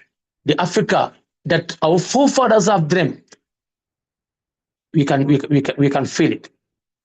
And the battle was fought from different angles, not only on the soil of Africa. Trinidad and Tobago, Barbados, to mention them, people rise up. People rose up against bad governance, against slavery, against discrimination. So, but today we sit comfortably in our air conditions. Who in fact care to go to the farm? Who in fact care to see how women are suffering in the market? Who in fact, care to look at the borders, how people are subjugated to inhuman treatment at the borders? Last time I got a call, somebody from Mauritania, to Senegal, they were stranded at the border. They were maltreated, deported back to the Gambia. An African trying to go for a business trip. So it's high time we write on our Facebook page that AFCTA is not a reality, it's a joke. It's high time we tell our African presidents this is what we do. It's high time parliamentarians like me and my colleagues to come up with motions in our parliament. It's high time we ask the Minister of Trade how far with the implementation of AFCTA. Ladies and gentlemen, I thank you all for your kind attention and your able listening. And I believe all the presenters presented something that can help us as a continent, can help us to reach our long-term agenda, the Africa we want. Thank you, our able chairperson. I thank you all. Thank you so much, Honorable Saho, for that heartwarming presentation, and we took it so well. I can see we have 2 questions on the cards, so I will allow King Tse Anye Kevin to ask the question, and then we'll go to Coco, King Coco, and we'll answer the 2 questions first, and then we'll allow the next speaker to prepare, and that is King Sifiwe Baleka. King Sifiwe Baleka will be preparing as we finish this round of questions. So let's start with King Tse Anye Kevin to ask the first question. Thank you so much, brother, for the amazing presentation. Thank you, Ambassador, for the opportunity. Thanks so much, my brother, for the amazing presentation. Actually, you spoke about certain crucial issues that are related to the issue of governance of Africa. And you referred to the very bad system that we have in place, and proposed also that we need to revisit that. I want to add my voice to what Tichimetri said earlier, that we need to go to the root. If we are going to the root, what was the African government, what system of government did Africa have before we entered the phase of plunder? And did we have a democratic government? Did we have a socialist government? What system of government was it in place before we got into where we are right now? Can we revisit it and reformulate a system that reflects our reality so that we'll be able to resolve the problems that we're facing right now? Thank you. Thank you. Thank you so much, King Kevin. Let's take the next question from Coco Chacho. Thank you. Thank you, comrades. I was provoked by our speaker, the ambassador there, because I've been to Senegal. And Senegal, I was only at the airport. And at that time, I was carrying a Lesotho passport. My partner was carrying a British passport. What they did in Senegal is that they confiscated my passport and made me wait like a prisoner in Dakar, in Africa. And my partner, who was carrying a British passport, was free to go anywhere they wanted. So you have to understand that this is the reality. This is what we live. This is what the people experience day in, day out. All right. So to come back to my question is, we do have the African passport. The African Union passport is there. Why are Africans not being given those passports? Why are those passports just for the AU workers and their families? Why? How long will this continue? That's one question. The second question is, look at what Trump has done in America. He decided to put up travel restrictions on African countries. What would have happened if those African countries were using just one passport? Would he have dared to do the same thing? What is happening to Africa? What is happening to our leaders? Why was Congo peace being resolved somewhere outside African continent? Couldn't we resolve that? Why is it that the US who are able to do that? There are lots of questions that we have that have no answers, my brother. Thank you. Thank you so much. Let us answer those two questions, or three, and then we'll go back to the next set of questions. Over to you, our presenter. Thank you very much, and I really thank those people who asked those brilliant questions. Now, the system that has been in Africa here was a traditional system of governance, where we have our king, we call it in our local language called Mansa in Gambia. In Nigeria is called Oba or Emir. In Nigeria, in Ghana, it will be called I don't know what title they give it in Ghana. I don't know. I forget it. But all these traditional kingdoms, the empires, have their kingdoms. But now, if we want to bring that kingdom back, there will be some family classes. Because you cannot look at one family, you call them as the traditional destined rulers. What can be done is we can revisit it to make it in a more inclusive manner, to look at the royal families, like the families that were royal families before, and to add any given person who is ready to champion the cause to be part of that traditional leaders. The young ones should be recruited to go through that cadre. We can have it. Before democracy happens here, we have our own form of democracy. We have our own third world vein and democracy that Nkrumah and others were advocating, Lumumba and others. You understand? So it's high time our political scientists are invited on board. It's high time our historians stop teaching in the universities in America and Europe to come to Africa, to sit at what comfort zone and see what kind of democracy that Africans can adopt. We can do it. It's just a matter of preparing ourselves. I told them in the Pan-African Parliament that we must start doing something. We cannot just say, this is impossible. Even the common language you're talking about. I told them that if we cannot introduce one common language for Africa, we can have a regional language. For example, you look at the East Africa, you have the Swahili. You come to West Africa, you have the Mandingo. You go to other areas, you have the Yorubas. So once we have this regional language, at the end of the day, we'll be able to have one language for Africa. But there must be a starting point.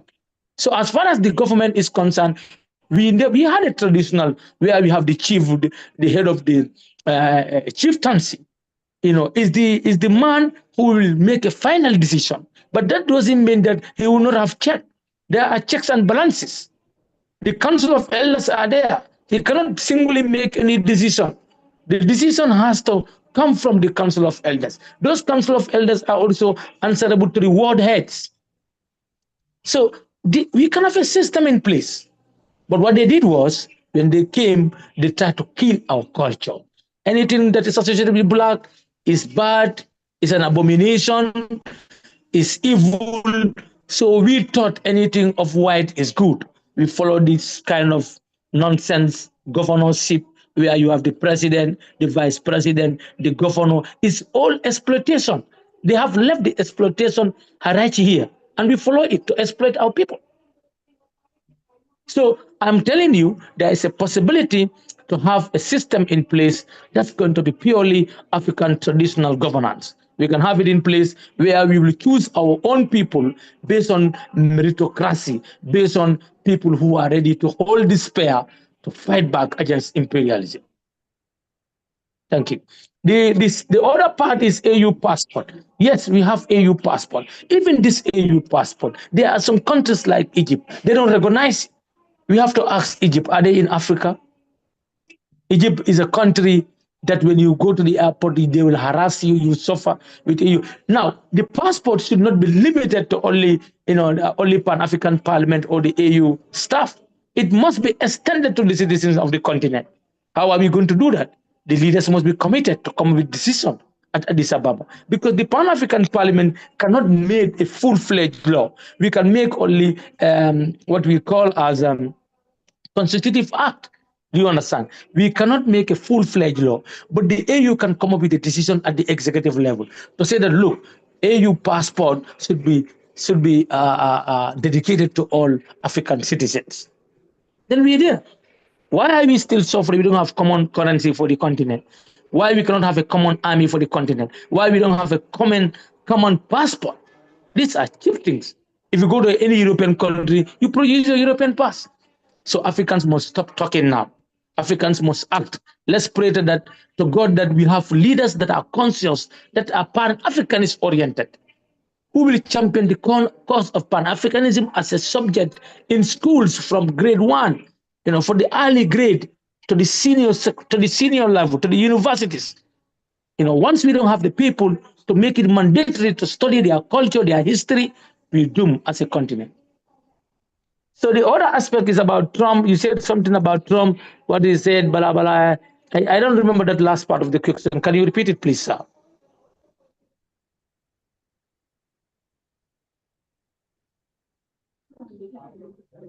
Hello? Coco Chacho? Yes, Trump has raised travel restrictions against certain African countries. And those African countries, it means they cannot go there. But what will happen if they had one passport? What will happen if those citizens had one African passport? Will Trump have dared to do the same thing?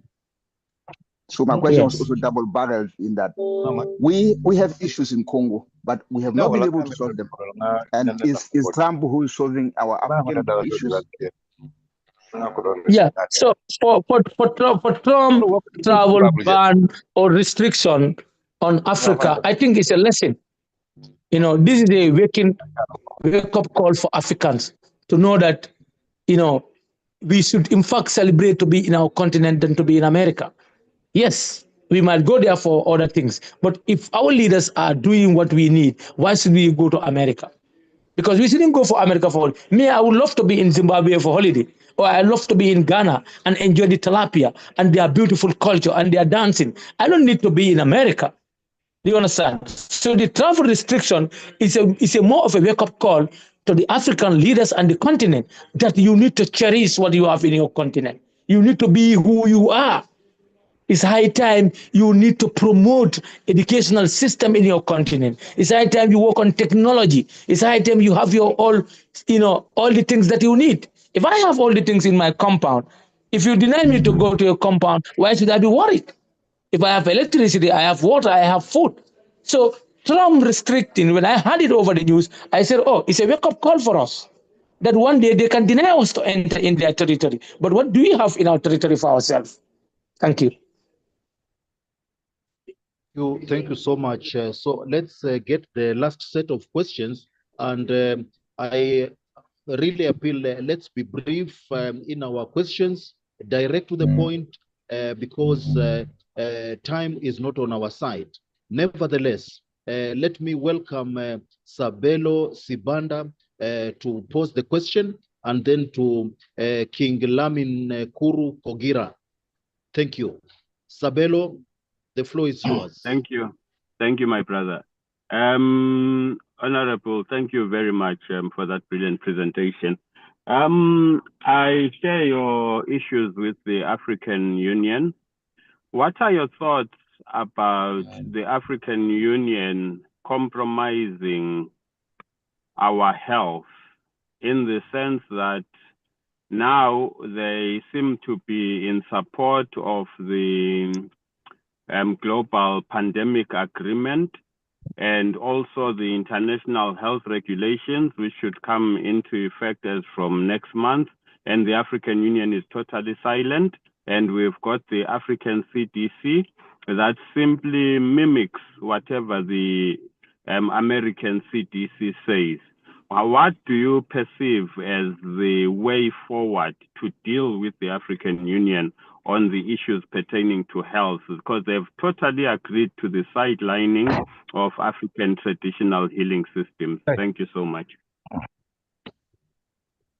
Yeah, thank you very much. I think this question is so much relevant to our cause. A minute Yeah, for the last question. the health system. A minute I for the wait for the last other question, question.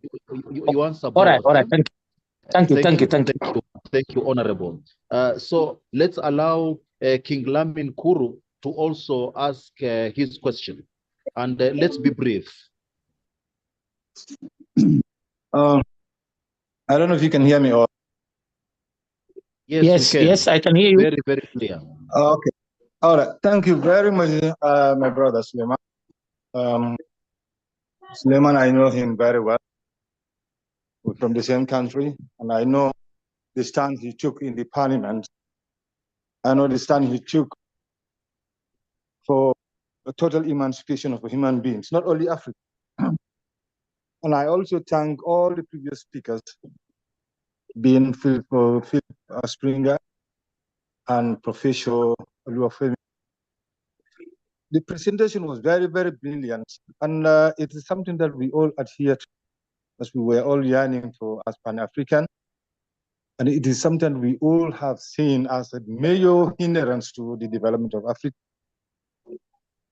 My question here is, what step do we need to take now to have this dream in reality?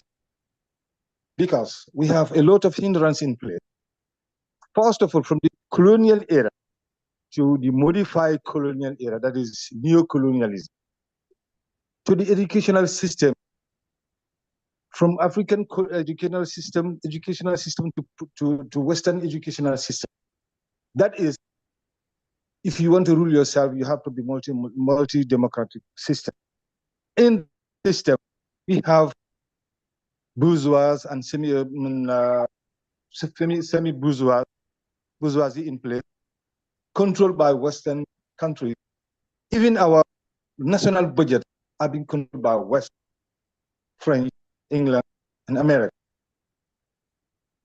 As Pan-Africans, what steps do we need to take to eradicate this? I know it will be difficult, but we have to start it from somewhere.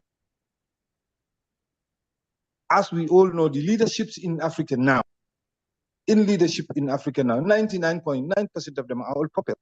I'm not fair to say it, and we all have to face the reality.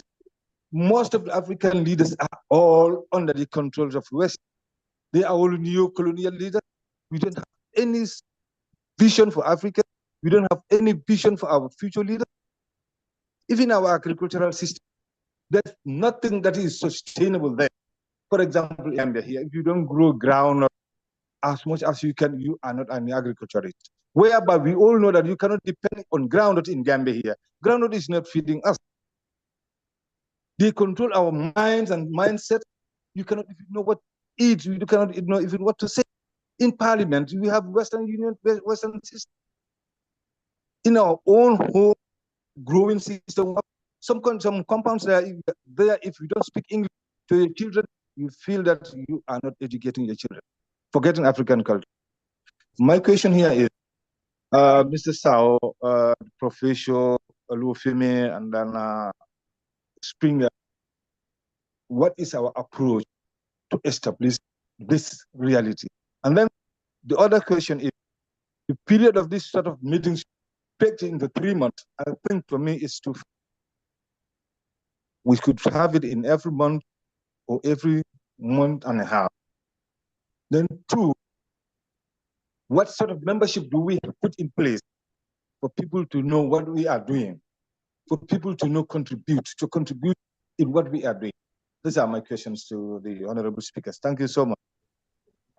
Thank you. Thank I you. believe Honorable Saho has taken those questions from our 2 kings. Let me allow Queen Teresa also to chip in, but be very brief and direct. Thank you. Queen Thank Teresa. you. Thank you, Ambassador. I will be very quick. Thank you, King, for your presentation. Now, my question is this. You're working, or your team is working on this project, but we are also having what is happening with the Maasai people and other indigenous people taken off their land, and governments are allowing foreign entities to do this. What are we doing about that? And do you know anything about the American Initiative 2050, which is about carbon footprint? Thank you. Thank you so much. Over to you, Honorable Saho, to answer those Thank you. 3 questions. Thank you. Yes, thank you. The African health system, Pan-African Parliament has gone far to legislate a model law. So a model law on traditional medicine for countries to look into this model law and make it a law in their parliaments. Now, traditional medicine, we must invest into research to see to it that the traditional medicinal institutions are supported and well equipped so that they can do testing, they can know the quantity, that a person needs, a dosage, for example. Because the different, some of the disadvantage of the traditional medicine is sometimes dosage becomes an issue. So, but now once it's institutionalized, is supported, funded from the budget of the various governments, then the institution can serve for its purpose. So I want to tell you that in order to address the health global pandemic within the continent, we must try to have an African institution on traditional medicine. Because the traditional medicine, throughout history, we have to just flash back. What were our ancestors living on? My grandfather survived for 90 years. He only used traditional tea, traditional herb, traditional food. He used the herb to cook with the food. And everything was traditional. And he lived for 90 years. And more. He never went to the hospital. The day that we took him to the hospital, that was the day that he died. So that's why I said, 1, the government must commit a budget to do research into traditional medicine. The traditional medicine institutional must be separated from the health system, the so-called health system. And now universities must incorporate it into their programs. Then we can address the health global pandemic, or how much you call it. So to move to King Kura, yes, thank you very much. A man who loves Africa, a man who is already to see a better governance in Africa. Yes, you asked about what step to take or approach. The approach is we have to change. We have in the political system. The reason will be in a better position to influence decisions. So we all need to be involved to make sure that we have a better governments in place who are Pan-Africanist oriented, who will champion the cause of Pan-Africanism, who will be ready to salvage this continent. So, but when we allow the fools to take the center stage of the politics. They will make the wrong decision in our behalf. They will allow foreign investors to come and take our land. They will allow the Chinese to manipulate our sea. They will allow the European Union to sign poor agreements with them. But when we have a conscious parliament, we have conscious leadership, Africa can be what it's supposed to be. So the approach is one, we participate in the governance structure.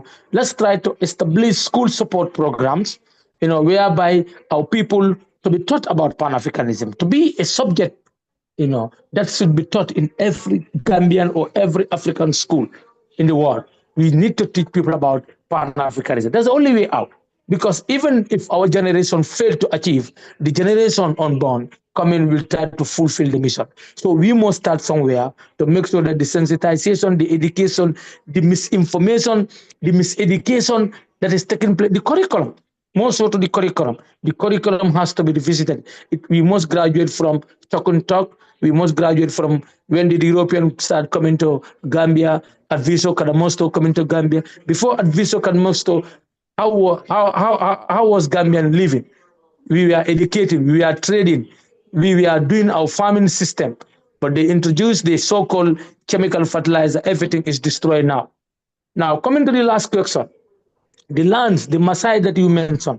So when we have a robust government in place, why should you allow foreigners to come and take the land from the indigenous people? The Maasai were interested in farming with animals and living in the bush. So why should you allow a foreign investor to come and claim those land? So because the leaders that we have are very corrupt, they are very insincere, they are economic prostitutes. So therefore, they will exchange our land for money, for vanity. So it's all boiled down to the government system. That's why I'm not a fan to revolution by gun. I believe that if we can change by ballot, but if ballot cannot solve how Ibrahim Traore came, do you understand? That system. Now everybody is celebrating it. If you say we silence gun in Africa, we need to silence bad leadership, bad governance, corruption. Do you understand? Manipulation of our state lands, no land policy in place, no land commission in place. All the lands are given to the foreigners. The indigenous don't have access to the land. Women don't have access to the land. Women were marginalized in agriculture. So there is a need for revolution. Thank you. Thank you. Thank you so much, Honorable Suleiman Saho, for that wonderful presentation, as well as answering all the intricate questions. That was wonderful, and we'll be relying on you to inform us more about the African continental trade area and the benefits that go with the investment in such an ecosystem. So, ladies and gentlemen, we've got 3 more speakers to take to the floor, but before they do so, the next one will be King Sifiwe Baleka. I think he will be taking about 20 minutes or so in his presentation. But let me take this earlier opportunity to inform all of us that this table discussion is organized by One Map Africa, and we are geared towards bringing one continent with one voice, borderless Africa, one that is able to talk to one another, one that is able to talk to each other going forward.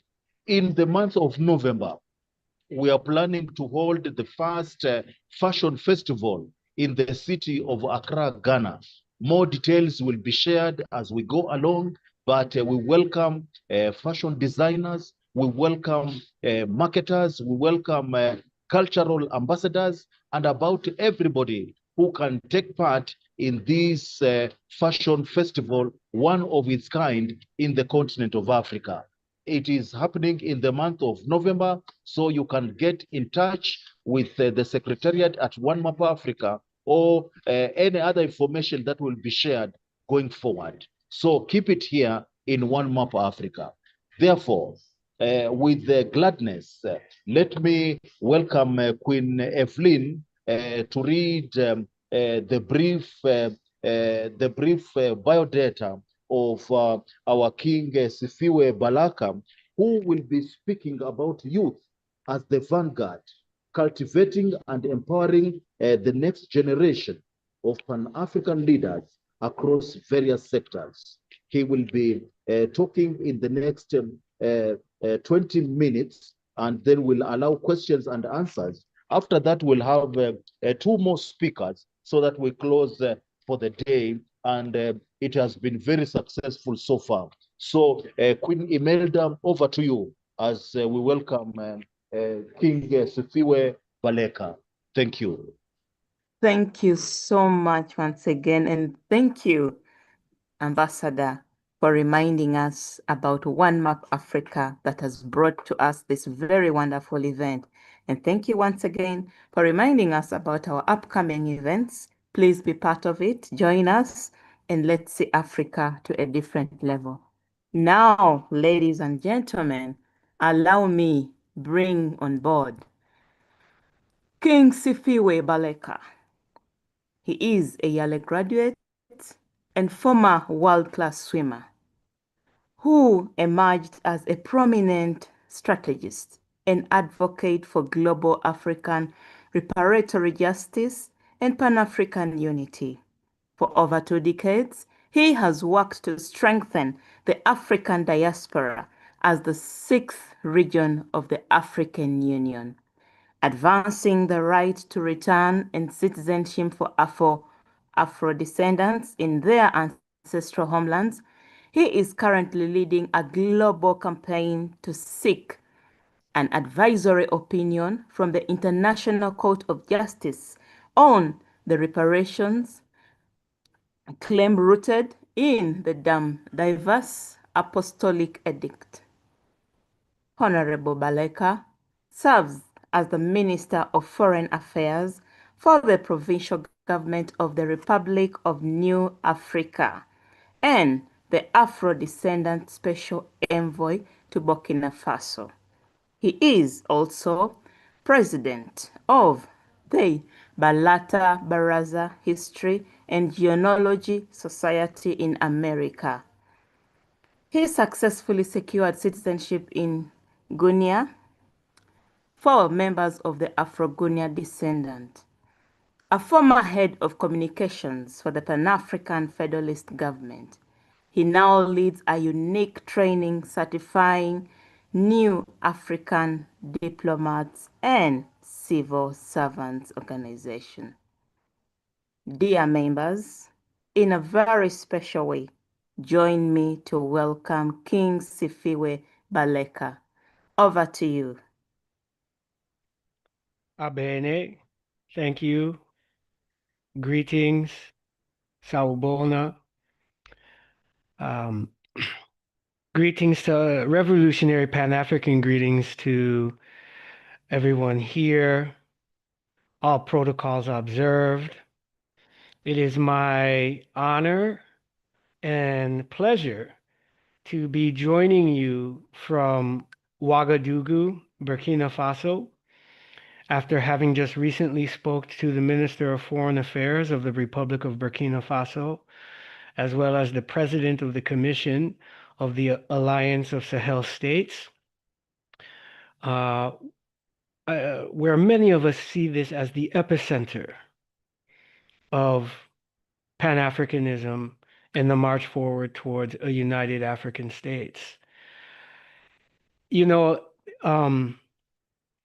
I have been asked to speak on the topic Youth as the Vanguard, cultivating and empowering the next generation of Pan-African leaders across various sectors.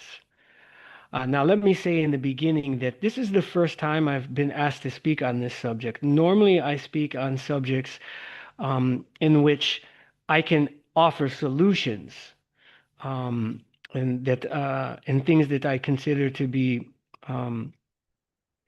my area of expertise. Today is more of an exploratory conversation for me because there are others in this space doing great work. People like our sister Kim Poole from the Teaching Art Institute and another great sister, Olimata Tao. who work with young people, particularly in the cultural space of entertainment. But this topic, youth as the vanguard. So, first of all, youth are already showing up as leaders, as the vanguard, in spaces like music, the entertainment, music, and sports. And so there we have young people that are influencing millions of people around the world. But whether or not their influence is contributing toward principled Pan-African objectives is one issue, one question. The topic says cultivating and empowering the next generation. So on the one hand, there's the concept of youth who are here right now, and they are Pan-Africanists or they are leaders in their field. But then we're talking about the youth of the next generation, maybe those who are under the age of 10 or haven't even been born. And so these are two different considerations, at least tactically, how we approach them. And then we have to get into the issue of Pan-Africanism, leadership, what kind of leadership, and then across various sectors. Now, the sector that I'm most familiar with is sports. And so I'm going to use that as a focus of what little bit I can contribute. I was raised in sports. I was a world-class swimmer, starting at the age of 10 years old. I still compete. I coach. I'm the president of the Guinea-Bissau Swimming Federation, starting a youth program in swimming from scratch. And one of the things I think that is important is this idea of Pan-African and leadership. And I think at least sports provides an opportunity for intense training on building camaraderie and also aspects of leadership that require loyalty, self-sacrifice, overcoming adversity, goal planning, long-term goal planning. For example, when you're trying to become an Olympic champion, you're setting 4-year plans or 8-year plans, and then you have to train. You have to set a plan that year for each year in that 4-year or 8-year cycle. So there are a lot of, these are the areas that where we are capturing the attention of the youth. What youth doesn't want to be a famous entertainer or sports star? So the question is how do we engage those sectors, industries right now to take the current youth leaders in those fields and very rapidly heighten their consciousness towards Pan-Africanism, and specifically the number one priority, which is establishing a united African states, the sovereign power to be able to solve our problems. And then the next approach is then how do we infuse those areas? So sports programs, scholastic sports programs, other training programs when it comes to cultural arts development, especially where there's a technological component. How do we infuse those programs with Pan-African messages, principles, and values so that all of these, we know the need for institutions, and other speakers have spoken about this. And I was able to hear earlier today the presentation about spiritual ontology and that necessity, and then also the teacher who just was speaking about Ubuntu leadership.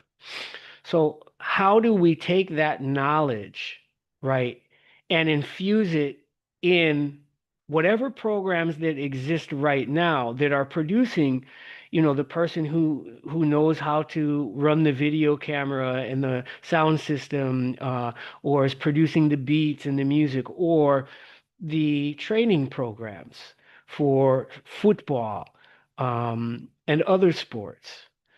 The potential here for the Grand Pan-African Project is great. Let's take, for example, the past Olympics. If you took all of the African athletes and all of the athletes in the African diaspora that competed for other countries, and they competed for a single continental African or African team, we would have been the most dominant force in the Olympics. And that in and of itself is a great symbol, an example, a working program of the Pan-African Unity Project. So we need to maybe think outside the box. How do we develop right now this all-African sports teams? And this might sound crazy, and like I said, this is exploratory. I'm really just kind of exploring this for the first time. But what does it take for athletes to say, I'm not competing for these Berlin Conference nations, right? We will find the best athletes throughout the continent and in the diaspora and put an all-African team or an all-diaspora team. I never heard anybody seriously talk about such a project. What would it take to develop the consciousness for the athletes to want such a program? So that's just one thing I'm putting on the table to get us to think about how do we, in the sports arena, for example, go from competing for our Berlin Conference balkanized nations, right, to some other format where it's an all-African team where we would dominate. The real question on the table is, we talk about the problem of corrupt leaders or the failed leaders. So what we want are, effective leaders, principled leaders, leaders with integrity. And here is where I think President Ibrahim Traoré is setting an example. He's a young man. I think he's 37 years old. He has the integrity so far that is winning the admiration of people all around the world. Now, President Traoré is coming through the military, which has a very disciplined training program. And we need a leadership training program institution.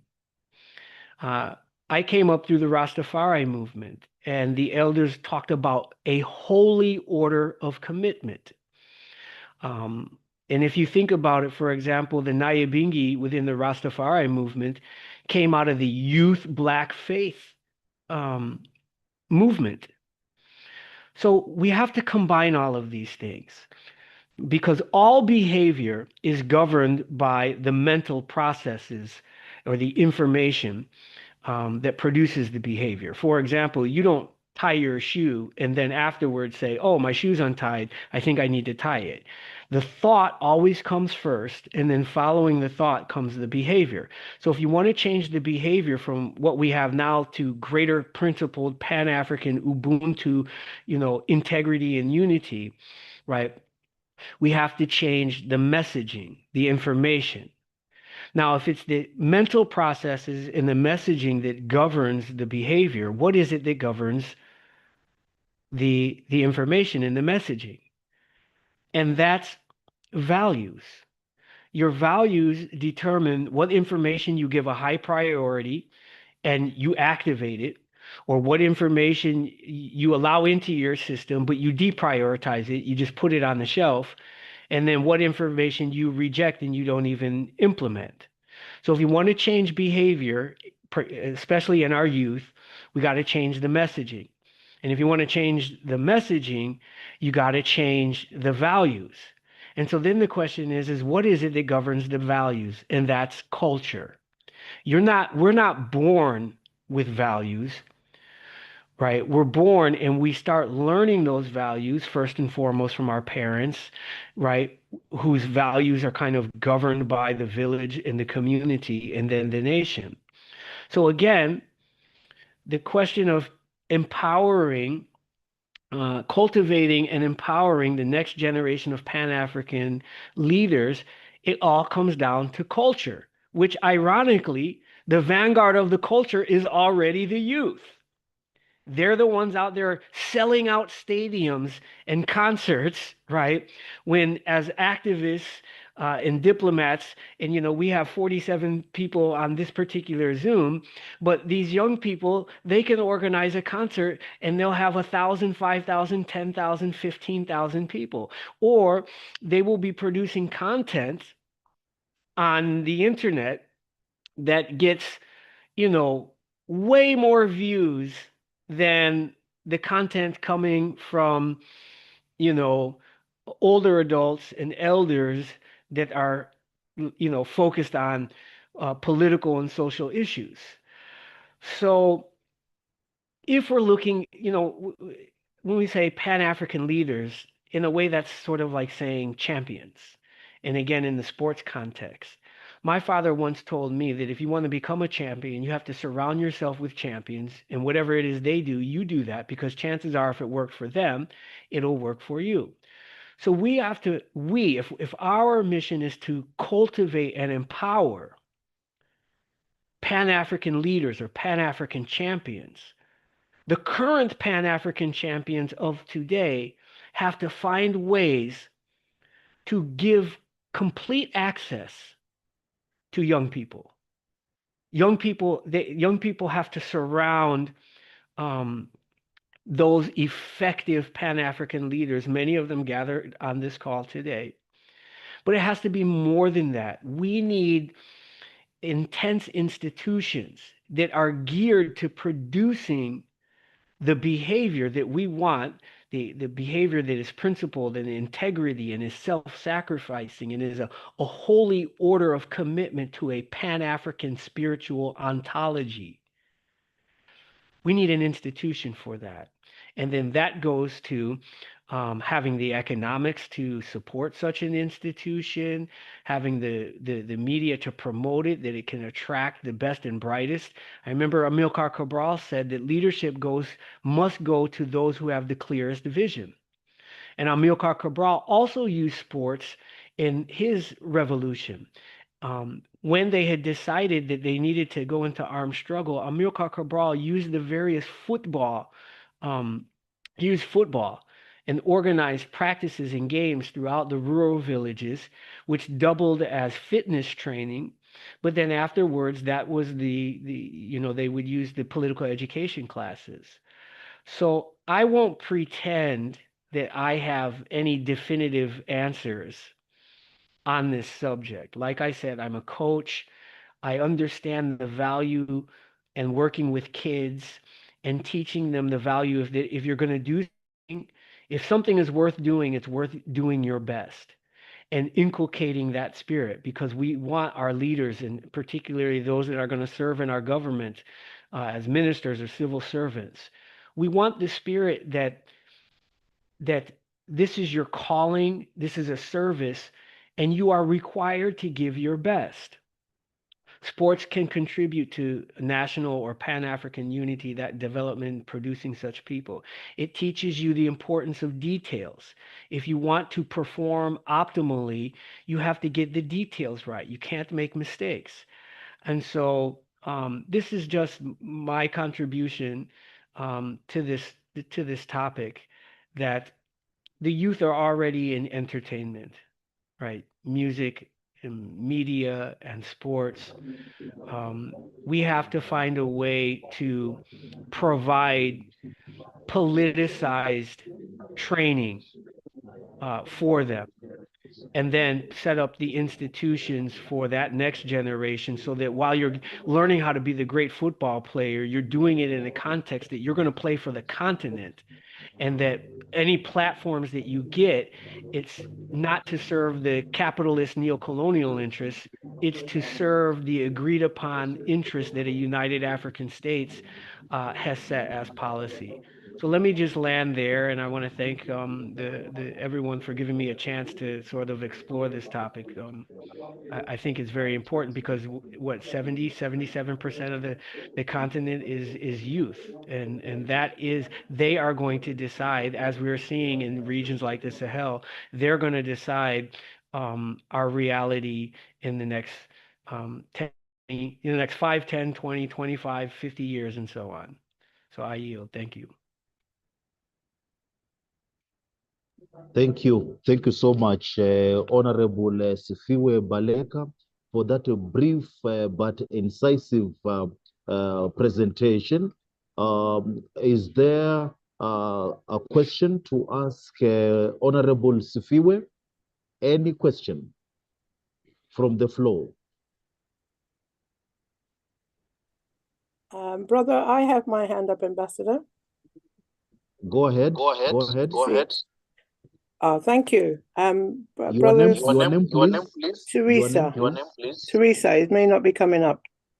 Thank you. Go ahead. Go ahead. Thank you. Brother Sipewe, now, interesting subject. I wanted to just take a couple of minutes to ask you a question and give you some information. One is, I have a young adult daughter, and she's doing a PhD and in using sport. I'm not going to give you the discipline because it's, PhD stuff is all secret, but may be interesting for you to have a conversation with her. But what I want to ask you is this: why are you not saying African, but you're saying Pan-African? Now that we're beginning to understand that we don't really understand what being an African is, and that's a fundamental thing that we need to understand to build identity. And that's one question.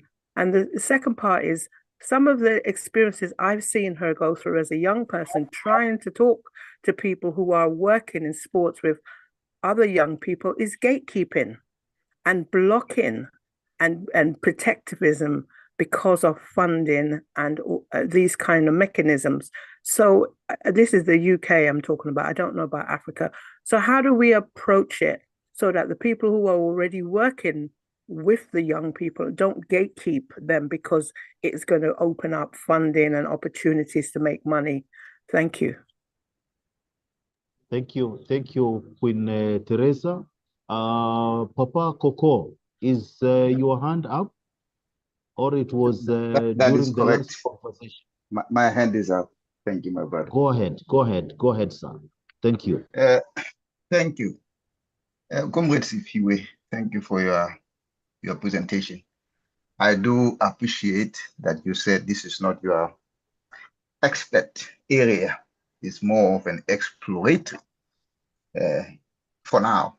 But I have a couple of questions for you. One is, you use sports, and you said you came up with brilliant ideas of athletes representing diaspora and Africa, or representing a continental African country. But you did not say how. How can that happen? We are struggling to unite on a continental level. How will the sportsmen do that themselves? Then the second question is, you talked about Ubuntu. You talked about Pan-Africanism. Can you briefly explain what those terms mean and how they link in with what you are talking about, that cultivating the future leaders? Thank you. Thank you. Over to you, Honorable Sifiwe, to answer those two questions. Okay. So both of speakers that raised the issue of identity. All right. We are having a whole heap of discussions in all kind of forms about identity. And, the term African or Pan-African or Afro-descendant, right? Or within the, for example, AU spaces, African diaspora, and all of these things. We're not going to resolve them right now. and what I think about them may or may not be important. The idea is that I think most of us, at least in this forum, we're not new to this subject, right? We understand that all of us, by virtue of the fact that, as Peter Tosh says, right? If you're Black, you're African. And if you're African, doesn't matter where you are on the planet, you have an indissoluble tie to the continent, and we have a shared heritage and destiny. In substance, it's the unity of these people who have the indissoluble tie to the African continent. To me, it is of less significance right now to spend a lot of time, going over yet again, right? Pan-Africanism, Africanism, all these terms. They're issues, but guess what? No one of us has the authority to solve and answer that question definitively, which leads me to a point about the how. We are lacking positive sovereign power. I have observed that we have these sessions, these think tanks, and we have people with brilliant ideas. We are not short of ideas in any area of human activity and what we need to do going forward. What we lack is the sovereign power to implement them. And so we have a competition of ideas where people are fighting to be heard to say, I got this idea, that idea. But what is the mechanism that can say, all right, we've heard all the ideas, we've went through a process, and now this is what we have decided to do, and we have the resources, the capacity, the ability to do it. So when it comes to sports, right, without a united African states with that sovereign power, my ideas that I just presented are just that. They're just ideas. We have things, for example, like NBA Africa, which is elevating one particular sport on the continent that could lead, sports is a multi-billion-dollar industry. So this is a subset of the Unity Project. We know we are dominant athletes on the planet. We are. And so if somehow we can use our athletic dominance to capture the multi-billion-dollar market in a way that then uses those resources to serve Pan-Africanism, that is worth exploring.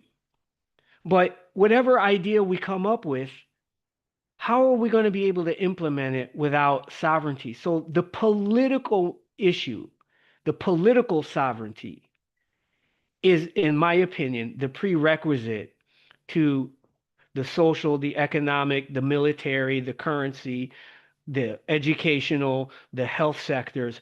All of what we want to do there, including the sports sector or the entertainment sector, is, in my opinion, secondary to establishing the political unity first, so that we can then implement whatever solutions we agree upon. I don't know if I answered all of the questions. If I didn't, somebody can remind me.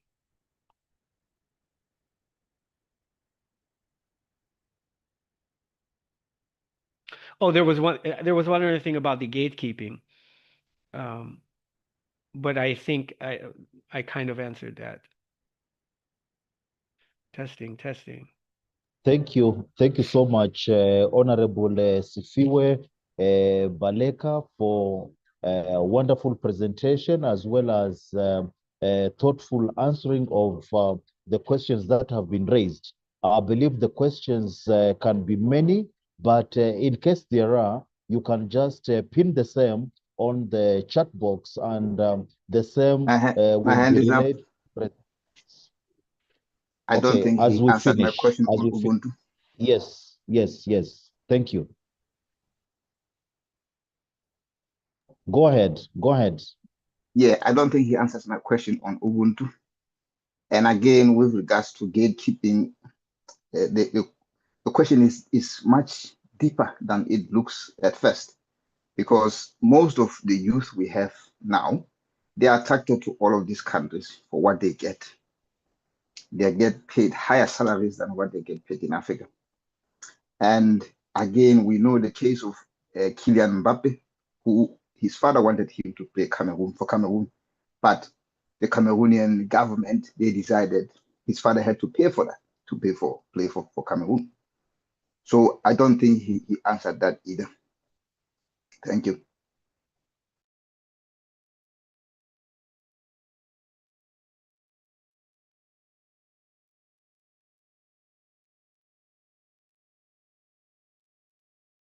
Ambassador, do I have Brothers, the? yes. Okay. Yes, again, these are deep and complex questions, which we could organize an entire seminar around that. Yes, because of the money and the resources involved, there's an element of gatekeeping, right? And control of those resources. And we see that plaguing the African continent, for example, are sports mafias that are controlling resources, youth sports programs, professional sports programs based on political patronage and nepotism in Africa, which then points to the broader issue of leadership. Okay. And what is that? And we know that some of that has to do effective leadership. Again, if we point to President Ibrahim Traore, a young youth leader, right, who's now president, and some others, it has to do with knowing history, knowing Pan-Africanism. And again, it's not me using that term. That was the term that was used in the organizers, Pan-Africanism. So why use the term Pan-Africanism and not African? Well, it's about integrity. So the gatekeeping issue is an issue of leadership development and or lack thereof. If we have people, if we produce people such as President Traore in the military who are self-sacrificing, principled, know their Pan-African history, we can produce them in every sector. But again, that goes to institutions, and that goes to the question of resources. And then it goes right back to what I just said about until we have political unity with the sovereignty to take the resources, prioritize them with curriculums that provide the correct information and life training that sports provides, right? So it's not just academic training, right? Then we can produce those leaders. But that's just off the top of my head. Again, I'm no expert, and there isn't going to be one quick definitive answer to the questions that were raised. Thank you. Thank you so much, Honorable Sifiwe. I know that most of those questions can be answered at a personal level, but here in One Map Africa, we give a highlight of what can be done, and we do at our level best. The beginning is always the better. So, and as it is said that better the end of a matter than the beginning thereof, we are going also to have the next speakers. And may I know if Queen Edwina Flatten is in the house, as well as Brother Mwangi Wangai and King Pigeon Odimwengu. If they are in the house, let them prepare. But as for now, I'm going to welcome, I'm going to welcome Queen Evelyn to read briefly. If I may ask, is King Mwangi Wangai, is he in the house? Unmute your mic so that we may know if you are in.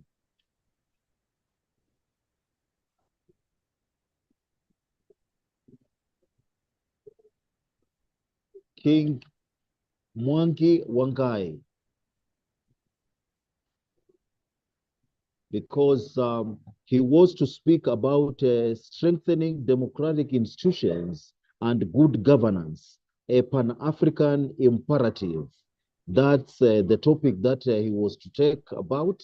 But we can reach over also to King Odimwingu to know if he's in the house and if he's ready to give his presentation about promoting African languages and education for a unified future.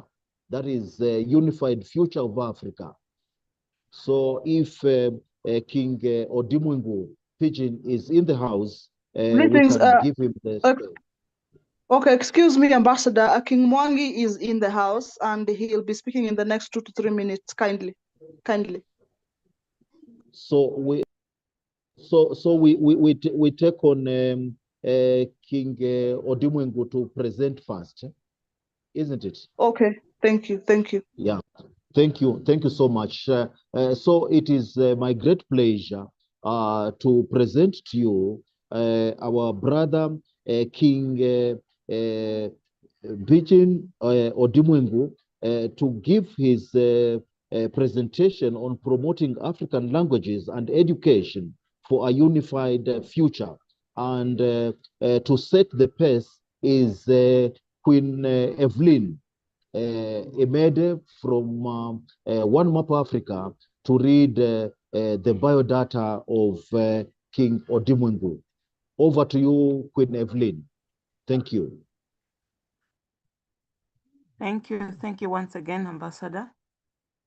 And straight away, dear members, I would like you to join me to welcome the Kenyan leader, Comrade Pingbin Odimwingu.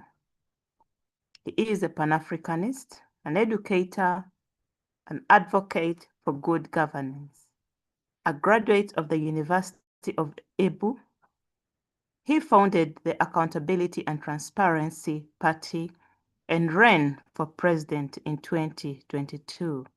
He co-chairs the Conscientialism, Philosophical and Ideological class, serves as the Secretary General of the Kenyan chapter of the Global African Congress. He champions repatriations. He also holds leadership positions at the Center for Policy and Strategic Intervention and National TBT and SPS Committee. Our King is dedicated to youth empowerment and connects with young people across Africa through various initiatives. And now, royalties in the house, distinguished guests, everybody present, join me to welcome King Odimwingu. The floor is yours.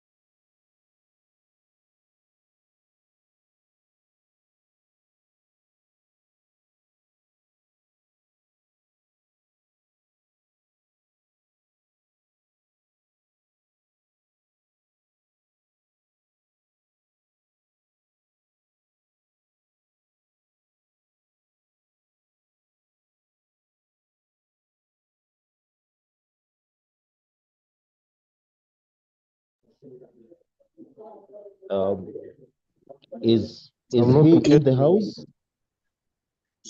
I'm King not even getting Odimwingu? him. Pardon? I'm not also getting him. I don't know if he's in the room. Okay, well and good. So I can't see him, comrade. He's not in. So Queen He's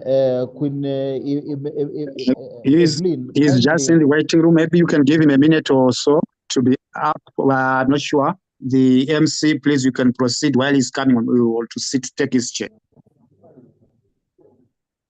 Okay, thank you.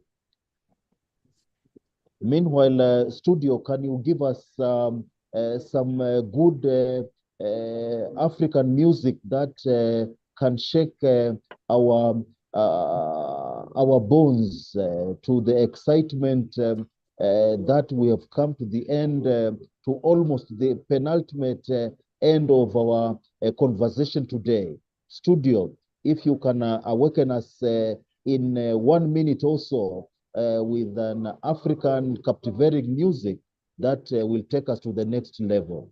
Thank you.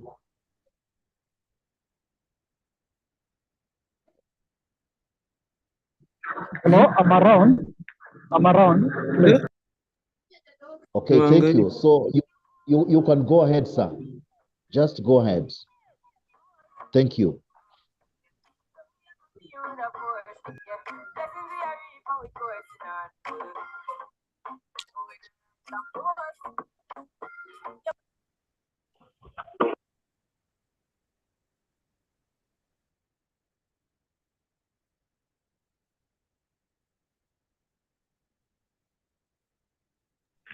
Hello, Revolutionary greetings to you all. Let me know if I can proceed.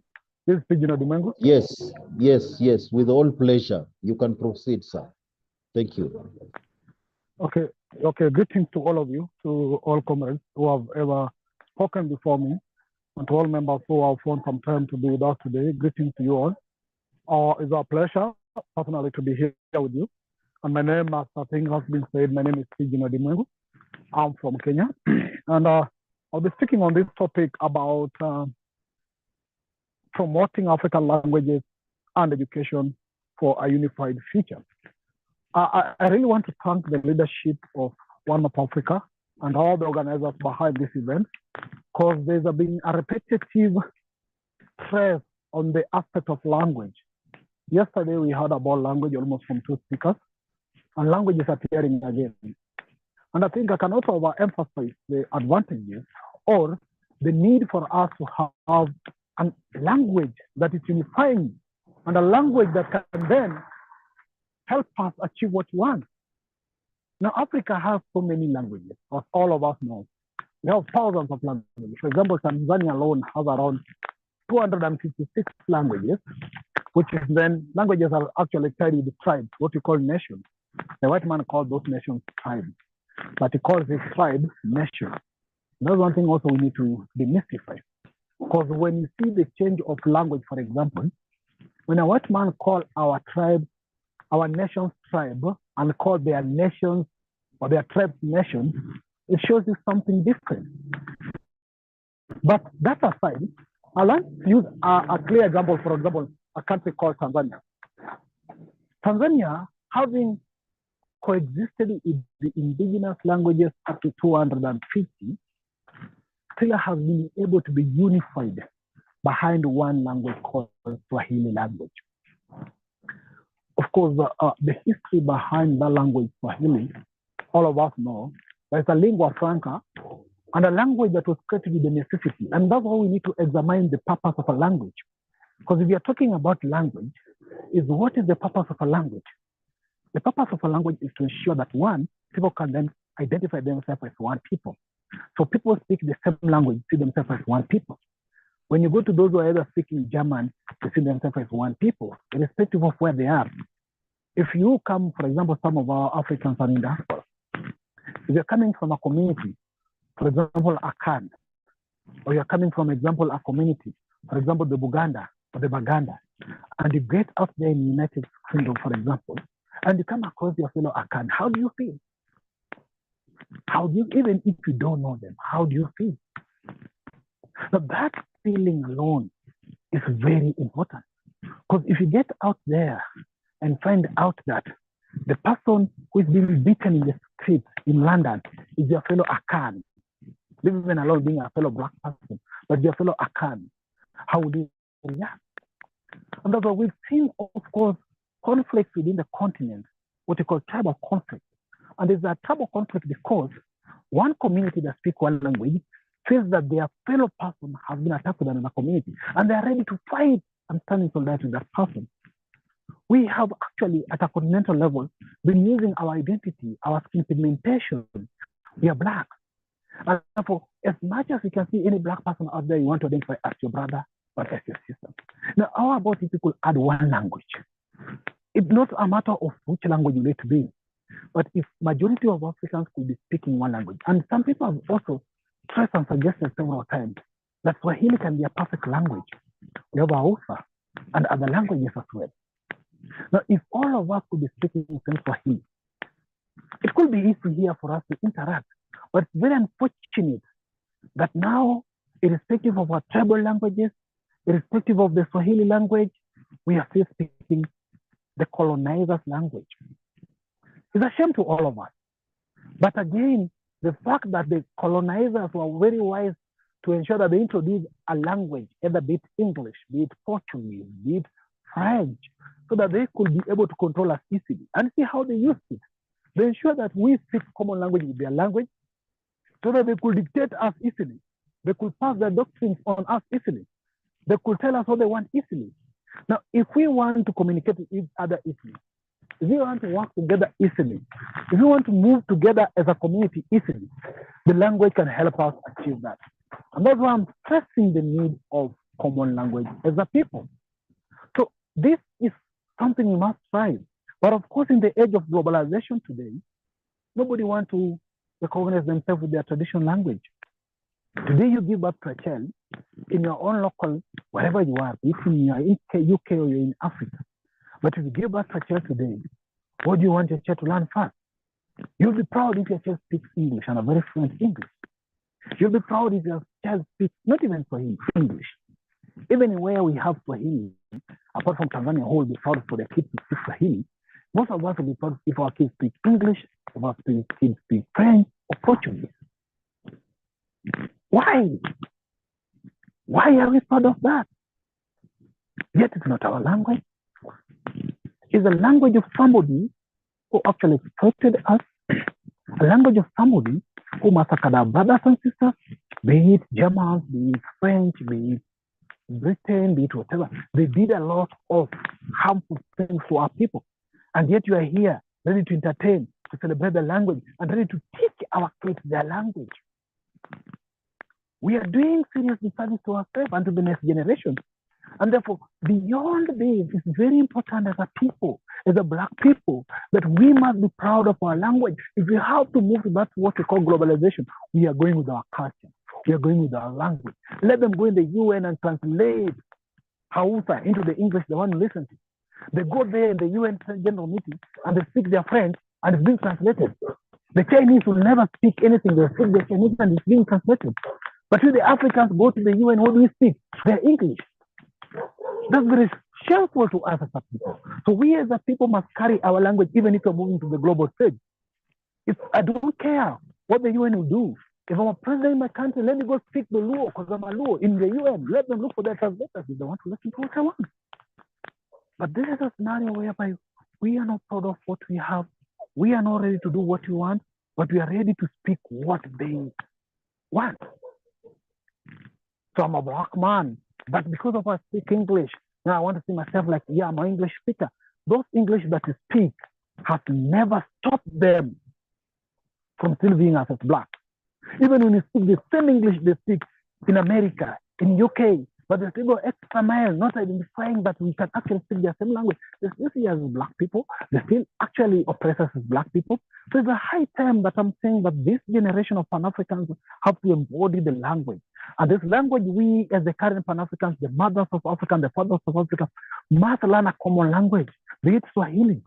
We must learn it so that the next generation we're going to give birth to must be able to be taught Swahili at early stage as possible, or Hausa at early stage as possible, so that in the next 20 years, we'll actually see a united Africa in terms of language.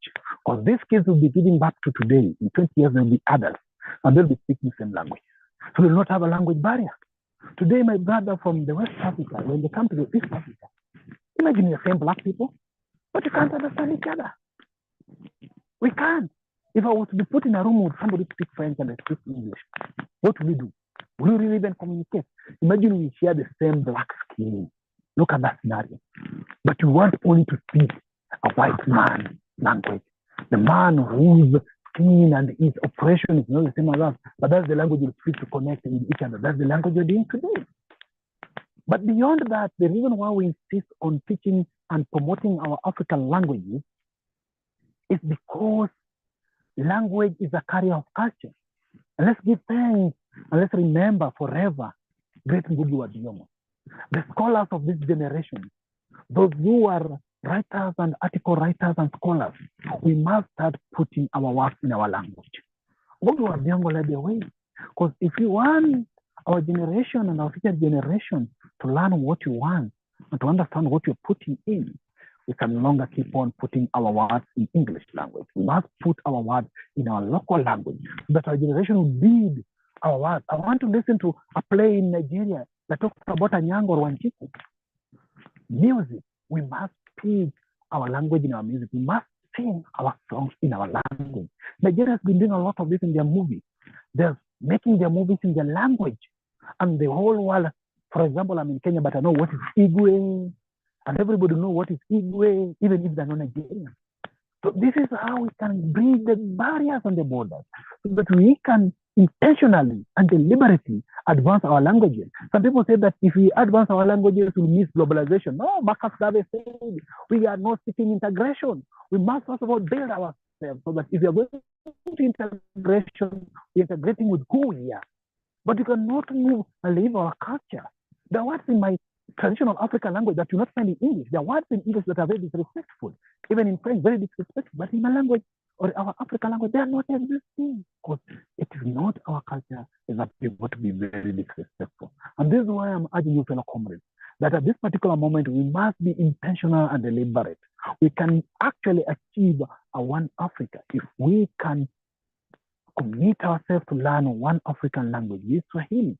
And if we learn that Swahili or Hausa, we can give back to a generation who will teach that language. And in 20 years to come, 15 years to come, 10 years to come, that child, wherever he is in West Africa, wherever they're in North Africa, wherever they're in South Africa, they'll not feel isolated. They'll feel one person and one people because they'll be speaking one language.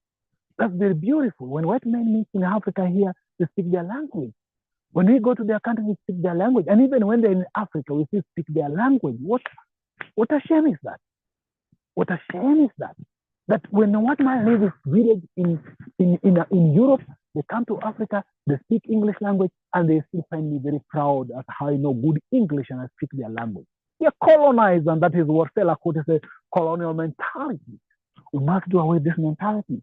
We must move forward as a people, and this is one way. If you have to raise the border, let's raise those borders of languages that are in our mind. Let's be borderless in our mind by ensuring that we adapt our language, that we advance our language, that we speak our language, and be proud of our language. Be proud of our names, not even language alone, our names. Why are we giving back today the names that are not in our language? You call somebody John, Peter, Mary, whatever. Who is that Mary in your family?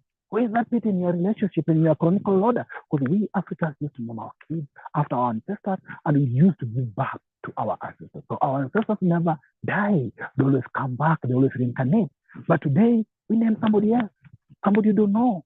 So we are proud that we'll be meeting Africans one day. All of them will be Paul, John, and James, all of them. And nobody will be a Pio and everybody else. So please, let's keep this in mind, that I am pleading with all of us that we must be deliberate to start learning our language, start teaching our language, start speaking in our language, start writing in our language. All of us here, I challenge you, writing in your language. All singers here, challenge you, sing in your language. Let the person who is in need of the message come learn in their language to speak that message. So thank you very much, comrades. I'll be very brave, but this is my message to the Pan-African community today, and it's my appeal and my call to the Pan-African community today. Thank you very much for this opportunity. Back to you, moderator. Thank you so much, Mwalimu of Kiswahili. Mwalimu is a teacher for Kiswahili for One Map Africa. So in case you want to join us in learning Kiswahili as a language, business language, language of communication, even a language of socializing with your friends and colleagues, join us in One Map Africa. We have classes every Friday from 3 p.m. East African time. That is around the same time in West Africa. And we have a page or a platform where we meet as a Kiswahili learners in Africa. So in case you want to join us, you can just put your details on the chat box, and we'll take it up from here. But in case there is a question or two, we'll be more than glad to have them, so that the presenter would deal with them decisively as we close. So over to you in case there is a question. Okay, go ahead. Let's start with Madam PCA.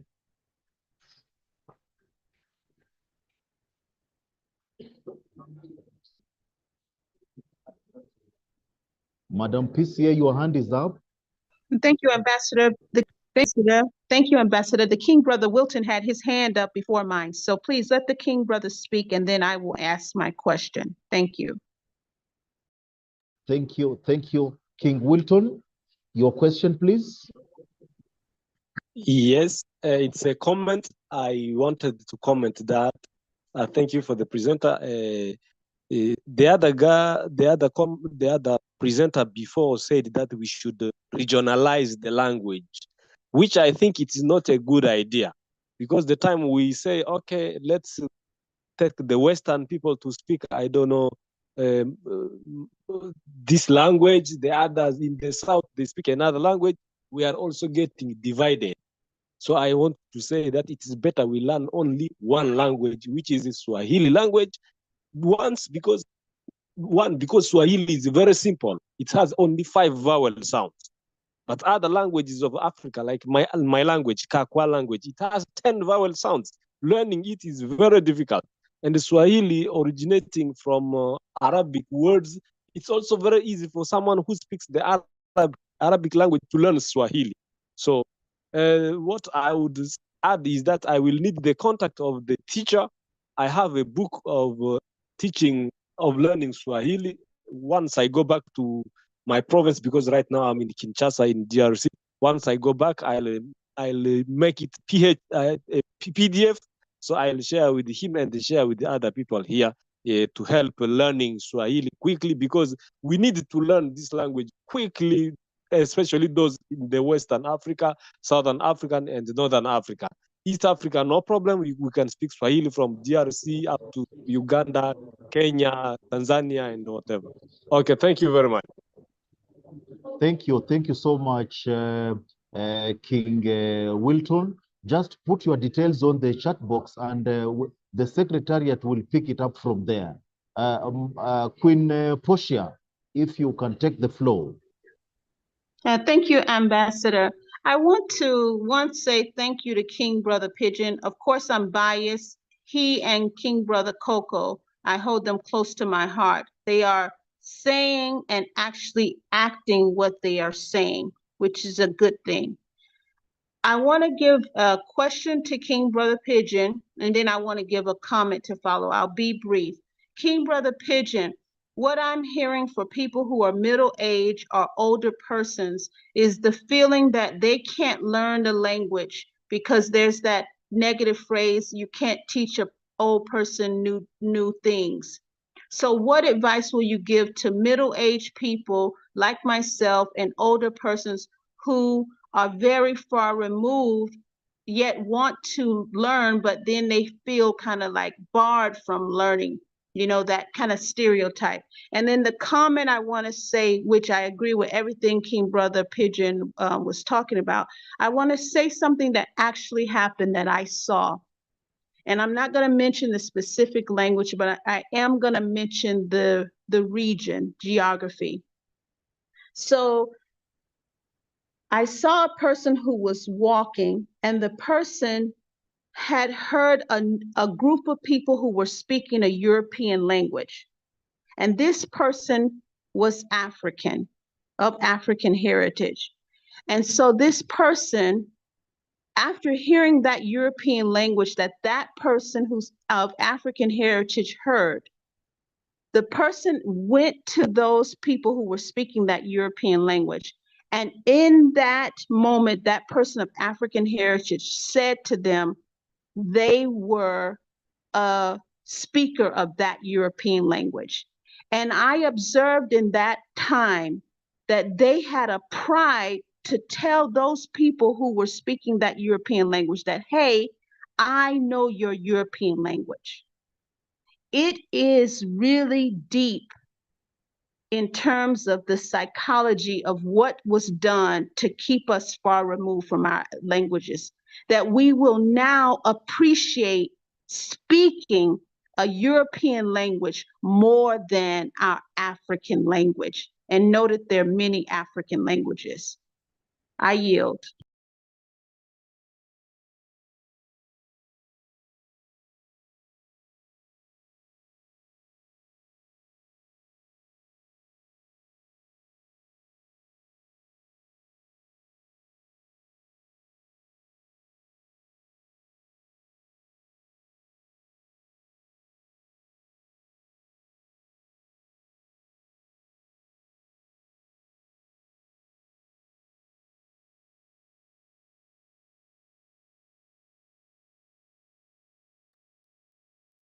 Have we lost the chair? Ambassador, you're muted.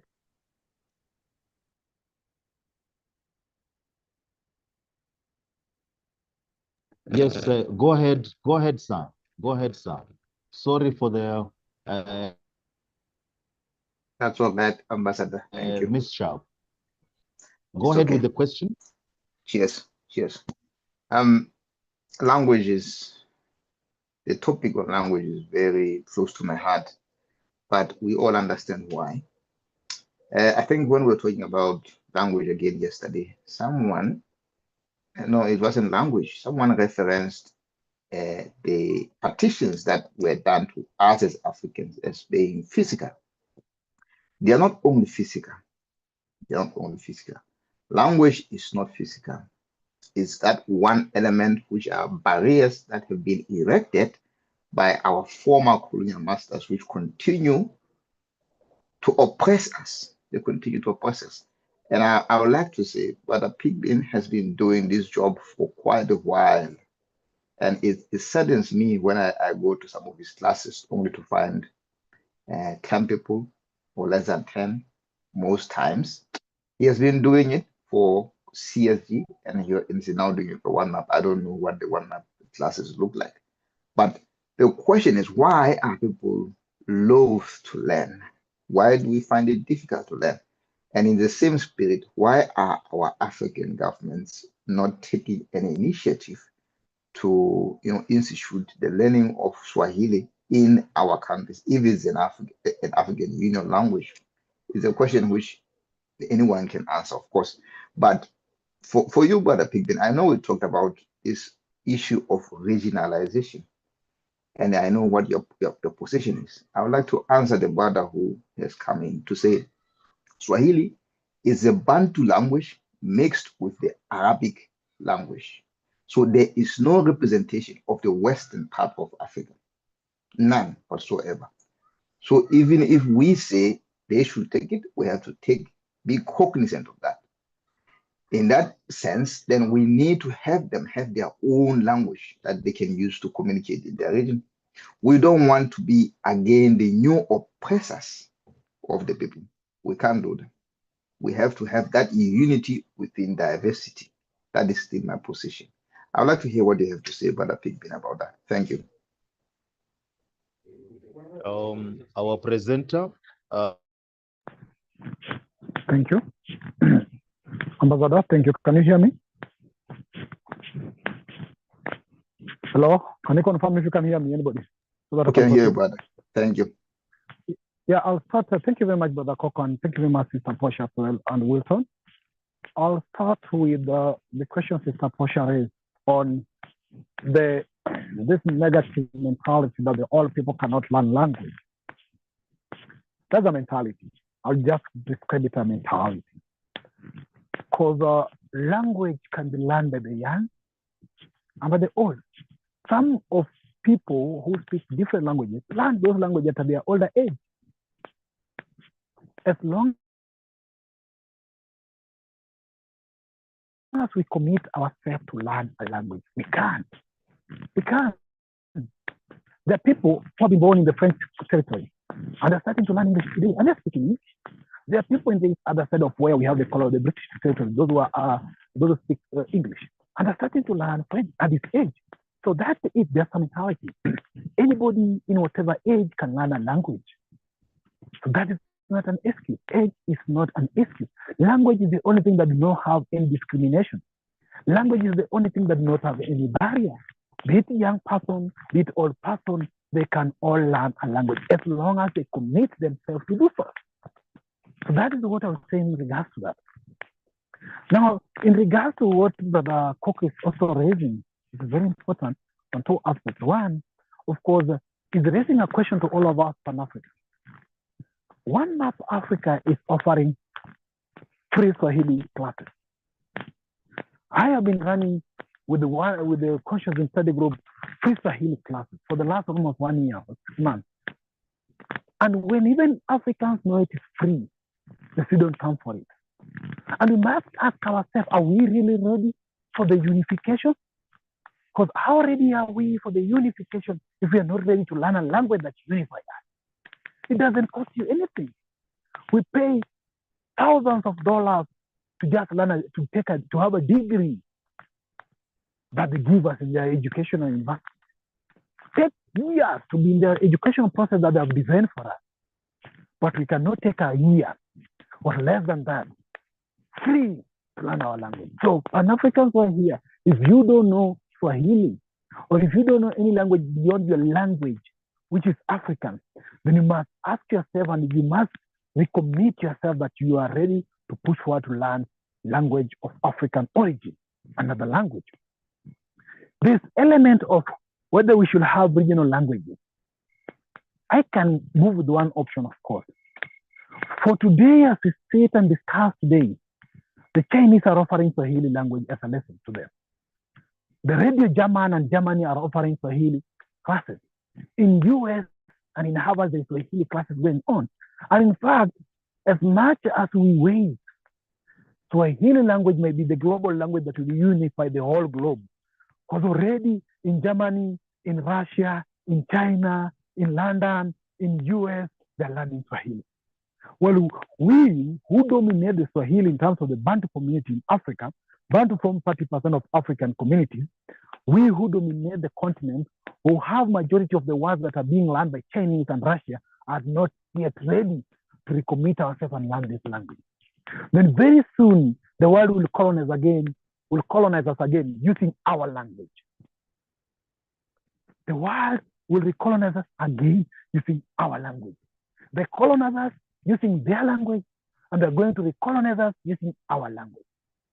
So it's a high time that we must put ourselves in a proper position so that when such a time comes, we will rather not be colonized, but will be a unified globe using one language. Now, it's also not hard to offer two languages. For example, schools offer English and Swahili in Kenya here as two languages.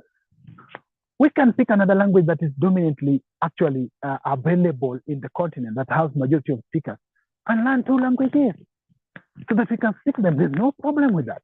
Because in Kenya, for example, a child knows Swahili and knows English. So why don't we not do the same? But as I've said, we must be intentional and we must be very deliberate. So let us please be very deliberate and intentional. Language is almost a first step border of Kenya and Uganda. When you step in Uganda, what will you speak with them? English language? Then we say borderless Africa. If we remove the border and get to West Africa, what will we speak to them? We say French and we'll call ourselves a United Borderless Africa? No. So this is an appeal to all of us that the borderless Africa is not the physical border.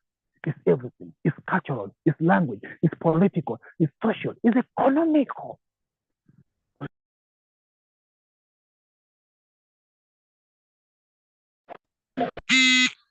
That is my response to those few remarks and questions that have been raised. Thank you.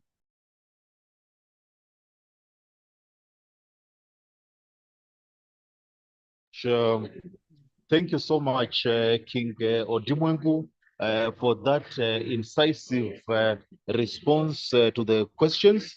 I know there are so many other questions that should be raised with the speaker, but may I ask that we post the questions on the chat box so that our teacher will take it up, and I can see some of us are students in the Kiswahili classes. May I allow one?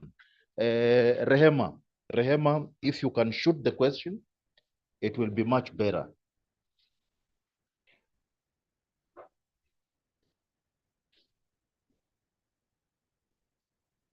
And we'll be preparing our next speaker, Ms. King Wangai, who will be speaking to us very, very briefly. So, King Wangai, as you prepare, let me introduce it in this manner. He will be speaking about strengthening democratic institutions and good governance, a Pan-African imperative. That is what he's gonna speak about. So before he does that, and we really appreciate King Odimwengu, our Kiswahili lecturer who has been out and about to teach about the communication in the Kiswahili language, which can get a very quick traction with almost everybody. So I will be asking Queen Evelyn Imede to read very quickly the biodata of our King Wangai, who will be speaking about strengthening democratic institutions and good governance, a Pan-African imperative. We are giving you, in under 20 minutes, you ought to clear this topic so that we allow Madam President to address us as we go for vote of thanks and also closing remarks. So thank you so much. Queen Evelyn, over to you. Thank you. Surely. Thank you so much, Ambassador. And once again, Your Majesties, Your Excellencies, distinguished guests, ladies and gentlemen, it is now my honor to welcome to the stage a bold Pan-African voice rising from the heart of Laikipia, Kenya. Mr. Wangai is not just a speaker, he is a passionate advocate for justice, dignity, and revolutionary transformation. He stands with the voiceless, the protesters, the jobless youth, the neglected farmers, and the forgotten children of our continent. Through a powerful blend of grassroots activism and visionary leadership, his call is clean governance, industrialization, agricultural reform, and universal education. Now please join me in warmly welcoming a true son of Africa, Mr. Mwangi Wangai. You're most welcome. Thank you very much, kings and queens. I'm really honored to be here. I hope you can hear us. You can hear me, moderation? Yes. Yes. Very, very clear. Very, very clear, sir. I'll try to stick to the timelines and the minutes you have given me. I'm a very timely person. I take time very seriously. So let me dive into what I had preparing. I had prepared, I was given the topic on the strengthening democratic institution and good governance, a Pan-African imperative. I'm going to try and break it down a little so that we can understand. I start. Distinguished delegates, fellow Africans, comrades in the struggle for justice and dignity, I bring you revolutionary greeting from the people of Laikipia, that's in Kenya, and the beating heart of a rising generation, the African youth. I stand before you, not merely as a representative of a country or a nation, but as a living testimony of both the consequences of a failed system and the power of collective resilience. I speak on behalf of every young African who has walked in the dusty roads to school, waited endlessly at public hospitals, or stood in protest with nothing but hope and hunger for justice. I now tackle my first topic on the state of the democracy in Africa. Democracy in Africa is at the crossroads. After decades of struggle for independence, too many African states remain trapped in post-colonial hangovers, where power is centralized, dissent is criminalized, and institutions are personalized. Military coups have resurged in Mali, Guinea, Burkina Faso, Sudan, and many others, justified in the name of restoring order, yet undermining civilian governance.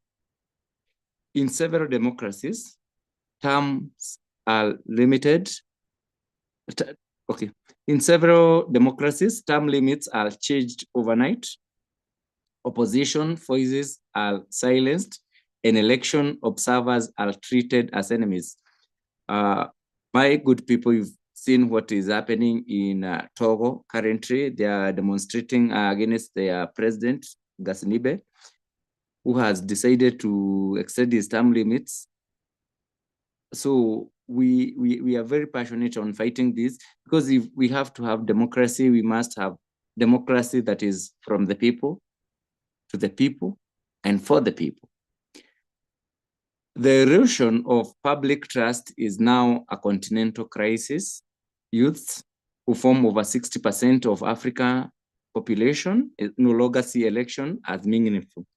They view democracy as shell, manipulated by elites, and funded by foreign interests. Kings and queens, I know you've seen what is happening currently in our continent. We have majority of the youth, we have no work. Just this week, we from Kenya have been rising.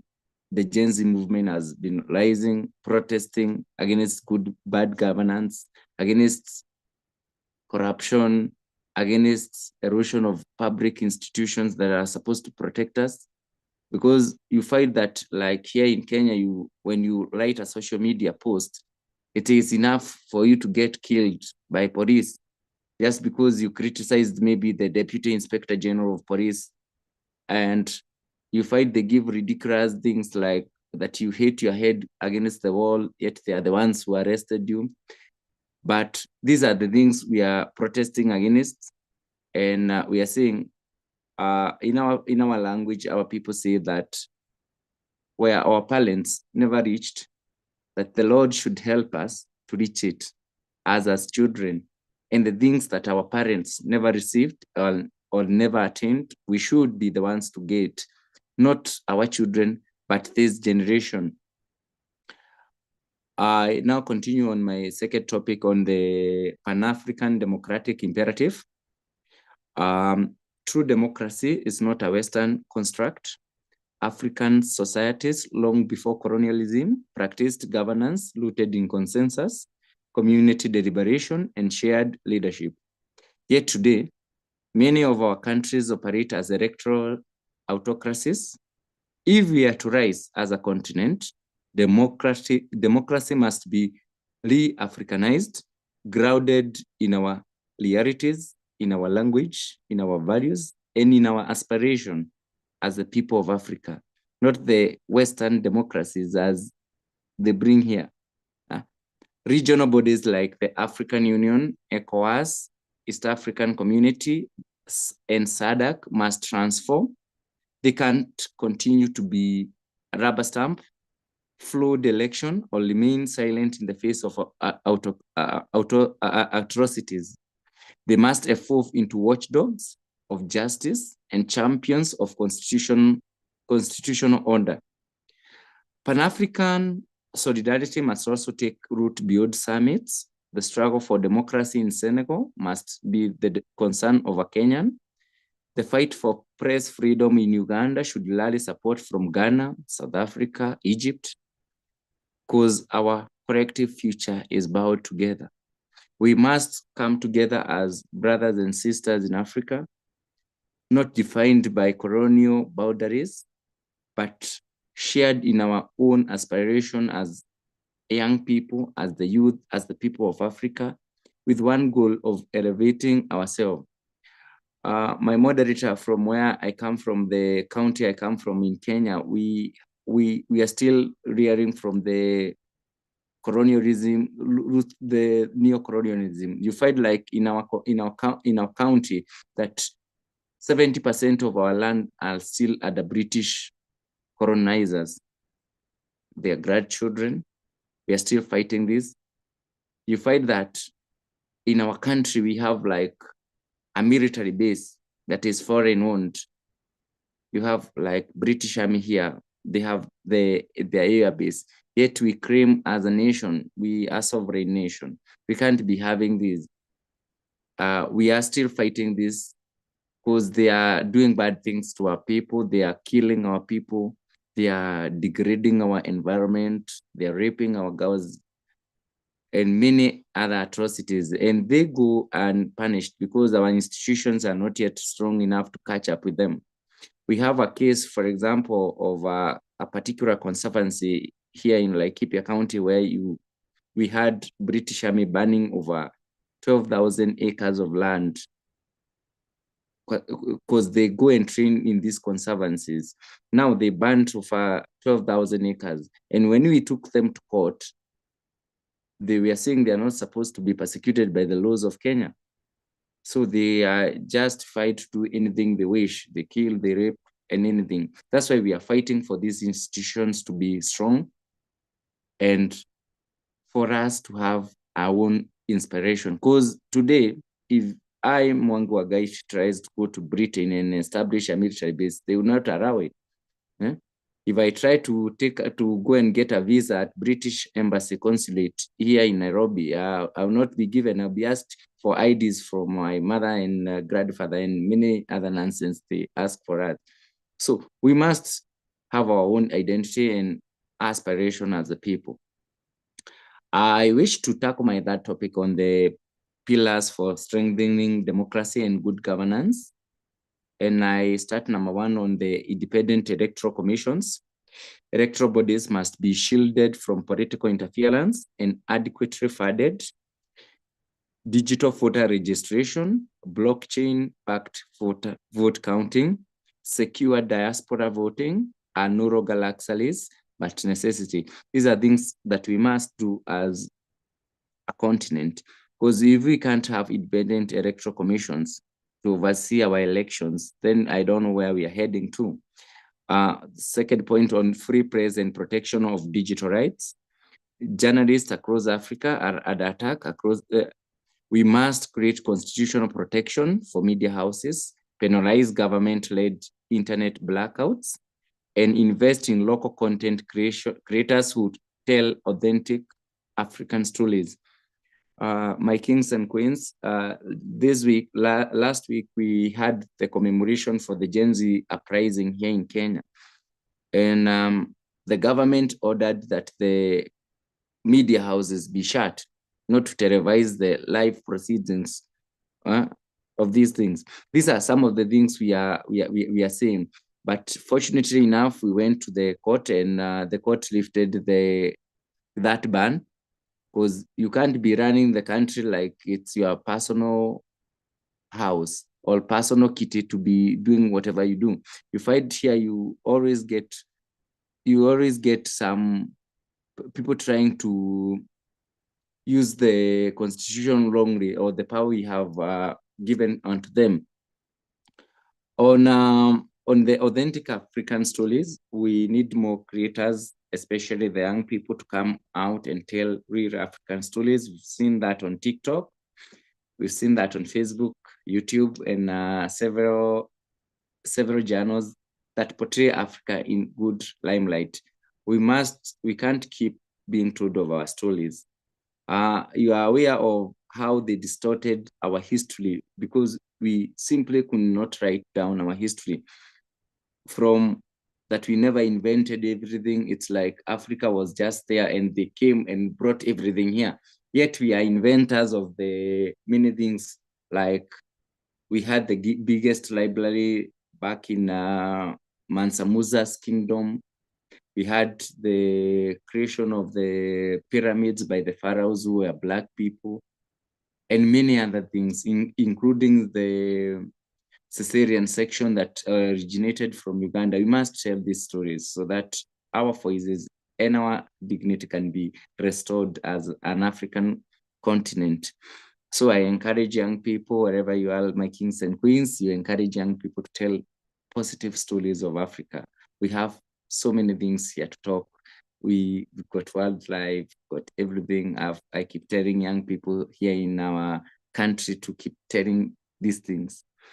I now go to my third topic on the accountability and transparency in leadership. African leaders must publicly declare assets. Budget should be participatory and published in simple languages. You are aware many people in our continent cannot understand the budget making processes because it's written in jargon languages, so deep languages that is it's contradictory.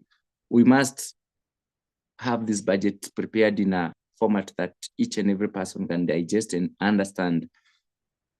We must have parliament sittings being live streamed, and power must be demystified and placed in the hands of the people. We must also invest in anti-corruption institutions that are truly independent, well-resourced, and fearless, because majority of the anti-corruption institutions we have across Africa, majority are toothless dogs. That we have one here, like in Kenya called the EACC, whereby you get that they just prosecute those small people, not the one big. So we must have what the Mao Zedong used to say, that we must catch the tigers and the flies in these anti-corruption measures, and the institution must be guarded and safeguarded. I go to that topic on the just judiciary and the rule of law.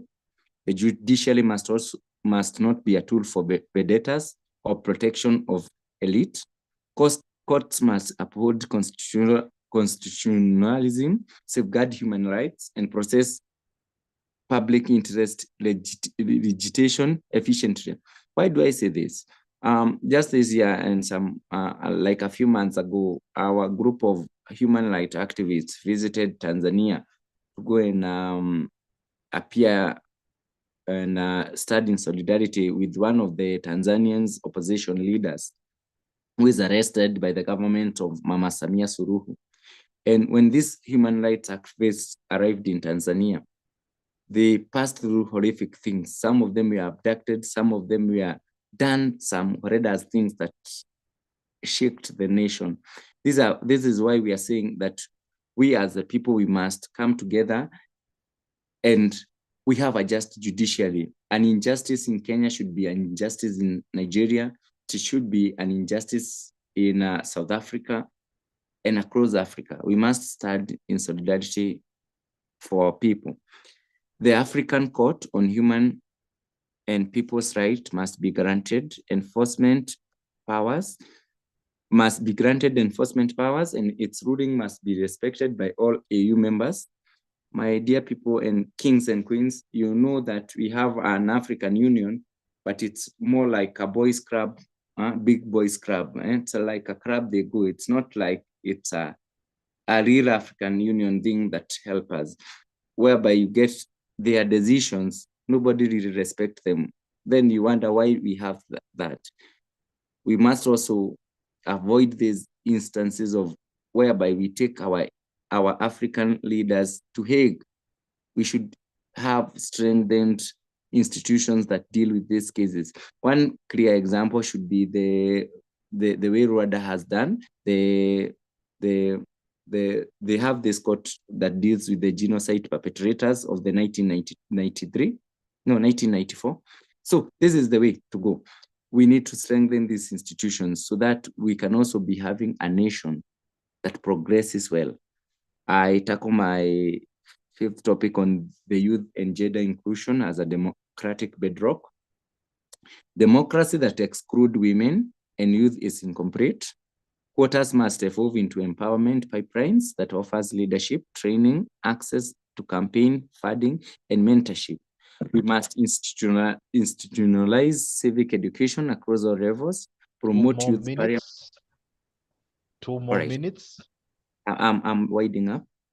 We must institutionalize civic education across all levels, promote youth parliaments, and include democratic literacy in national curricula.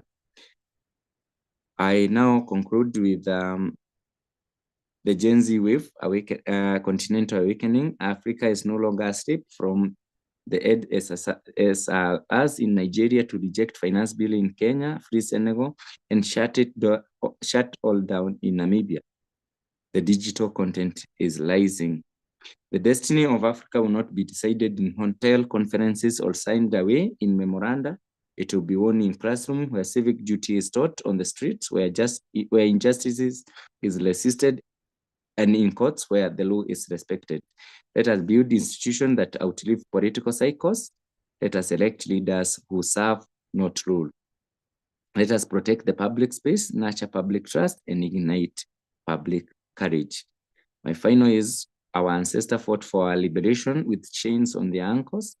Let us now fight for liberation from bad governance with clarity in our mind and ballots in our hearts. Democracy is not a Western luxury, it's an African necessity. Reclaim it, redefine it, realize it. Thank you, my kings and queens. Thank you so much, King Wangai. And I will go to the gallery to ask if there is a question or two that our king can handle before we wind up today's conversation. So any question from the participants?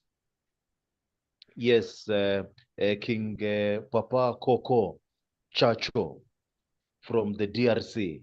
You have a question. You can unmute. So I think that was the legacy hand, but still, let me ask my brother whether he has been working with Comrade Pippin on Dr. Aite's Defeating the Dictators, which is a lot more about governance. And again, we are talking about democracy here, or re-Africanizing democracy. But have you listened, or were you involved in His Royal Highness Prince Mutetwa's presentation yesterday, which was talking about the chiefs, the institutionalization of our chiefs, the power of our local institutions, which were never ever reinstated after colonialism ended. I haven't had you cover that. And it's important for you to consider that in your presentation in the future, or maybe if you have an answer now. But I think my recommendation for you is to talk to Brother Pippin. You're both in Kenya. See what it is that he's working on defeating dictators using Dr. Aite's book. Thank you.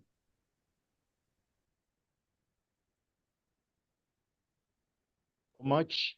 I consider that one a statement that we can all of us review going forward.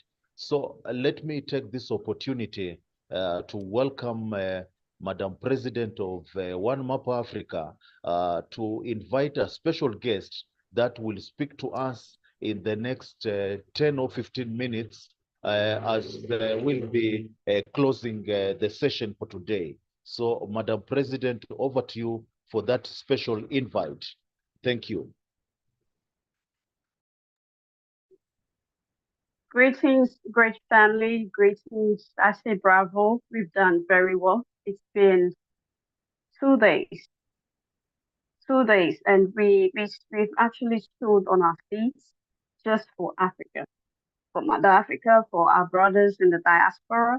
We've done so well, and I believe sacrificing these 2 days, we're not just going to go home and forget everything. And I keep saying, we shouldn't forget to get in touch with each other. It is very important. It is why we are on this table. I want to say thank you. Let me invite our Queen Ruth. She want to talk about a little bit of fintech, but she will take only about 5 minutes. Then we will have a performance in the house by AJ from Ghana. So Queen Ruth, please take the floor for 5 minutes. Then AJ will come in with the performance. Then we close the meeting. Thank you so much.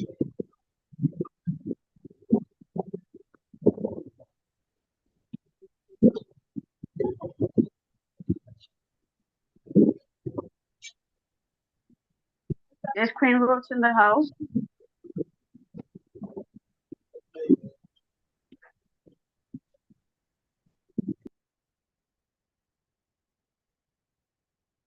All right, if Queen Ruth is actually not in the house, okay, she's here. Her Majesty is here.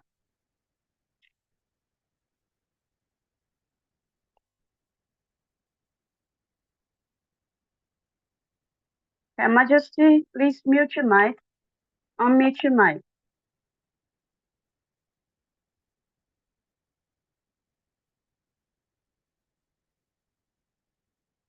All right, then AJ is ready. AJ is a musician from Ghana. It's been wonderful working with him. He's actually the chairperson for One Map Africa in Ghana. It's been wonderful working with him ever since we began this. He did very well by organizing Dr. Kwame Nkrumah's Day during the 21st September last year, and it was so great in Ghana with the Kwame Nkrumah Museum and a whole lot. So the team really enjoyed everything, and it was because of him. He organized everything from scratch. So we want to say thank you, AJ. Please take the floor.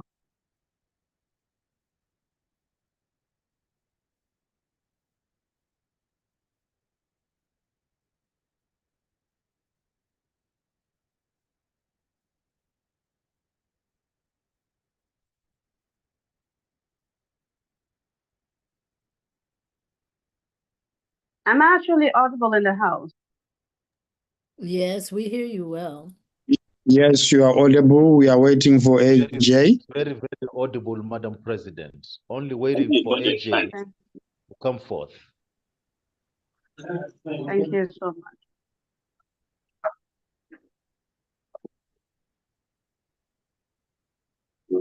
AJ, are you ready?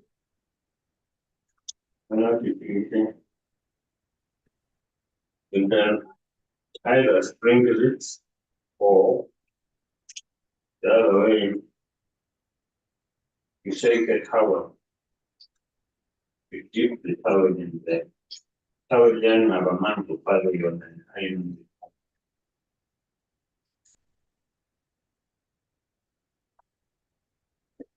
Below at your soul and jihad face, yeah. AJ.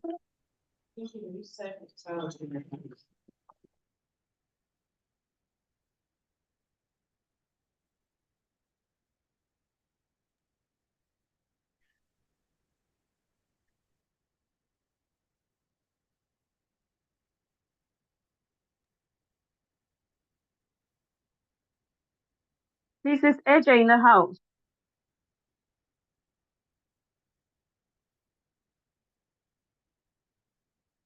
He was on camera. I'm here. Okay, all right, sure. Can you take us through? I mean, we want some performance from you. This is One Map Africa, your home. Say hello to I everybody. really appreciate the opportunity to be here right now. And also I love what I heard today. I appreciate everybody coming together to make sure Africa grows. I want to say a big shout out to Mr. Chula and then also everybody who's involved tonight to make this meeting a grateful one. I have two songs that I want to perform that I want to entertain everybody with. One is titled Emergency, which simply talks about how we're going to unite and also build our nations to be a better nations and also get things together by getting the youths involved and also making sure everybody's okay on the street. Secondly, I have a song titled Bless Me, which simply talks about we getting blessed over our duties of supporting the street and also making sure One Africa covers the nation. Before I perform the songs, I want to share a little with the house concerning our meeting today before I get into the performance. I really appreciate everybody right here, and also we're making sure things are able to get to where we want to send our messages to. I want to get into the schools, which is the universities, and make sure I deliver these messages that today you've made me understand and made me learn from it.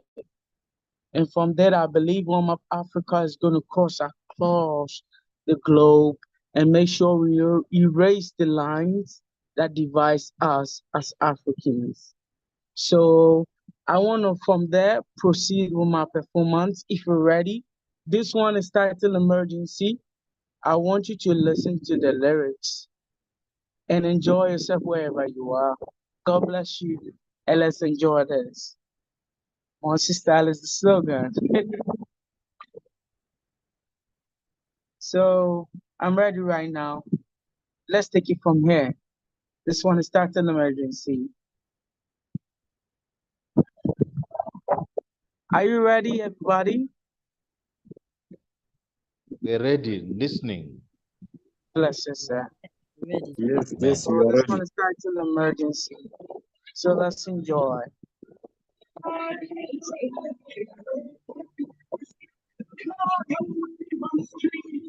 Call for quick emergency.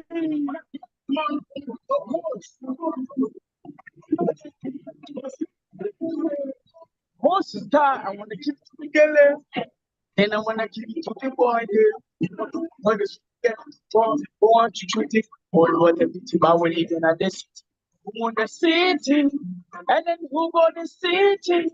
Them just legalize it. I'm a realize no one care about the city, but we citizens. Why? Emergency. Why? Emergency. Why? Emergency. Every day to you now, we call for emergency. Emergency. Why? Emergency. Yeah, emergency. Every day to you. Alarm say, go south first. They will come here to trouble us. Every day to you, lift up the cat in us. We the plan of what we do, but the cat is off. Why? Emergency. Now, baby, look up for emergency. Why? You done with emergency. Ta-da. Yeah, last year was a drink there, but this year we raise the red. So we pray for the money first. We don't try to do the rest. One day, I am a normal drill papa, but still we not get no help. Every father will call up to you when I just come down in the airport. In everything we do, we look out to you. Another prince and Troy has to go into right now. We look out to you. Emergency. Why? Emergency. Yeah, emergency. Have we got to you now? We're calling for emergency. Emergency. Why? Emergency. Yeah, emergency. Have we got to you? Tell them. This is a song titled Emergency. I don't know if you all hear what I'm singing and the song on the background. This is a song that is calling for a lot of energy for the youth and for the street, and also to our main aim of proceeding and processing through Warm Up Africa. I want to take it back again and perform it once again. I really want you to listen to the lyrics and see what it means. So let's take it back again and let's do it once again. The name is AJ Versatile. Let's go. We still got a dream. When a great man, so may not talk much. Call for quick emergency for the shit I play today. Much time. Sure. Then I wanna give it to the boy there. For the street to get too far, no one to treat it. All what a pity, but we live in the city. Who on the city?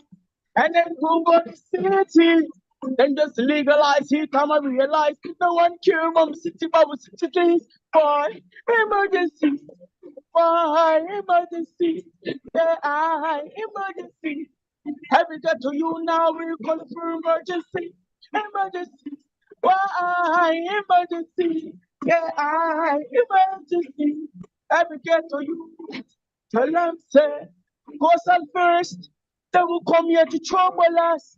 Every get to you, lift up, cut it off, we left on, no more with you, better cut it off, boy. Emergency. Now, I've been looking for emergency.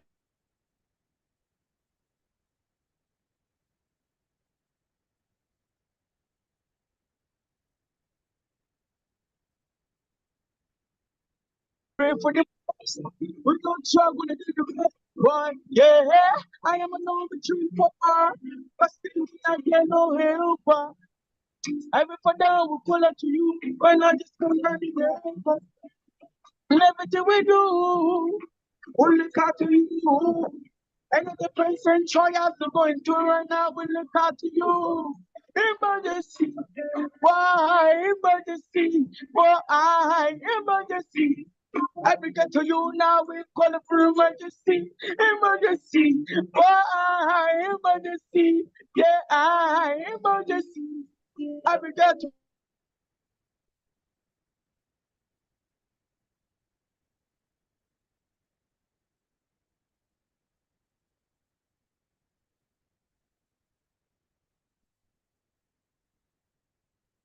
you.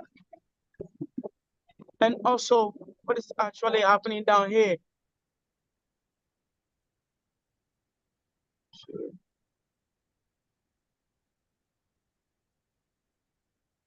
Yeah, we really got a lot that is going on down here that is not seen and also not heard. There's a lot going on the street. We have people sleeping on the street. We have people hustling on the street. By this time of my time, Ghana time, 6:39, we have people sleeping on the street. We have people eating from the grounds of the street of Ghana. We have people hustling. We have people pregnant. We have people suffering. We have mothers, fathers, children that are really suffering on the street. All in the name of Warm Up Africa. I want to perform this song once again because that is what exactly we need. We are calling for quick emergency because people are dying. And I believe in my heart that Warm Up Africa is the solution for Africa. And that is the reason you see me right here. I got a lot of energy from Warm Up Africa, and I'm willing to give it all to make sure the people on my street, once I'm here, I want to make sure the people on my street have the energy to survive, to know what exactly is going on, to know what exactly Warm Up Africa is up to.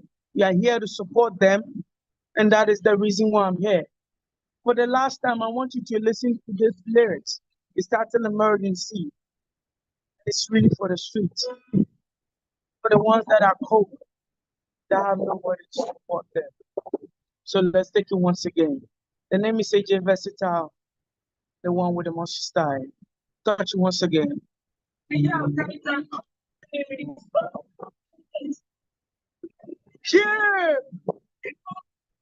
Warm Up Africa! This is AJ Versatile, and I speak from my heart. Yeah!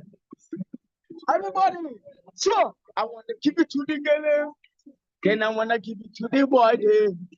Could you take it too far? Don't want to treat it. Oh, what a pity, but we live in the city.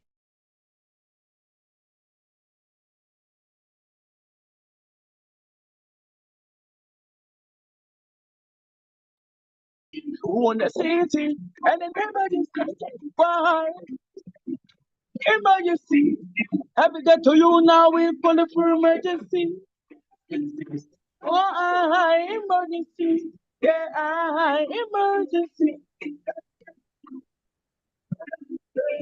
Most at first, they will come here to trouble us.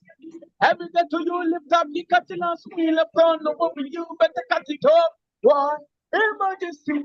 Now I will look up for emergency. Why? You tell me the emergency. Tell them. Sure, what? Last year was a dream day, but this year we face a rest. So we pray for the money case. You know what you're gonna do the rest. But yeah, I am a number three papa. But still living I get no help. Every brother will call up to you. Pray.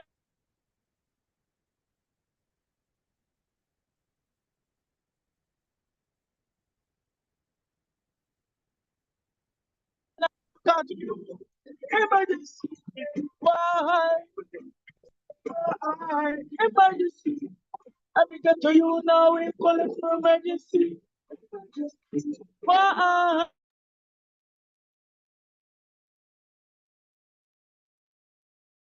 All right. Thank you so much, AJ. Yeah.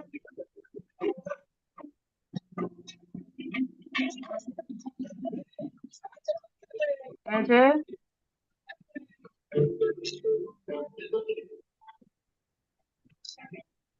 AJ, thank you so much. Thank you. Please drop the emergency when we are about to exit the house, the audio for the emergency. When we are about to exit the house. AJ? Please come again, please. Yes, so you will drop the emergency. That's the audio when we're about to exit the house. Thank you so much for the great performance. We have to really go because we have kept the team in the house for so long. Queen Ruth is not able to make a comment. So let me say thank you. Let me say thank you to our partners. We did not actually organize the events, just on Map Africa. We have Bing, who is our partner. George is our partner. We have a lot of partners in the house who actually joined us in organizing this event. It is always like this. Every 3 months, we're going to have events until we are able to get a borderless Africa. We don't just come here to talk. We come here, and whenever we're done, AJ, could you please mute for me? Please, what you say?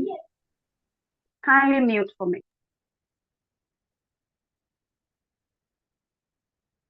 Thank you. And whenever we're done having these conferences, people from these conferences get in touch with us. We have signed an agreement, contract agreements with a lot of them. Please mute your mic. Thank you. We've signed partnership agreements with many of the people we've met here, and we are working together in terms of agri, in terms of housing. We are doing everything together. So if you want to get in touch with us, kindly get into the chat and then get in touch with this family called One Night Africa. We deal with everybody, our friends, our partners, and everybody. And so I want to say thank you to our partners and so the incredible speakers we had in the house. The incredible speakers. They've always been here for us. Anytime we call them, they always, and not because of the love for One Map Africa, but the hope and trust for us to be able to push this mission forward. That is the reason. Their love for Africa, their love for the people across the continent, their love for the Black family. That is why they always answer our calls. We are so grateful to the speakers and of course the family that has always gathered here. Anytime we reach out, you're always here for us. We couldn't have had this conference without you. It was because of you that we've had a beautiful conference from yesterday to today. And in having these conferences, definitely we wouldn't say we did, but we might have actually stepped on toes. We want to apologize for it humbly.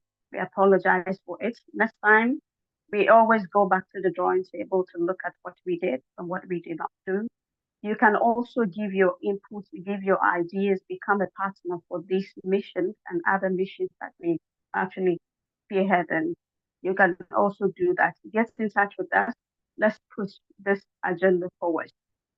I also want to say thank you to the team, the Pan-African Department or the Pan-African Board, together with the Mobilization Board, for pulling up this beautiful conference, and everybody that actually got involved, our able secretary, and everyone that actually got involved, Queen Mother and everybody, and Queen Ruth for being here for us, Kim Pigben and everybody, the speakers, you were fantastic. We thank you so much. I want to say thank you to everyone across the continent and in the diaspora. Our doors are always open. Any idea you want to have on the continent, please ring our bell. We will always be here to support you in the implementation stage. You want to learn for a project, whatever you need, please get to us. We are across the continent, even in the diaspora too. So you get in touch with us, we sit down, and then we talk about it as that. Around September, we're going to have 2 conferences, but the other one is just a day for Dr. Kwame Nkrumah. That is 21st. Do that every year. So 21st, we're going to have a virtual conference for Dr. Kwame Nkrumah.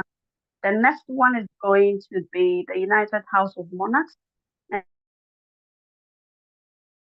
And that's the speakers are going to be just the monarchs. So if you're a monarch, you have a monarch, and if you want to introduce a speaker as a monarch, please get in touch with us. Let's have this beautiful conference and this beautiful family together. Have in mind, we have a Borderless Africa.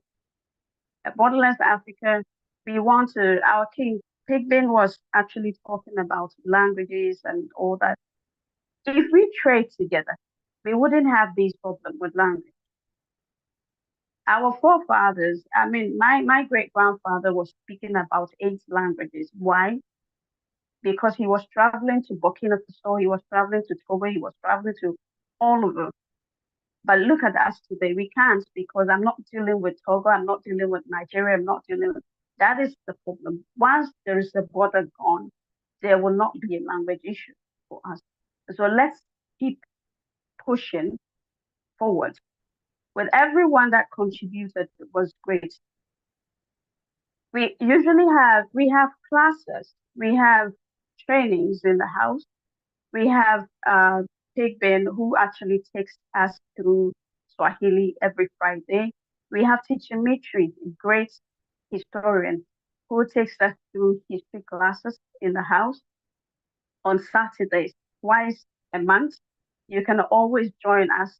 And soon we will also bring in something that will involve Teacher Mitri and, of course, Prof. So definitely we're going to talk about it behind the scenes though. Yeah, so we need more of their teachings. We need more to actually move forward. Yes, and everybody that's actually got involved. And we also have agriculture trainings in the house by Justin. Today, Justin couldn't join us, Prince couldn't join us because of family issues. And of course, Queen Rose has also been so supportive, and everybody in the house. We still have others coming in. We're going to have women in mining. We're going to have fintech as training. We're going to have a lot probably within July and August. We will do our best as daughters and sons of the soil. Our only hope is you to also support us. We will support you, you support us, not us alone. It's not about One Map Africa, it's about all of us. Your organization support us, we also support your organization. As individuals, we are together. So let's form the chain and let's identify what works for us as Africans. Thank you so much. We salute. We will see you in 3 months' time.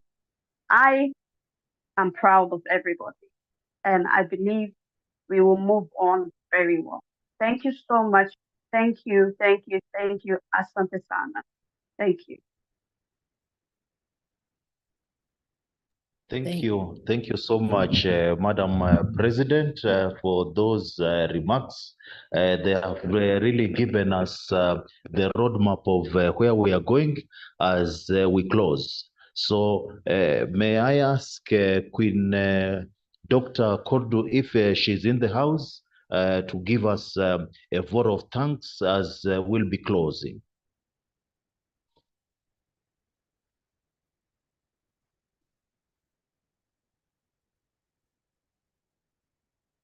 If she's not in the house, Madam President, Yeah. whom do we advise? Thank you so much. Unfortunately, I'm in a location great, where great.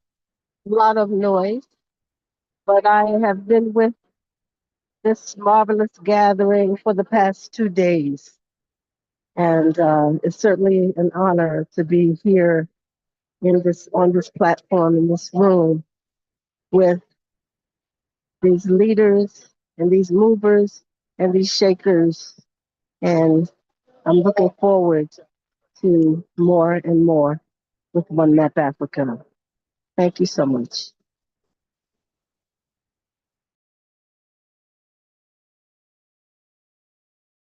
That's great, short and concise and decisive. On the closing remarks, ladies and gentlemen, kings and queens of One Map Africa, may I welcome King Junior Negus to give us the closing remarks, if he is still in the house. Yes, King Negus. yes. Thank you. I hear you. Go ahead, sir. Give thanks. Blessings in the house. All the kings and queens, and everyone, the speakers, our ambassador, all the assistants, facilitators that make such a great gathering for the past 2 days. Fortunately, I wasn't able to listen to each and every presenter, but one presenter that we certified all the presentation on the woman leadership in Africa, because this is Mama Africa, and we also support the youth leadership. We're here for their guidance as the elders, to see these new leaders take shape, to see with the example of our president down there in Burkina Faso. But there is one presenter I want to make note, is Brother Philip Springer. I think he says he went to Delta Secondary School in Ontario, Hamilton. Well, I happened to graduate from that school as well, and I kind of like quite a bit of his presentation in terms of sovereignty or sovereign approach. Well, I am Ras Junior Negus. I represent, I'm a liaison servant, more likely the least of all of us, but I'm here to give my service as a liaison for quite a bit of institution in the African world that could assist in bringing this unification of our people under a sovereign banner.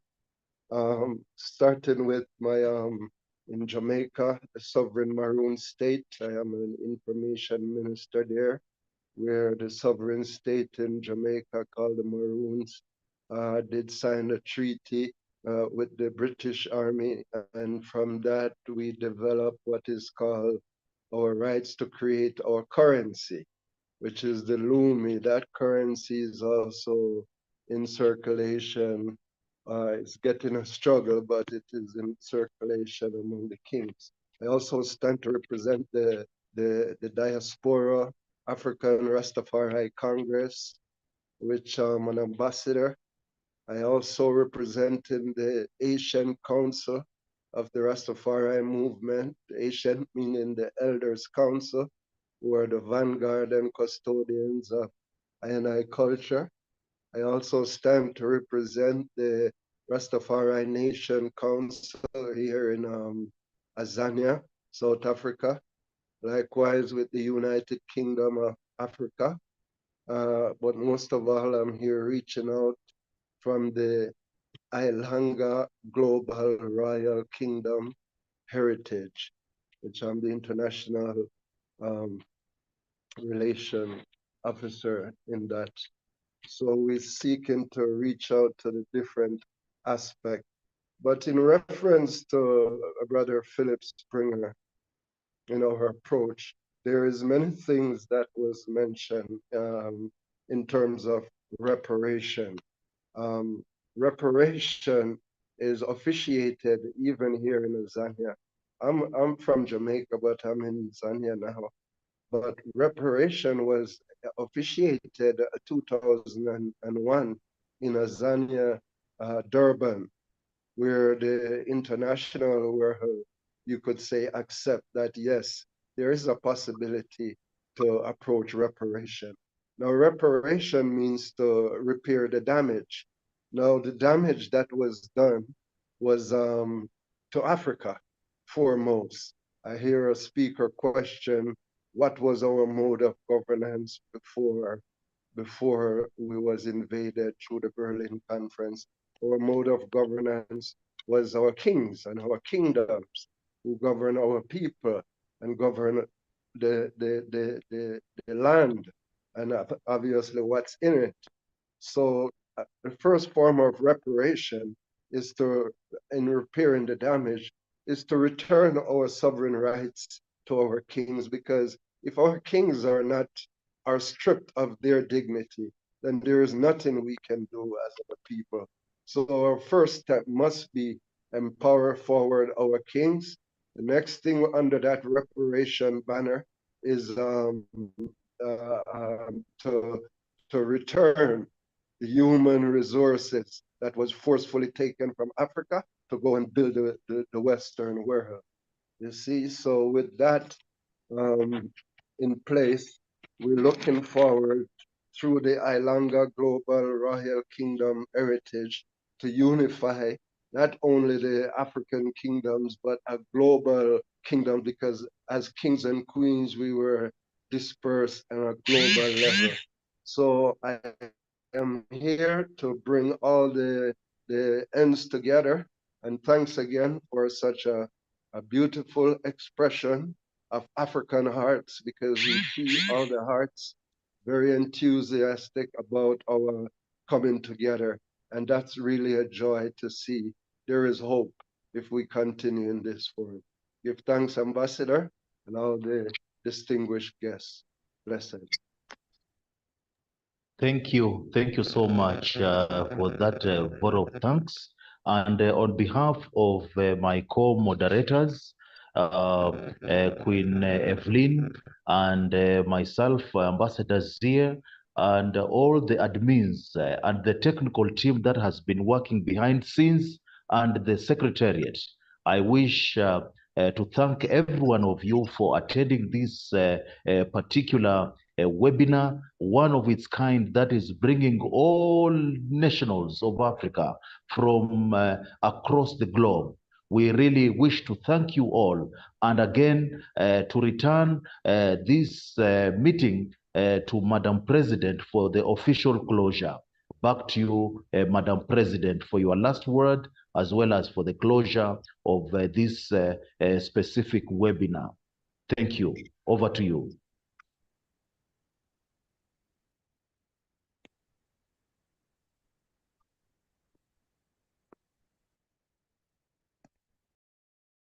Actually holding us down. And everyone, I want to recognize the presence of Dr. P. Dr. P has been here since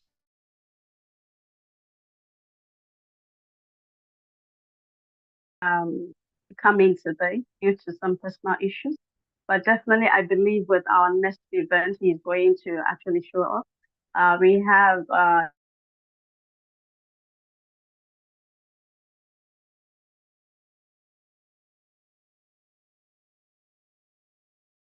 Ajamu, who has always been here.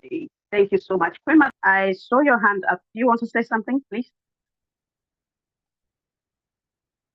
I didn't realize I'd even left my hand up, but yes, I do want to say something that I think is rather important just before we close out. I just want to leave us with a reminder to mind our words and allow our words to reflect the vision of Africa that we want and not resound the words of those that have a different agenda for Africa than what we desire, because our words are very powerful. As Africans, we have the power of incantation. And I just want to remind us to be aware of that when we speak and when we're thinking and when we speak what we're thinking. We should definitely not speak that which is against us. So be mindful of our words. Thank you. And the power of our words. Thank you. Thank you so much. That's our Queen Mother Rahima, the head of Women Department of OMA. Thank you, everyone, King Akwago, King Ibra, everyone that was able to help with the organization or reorganizing this event. We're so grateful to everybody. If I do not actually mention your name, it's not intentional. I just want to say thank you, everybody. Please do have a good night. We would definitely have fun in 3 months' time. Let's keep the peace within us. Thank you so much. Have a good night, good afternoon, and a good morning. Good night. Thank Good night, you. everybody. Thank you for your Thank time. you so much. AJ, Please please, let that's our song. everyone. AJ, please drop the emergency. Together we rise. Night, all of you. Thank you. Have a Good night, wonderful night. everybody. A good night. Thank you. Michael, thank you Good so night. much. Thank Diego, you. Joshua, Bryce, everybody, thank you so, Good so much. night. Good night, Stay good night, safe. everybody. Yeah, Good night, everyone. Thank you. Thank you. Thank you, everyone. Good Please night. get in touch. Get in touch. Get in touch. Thank you so much, everyone. Good night, everybody. I'm leaving you with my last song. You enjoy it. I should sleep. Thank Start your you. best week. Yeah. Thank you. This one is such an emergency, and I want to leave everybody with emergency. Stay blessed. Yes, please let's have the Thank you. emergency. Thank Let's you have so much. emergency. From the void I believe in. The game is the mindset, and everything you plan, you watch it. That's every system one try to give me.